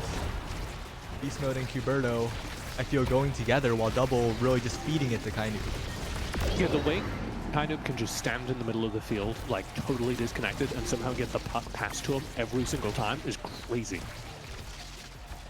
Because he'll just stand where he wants to stand and go, I'm waiting for my puck! And there it is, goal gate open, even through the core flip. Breads will get it downfield, barely away. Kainoob again just waiting on the goal line. Waiting to dash punch it in. Can't connect either one. Good defense from Cuberto, but that means he's not downfield setting up an offense. Which means now we have this, all three players pushing forward. Core flip down. Oh, top corner results in a KO. Good pickup finally for the Hooligans. Core flip top corner, away. Right now, Kainoob doesn't have anyone to feed him. Can he do it himself? But no, but now that double comes back, Kainoob is gone. Cuberto showing the lethality we've been missing in this next set. Really come alive all of a sudden. Cuberto, Flame Flurry. Does not get it. Deathgrass perfectly timed. Cuberto still has meter. Will spend it now just to survive. And it's almost past Breads. Double, second time. Doesn't get it through. It's Kainoob to convert it. Kainoob's positioning was just perfect right there. Beast Mode and Obscure may be a little confused with the strikes, but standing on top of each other means that half of the goal below is just wide open. Yeah, and Breads is so good, but he just has nowhere to get it to. Yeah, the bottom covered by double, the top covered by Kainoob, and Kainoob getting the bottom barrier with the help of double's passes. Cuberto's brawling. Cuberto's back to playing Battle Wreck. He really wants to kill double here. Doesn't get it this time, but maybe with the next rotation of dash punch. Breads on notice, about to be KO'd. You can see this. Kainoob positioning for it. Breads misses the core because he's having to deal with too much. Still gets out. Barrage, bottom corner. And Breads just CC'd out of being able to clear him. And you see that top player brain right there. Knew that he was being CC'd, that he wouldn't make it there. Used the Giga Blast, but unfortunately the angle is just off. Yeah, the angle is off, and he's also being interrupted the entire time, which makes it so hard to line it up, because you have to line up to where you're going to be. Very difficult. Goes Big Fish instead of Hotshot. Interesting. Wants to deny it from the Juliet. Believe that. Unfortunately, Juliet can just get Stagger Swagger, which isn't that much of a downgrade. Can't reach as far, but a Yeah. little bit more lethality. That bulk up being picked by Drakar, and Obscure Bread will have stacks on stacks, which will probably be a little life-saving. I'm just a little confused how Hotshot dropped all the way to double. That is like the awakening he wanted. That is the core control awakening in that draft. That is what he's Told doing. you. We're playing Battle Right. Touch the core, who cares? Got going faster right now. Giga Blast out for the midfield control. Right now, Cuberto in Beast Mode and Kainoob and Double's philosophies are being tested. You see Cuberto in Beast Mode standing vertically while Double and Kainoob standing almost horizontally. Breads caught in the animation. Can't get out of the barrage. It's forced through top corner. 1-0 and potentially the final set of this losers semifinal. Or losers final. Yep, and Matty Brand's fan club hasn't played PP in this bracket stage yet. The honor went to Hyperbolic Hooligan, so if they move on, the grand finals will be incredibly interesting to see how it pans out. Cuberto, core flip. Denied by the barrage. That was crazy from Deathgrass. The prediction alone insane. Breads respawns now. Kind of KO'd him temporarily. Still has the core flip. Giga Blast will deny his play. Here's kind of again. Just lurking right by the goal line. And I think you saw down there on the bottom barrier that Hotshot's power on double. Just the amount of speed up it does on the core just let it get that barrier without any strike follow-up from the other side. And right now, he just continues shotgunning, knowing that the cooldown will come back as long as he lands one.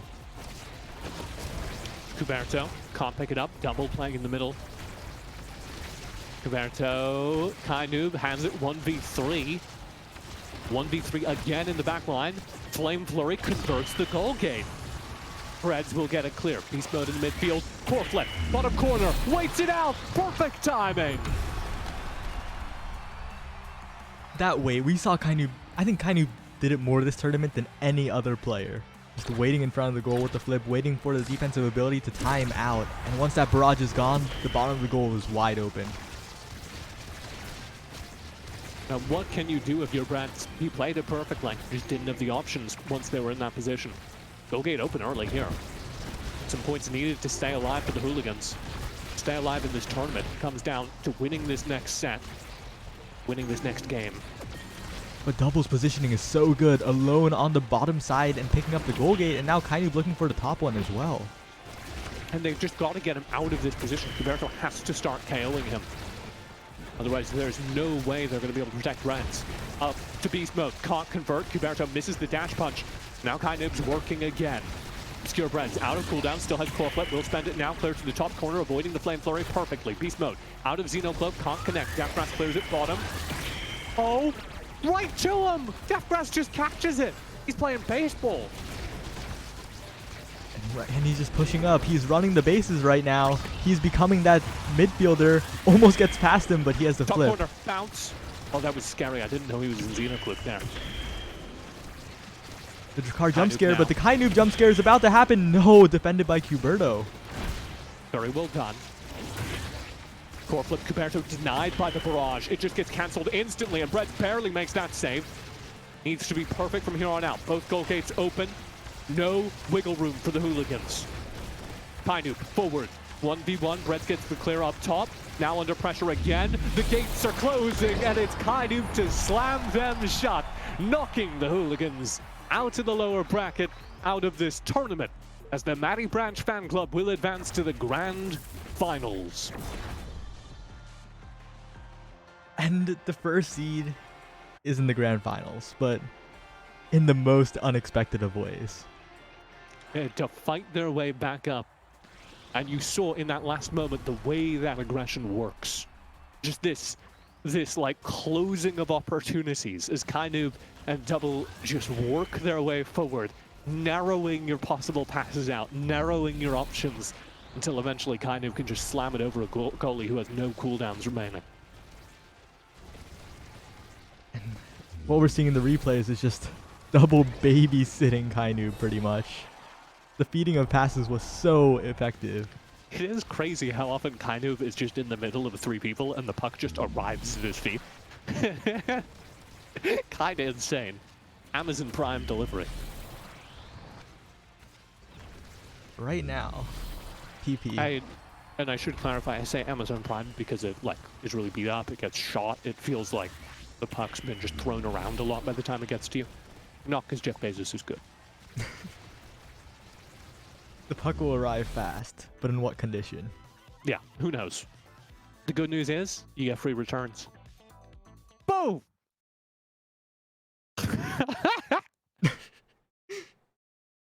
Silent, dismayed, silent. Do we have to do the bit where we end the broadcast here? No, okay. But it is time for grand finals now. Yep. Matty Branch Fan Club versus PP. I believe a rematch. Am I wrong about that? They didn't play in the semifinals, so I think I am wrong about that, right? Yeah, maybe they played in Swiss. I'll check that real quick. Sure. I mean, I was just saying things, but sure, fact check me. They haven't played in this tournament at all so far. Wow. A first time match then is what I said. The very first time these two teams have played.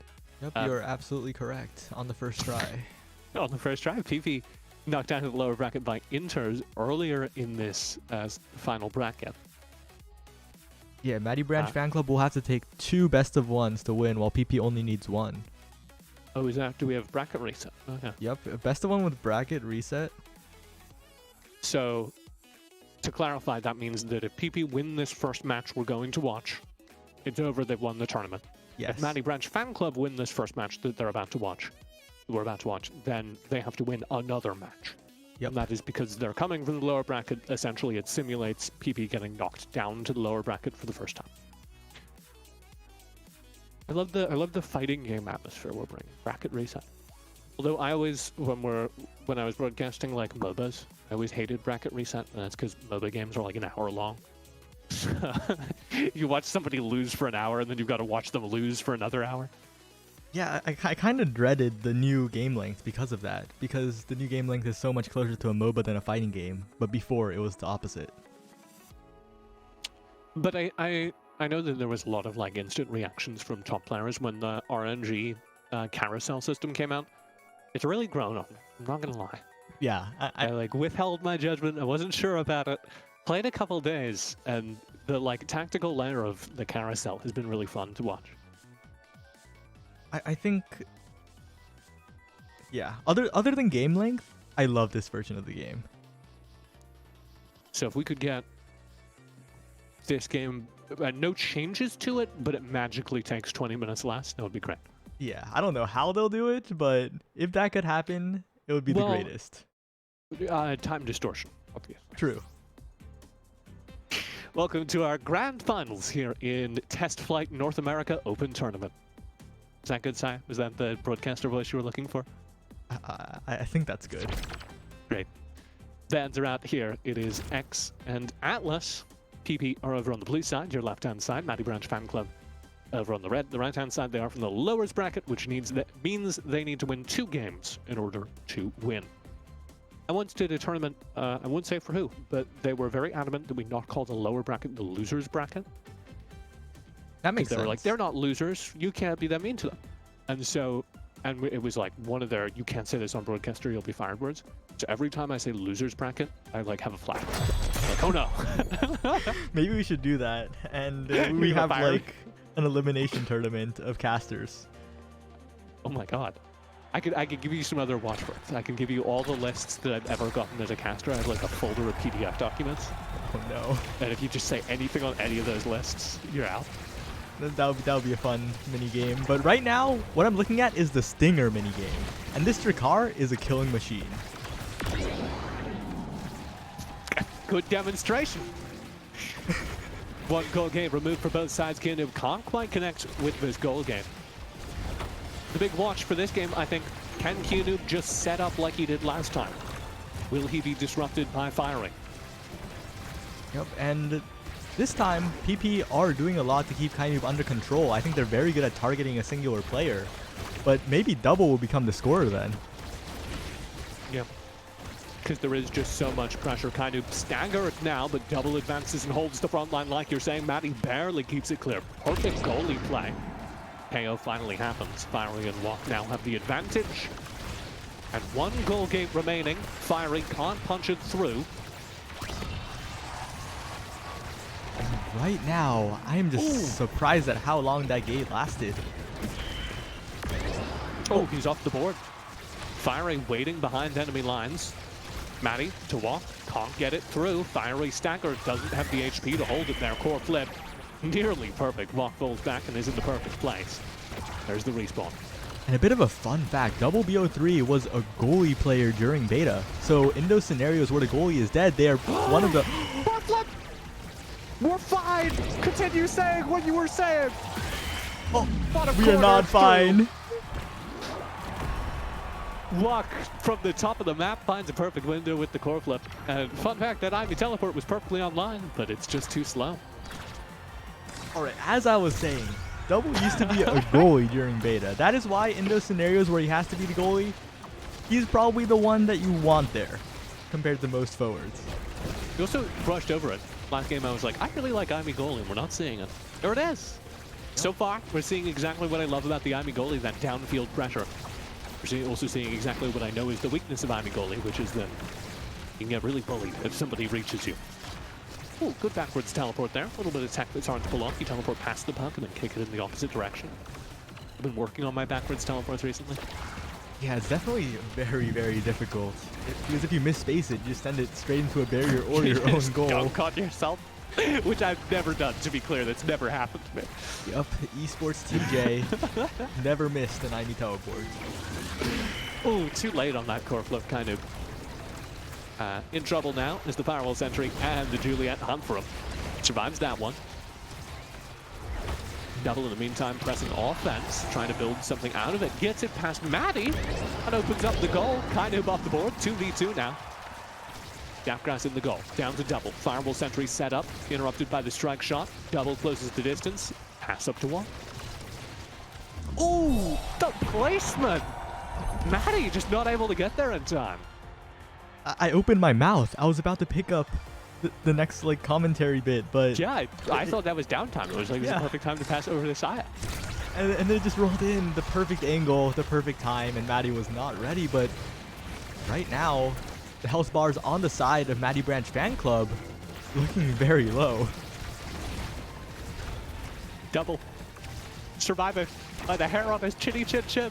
Out of the range of that black hole. He's back in it, baby. But right now, the one who has to fear is Daffgrass, who intercepts the core flip, but must Yeah, that fear was for crazy. his life. Strike shot downfield. One goal gate remaining for both sides. Daffgrass still survived the pressure from firing. No longer broken. Oh, but Walk is in business. Firewall Sentry forcing it in. Open goal. Double out of Xenocloak will clear it away. And I think one of the biggest things about this Oh, new no game, goaling. Sorry. I think one of the biggest changes is that, you know, back before Orbs added Spice, but as I say that, it is a 1v3 with Maddie Branch, the one who the fan club is for, now 2v3. Standing solo for Daffgrass. Downfield as we're playing old school Omega Strikers now. Two open goals and Keanu can't quite find the touch, but it doesn't matter. It'll just slide through anyway. Oh, he did get a finger on it. All right. I did realize that Maddie Branch fan club refers to Maddie on the side of PP. This is poetic. Oh, that's true. Wow. It's like Highlander. They've been doomed to fight each other for eternity. Kind of bottom corner will find the opposing goal gate and double. Doubles up. No, not quite. Walk plays it perfectly. Firing will respawn. And right now, it is KO City as Kainu gets the last one, and the 2v1 as Maddie tries to make it happen, but no. Oh, Core flip available. Didn't spend it in time. Got caught in the animation. And that's a done set. 3-1. and it's looking real good for Maddie Branch fan club, but PP does have another game to fall back on if all goes wrong. Another match. Another match. Oh no. Because the games are the individual points. Oh no. Yeah. Taking you to school, Saya. My head can't fit all these terms. Game, set, match, and then what we're doing potentially is we're playing a series. Okay. Game set match series. So there's one more game in this series if Maddie Branch Fan Club wins the first one. Or there's one more match in this series if Maddie Branch Fan Club wins the Even a first one. professional gets mixed by the amount of round terms Hell, you have to use. I don't know what to say. Anything happened in the carousel while we were talking about terminology? I think Double is the one who got a big win. Well, we'll have to check after the action ends, though. One goal game remaining from both sides. Kanu will open it up. Good clear from firing. Yeah, and right now, Kainu once again just standing there alone. Double gets killed for it, but you can see Kainu just continuously fishing. Oh, that almost worked out. The carousel or the Firewall Sentry was perfect. Maddie survives on a sliver of HP. Focus now shifting into Kainu. His combo gets cancelled, has to go elusive, but he's still there, he's still lurking. He clears the goal, and it's forced through! That is disgusting, Saya! All three members of Maddie Branch FC there to support Kainu's quest to get Our that goal. favorite team, the Maddie Branch Football Club. the football club. But it's hockey. Oh my. Goal gates open immediately for peeping. Fireball sentry laid out. That one's going in.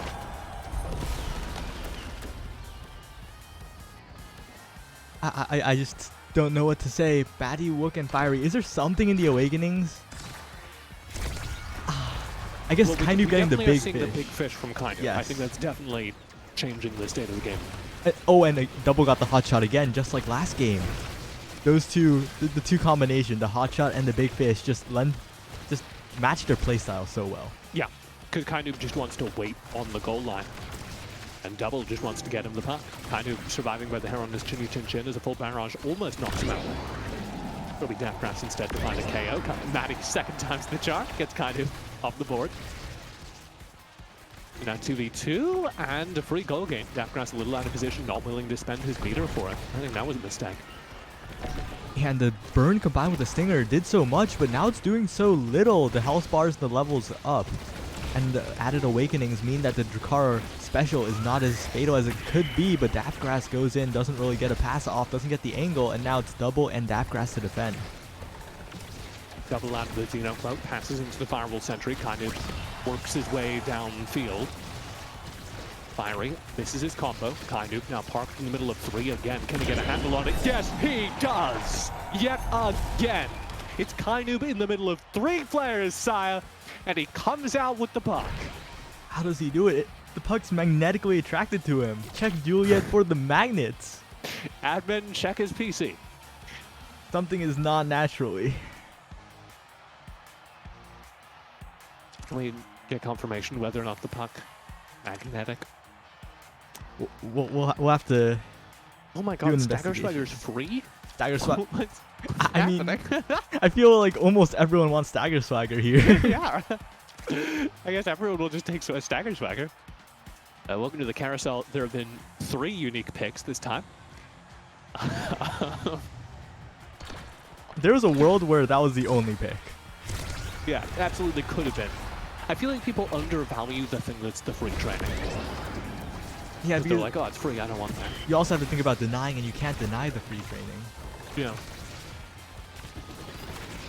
In a world where everyone was honest, it could have been 6 Stagger Swagger. Yep. Deathgrass messes up the strike shot. That's 1 goal gate down, but a player advantage at the same time. Kind of does it again. No, not quite. Very good defense from Byron. Second time's the charm. Deathgrass, what are you doing up there? And Natty has been so solid on the defense, but the offense is unending. Wook and Fiery just can't get possession up the field. It just ends so quickly. Yep. Open goal, maybe. Yeah. Kind of just forces it through. Everyone's staggered. He's just done magic with Double. So by the time the puck gets there, everyone's a bowling pin, you know? And I think we're seeing the effects of not taking Stagger Swagger. If I remember correctly, Maddie did not take Stagger Swagger so he could be chipped down so easily. And when Maddie's scared, you could just chip down the other members. Fireball Sentry out. 2 of them. Doesn't matter. It goes through them, back around. 1 gate down at the end of it. Maddie in trouble. Core flip deployed by Deathgrass. Doesn't get it out. Second one from Double. Also doesn't get it out. A lot of meter burned. Maddie back downfield. Fiery waiting. Kind of does have meter. Last player on the field with a core flip. And you have to wonder, maybe kind of will use it for a KO. Well, down a player. Now's the chance. If there's any chance for PP to get something on the board, it is now. And they cannot get it past Double. Core flip spent. Maximum time waited. Kainu builds the space. Finally, that goal gate breaks, but the respawn has come through. And Kainoob is still not dead. Gets a KO while being staggered. Excellent core flip from Maddie. Finally gets us out of the madness. Yeah, that's how I feel as well. Maddie popping 2 emotes in succession. First one shows his state of mind. Second one shows his aspirations. Hey, but that is just 1 goal of Medi necessary to win this particular game here. And that Giga Blast is not doing him any favors. A little bit of an L there. Unfortunate as Kainoob gets through the Aimi turret. never was in it, found this angle around the corner of it.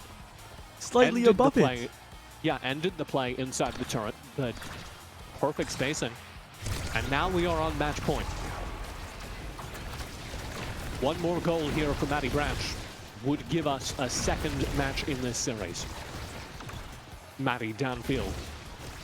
Double for the goal gates past Matty. Will secure him. Daftgrass up with the dunk. Second goal gate open. It's surgical. It's clean and it's about to go one match up as Kainoob finds the top corner. Can't keep control of it, but it bounces back off the black hole. The glitch pump won't connect and it's firing to finally clear the threat. Double. Top corner. Matty has it clear. Four flip up the teleport. Matty saves it. Double with a swing now. Firewall sentry. It'll barely get away. But double has the flip. This could be it. There it is. Poor flip in response. It's clear. Walk in the midfield. Tries to get it to Fiery. Can't do so. Daftgrass up the top wall. Will bounce it down. Fiery picks it up again. Daftgrass now the one under pressure. It's Fiery's turn to play offense for the first time in a while. And Kainoob picks it up. Tries to dash punch it through it. Can't do it. Instead gets cleared up the board. And right now, Daftgrass dribbling so well on defense, stalling out so much time for the respawns. And with double in position, an amazing clear by Matty. Very good stuff. Kainoob back on the board. Matty barely there in time. Double has no HP left. The black hole won't catch him though, and it's Fiery who's very low, staying alive ahead of Kainoob. Walk sets up the firewall sentry to try and split the board, try and build some safe space, and that second gate will fall as a result. Kainoob is disrupted by an excellent Mega Blast. Oh, that's dangerous though! And who else but Kainoob to put it in the top corner and get ourselves a bracket reset, a second match in this series for our grand finals. And our brilliant Tio Kuyachi has reminded us that this is technically a rematch from Flipside. That's actually what I meant when I said that it was a rematch earlier. Oh, okay. You are so right. You saw the future. Who won in the Flipside match? That was, of PP, course, the last PP got a tournament you guys saw. massive upset over Comeback Kings. And this Matty Branch fan club roster is 2/3 of Comeback Kings. Wow.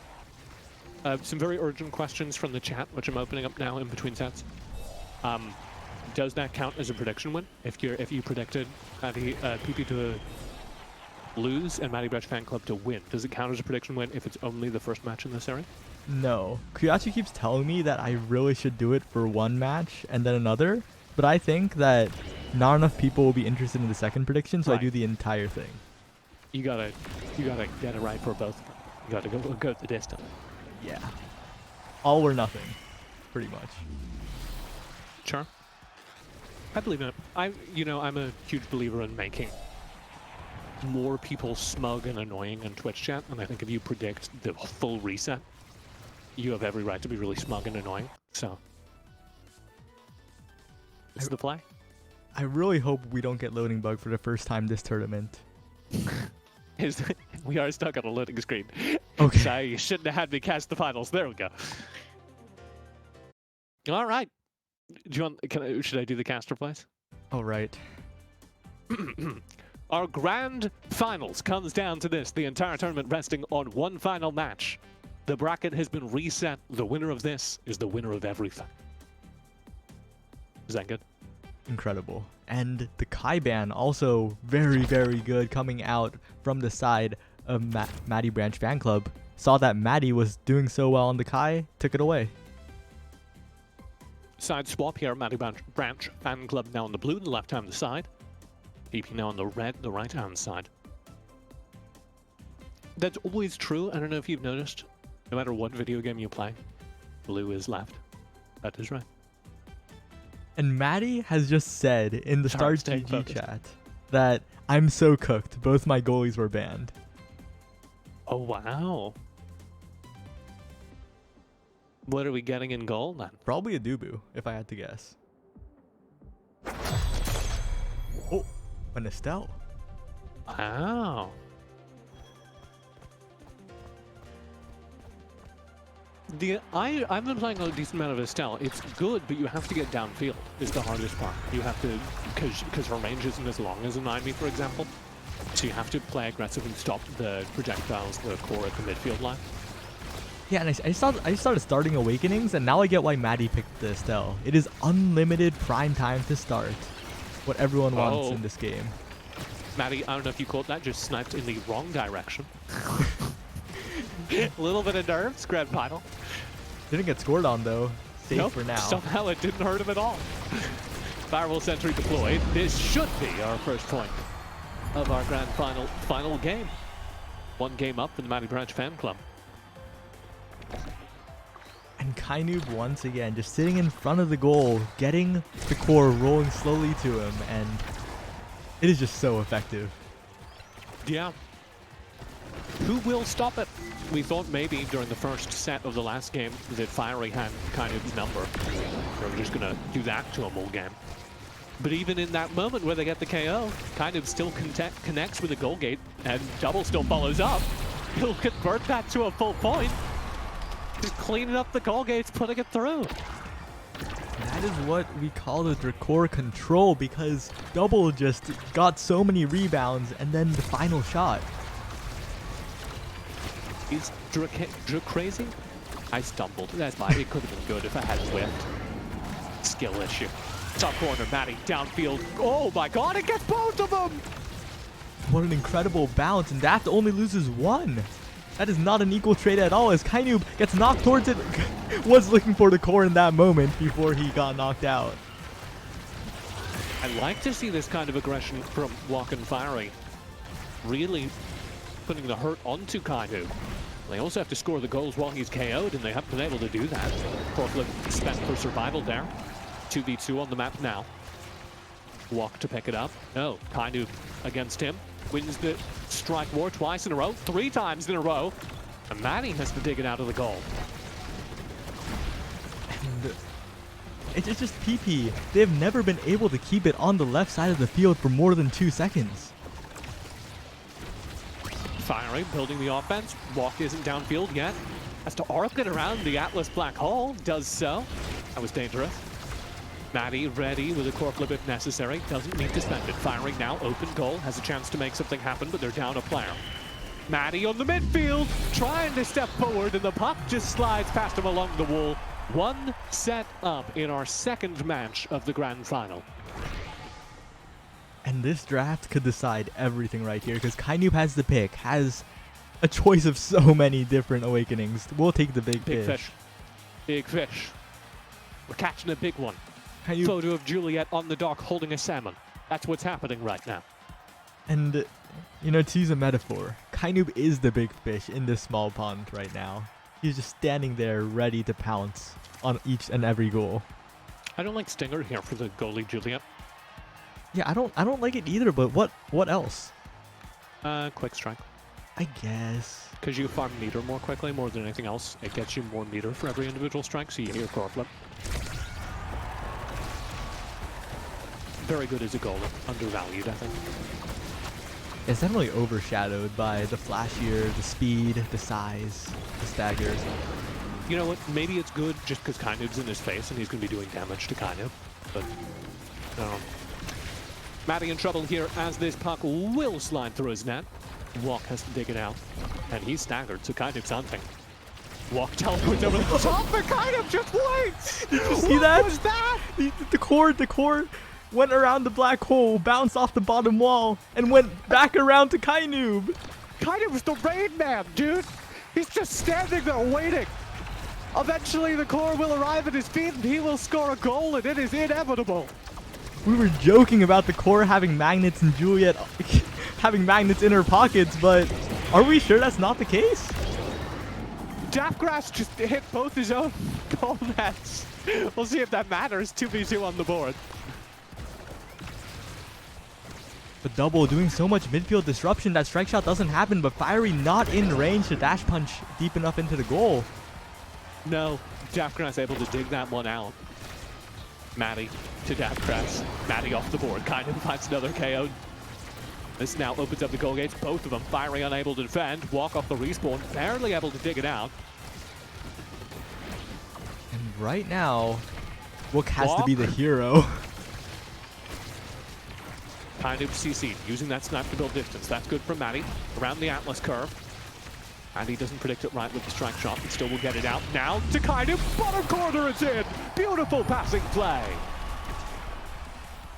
It just, how do you stop that? They played it properly. It's just can't even double.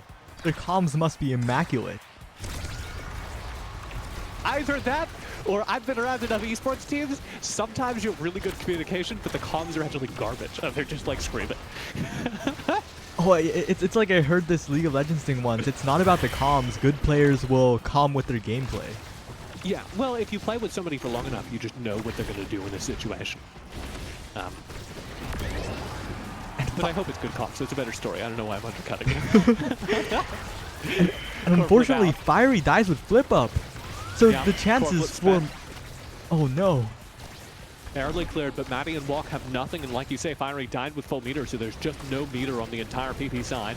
They do open the gates. Matty keeps it clear. They find a KO. Building something here. Fireball Sentry out. Walk downfield, no. Instantly clipped by the Atlas Star. Fiery against the back wall. Oh, it's just slightly off on the glitch. Pop Fiery doesn't scoop up the corner. He still puts it in the bottom corner. And PP are finally on the board. What a good play by Fiery. Channeled a bit of the Kai noob there, standing in front of the goal, watching it rebound on him. And was just so much of a presence. Might want to use that kind of a play style, but then just leave Wook alone with double in the midfield. Both gates open immediately. Fireball Sentry forcing it through. And there's the set gone.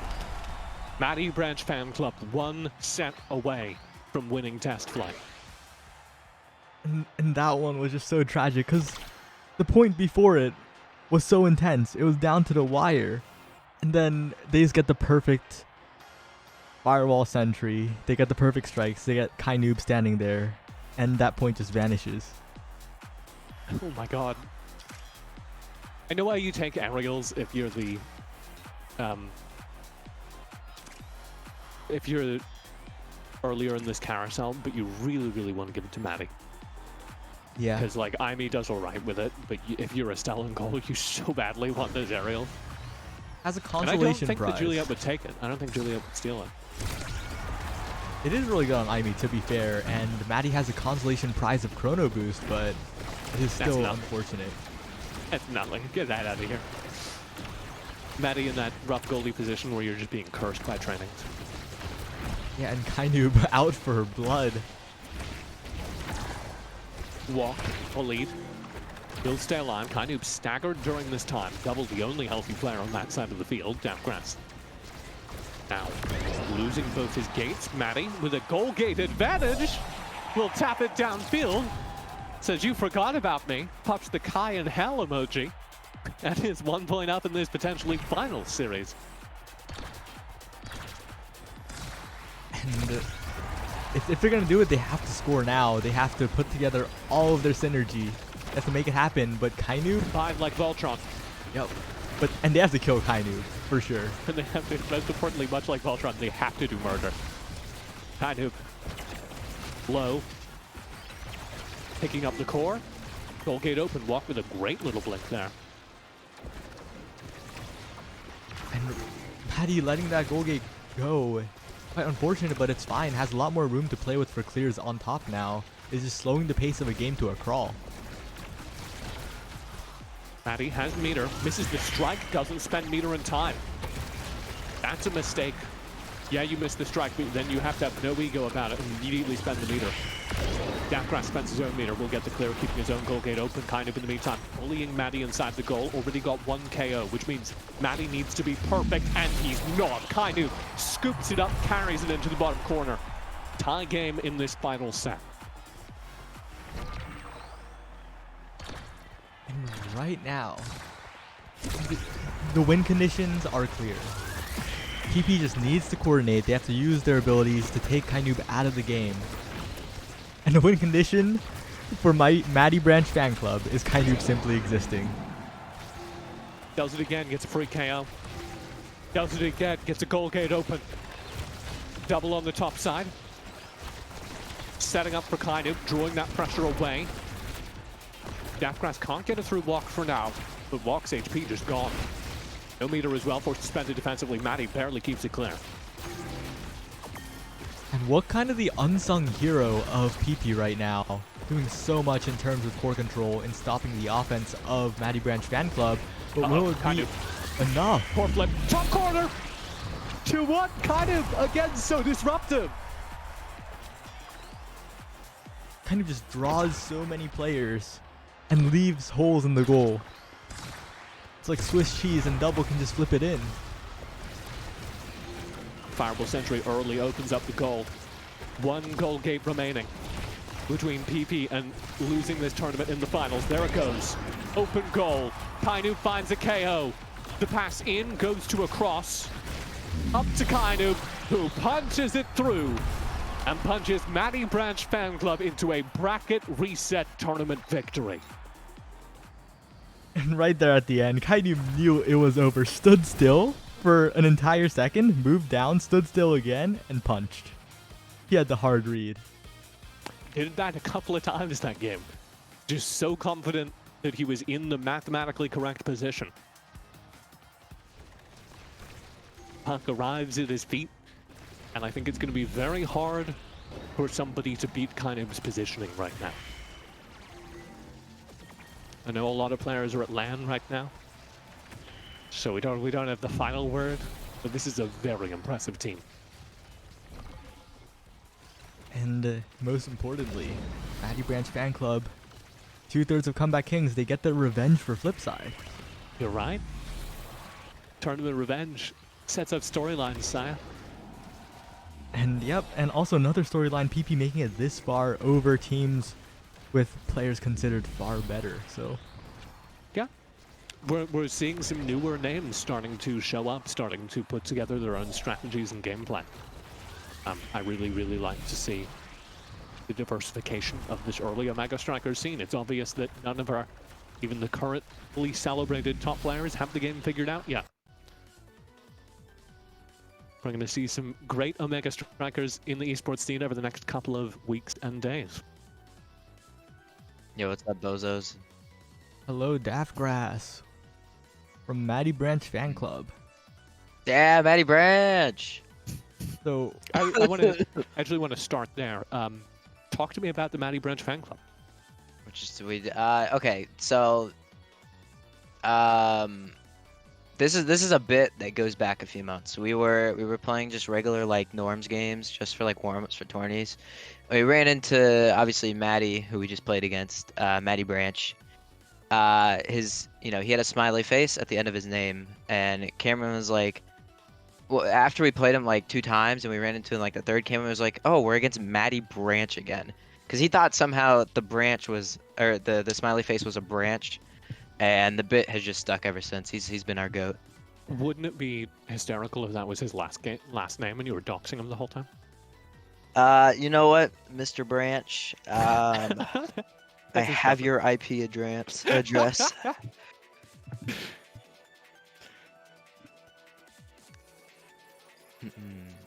Yo, get Mr. Kainu. Oh, we're getting more players in here.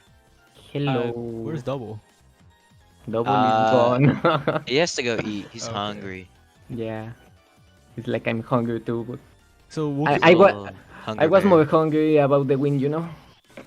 yeah, kind of. You like just stood in front of the goal and said to Double, procure me the rock. Yeah, I was saying them in the PC, give me this motherfucking ball. I need to score this now. Oh. Can you talk about that positioning? Because time and time again, we saw you just like stand in the top corner, get the puck. What's the secret? If you're a Juliet player, how do you so consistently get that great positioning? I mostly position like that because, how to explain this? I usually wanna body block the goalie so they cannot use any abilities. Like for example, let's say on Kai, like he has his barrage and his giga, I can just body block it until I get the ball to me and I can use this leader's punch and score. Yeah, it's really cool and it's really effective. Yeah. You dominated. Like the last 3 games, you were terrifying. Yeah, that gameplay only works if you have a good midfielder. Because if you don't get the ball in your hands, you're pretty much leaving your team 2v2. And we saw Double just constantly feed you the puck. Yeah. Gaffgrass, we had this question while we were watching the final game. Can you talk a little bit about like the communication? What happens in the comms to engineer that? Are you guys like calling the passes, or are you just yelling? Yo, okay, our cobs are interesting. Kainub, I feel like, is the only one saying anything of importance. Me and Double just kind of say random stuff. Sometimes we'll sing Scooby-Doo, you know, happens. Look, there wasn't much comms. I will say, I I got pretty heated when we lost to Inters and the Swiss. I was pretty tilted because I think we should have won the match. Stuff happened. I didn't take the right thing, Awakening in draft. And I was also pretty tilted after we lost and got sent down still losers first round. But you know, I mean, we pushed through. We turned on the mental. Really, it's just Kainub telling us, hey, this person's out of X ability, and it's me yelling at Double to hit the core in a certain way. That's about it. And you guys, obviously a lot of players are at LAN right now. How do you guys feel after this tournament win? How do you guys feel you stack up currently in the early tournament, in the early competitive scene? Honestly, I messaged Double like yesterday, and I was like, yo, everyone's at LAN, this tournament's free. And I was like, who do we get? Who do we get who isn't at LAN? And Kainub happened to be here. But yeah, no, I mean, it's literally just because everyone's at LAN that we were able to win the Mickey Mouse tournament. Look, if there were any like honestly decent teams, we probably would have lost. I'll be real to you. We are not good. Unfortunately, we are a bit washed. Kainub's kind of a goated though. But I'll tell you what though, we love a humble king. Sai, do you have anything? That's about it. We should probably jump scare Aesop with a raid. Odyssey Aesop himself. So wait, watch the clip. Watch the clip. Watch the clip. I'm too lazy to get it on stream. No, it's so good. It's so good. That's so good. If all the viewers promise to stay. It's a bold call. All right, we need to fill now while this clip of Aesop comes on. Aesop, one of the game developers, one of the very, very early active game developers. Daftgrass, while he's engineering getting the clip on stream, say something fun about Aesop. you know, I don't know. I don't really talk to Aesop that much. I know he's a chill guy. Right. All the interactions I've had with him have been pretty positive. I know he does like a lot of the social media stuff. He's kind of the funny guy. People like him around the community. I don't know. I don't really have any Aesop stories. I think most of the time it's just me molding. Just like the tournament that started really weak, I wasn't sure you were gonna pull through. Oh, you did it in the second half. You listed off all the things he was good at. Turned it around. All right, clip is ready. It's okay. It's okay. All right, fire it. I should probably Discord stream it too. Yeah.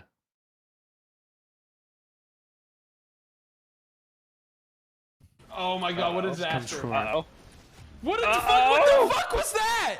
What the fuck? We had the whole goddamn thing and he just 1 second, both gates. This game's stupid. I'm deleting this game off Steam. That's great. What do I want? I should have got. Oh, we love our game developers. He just like me for real.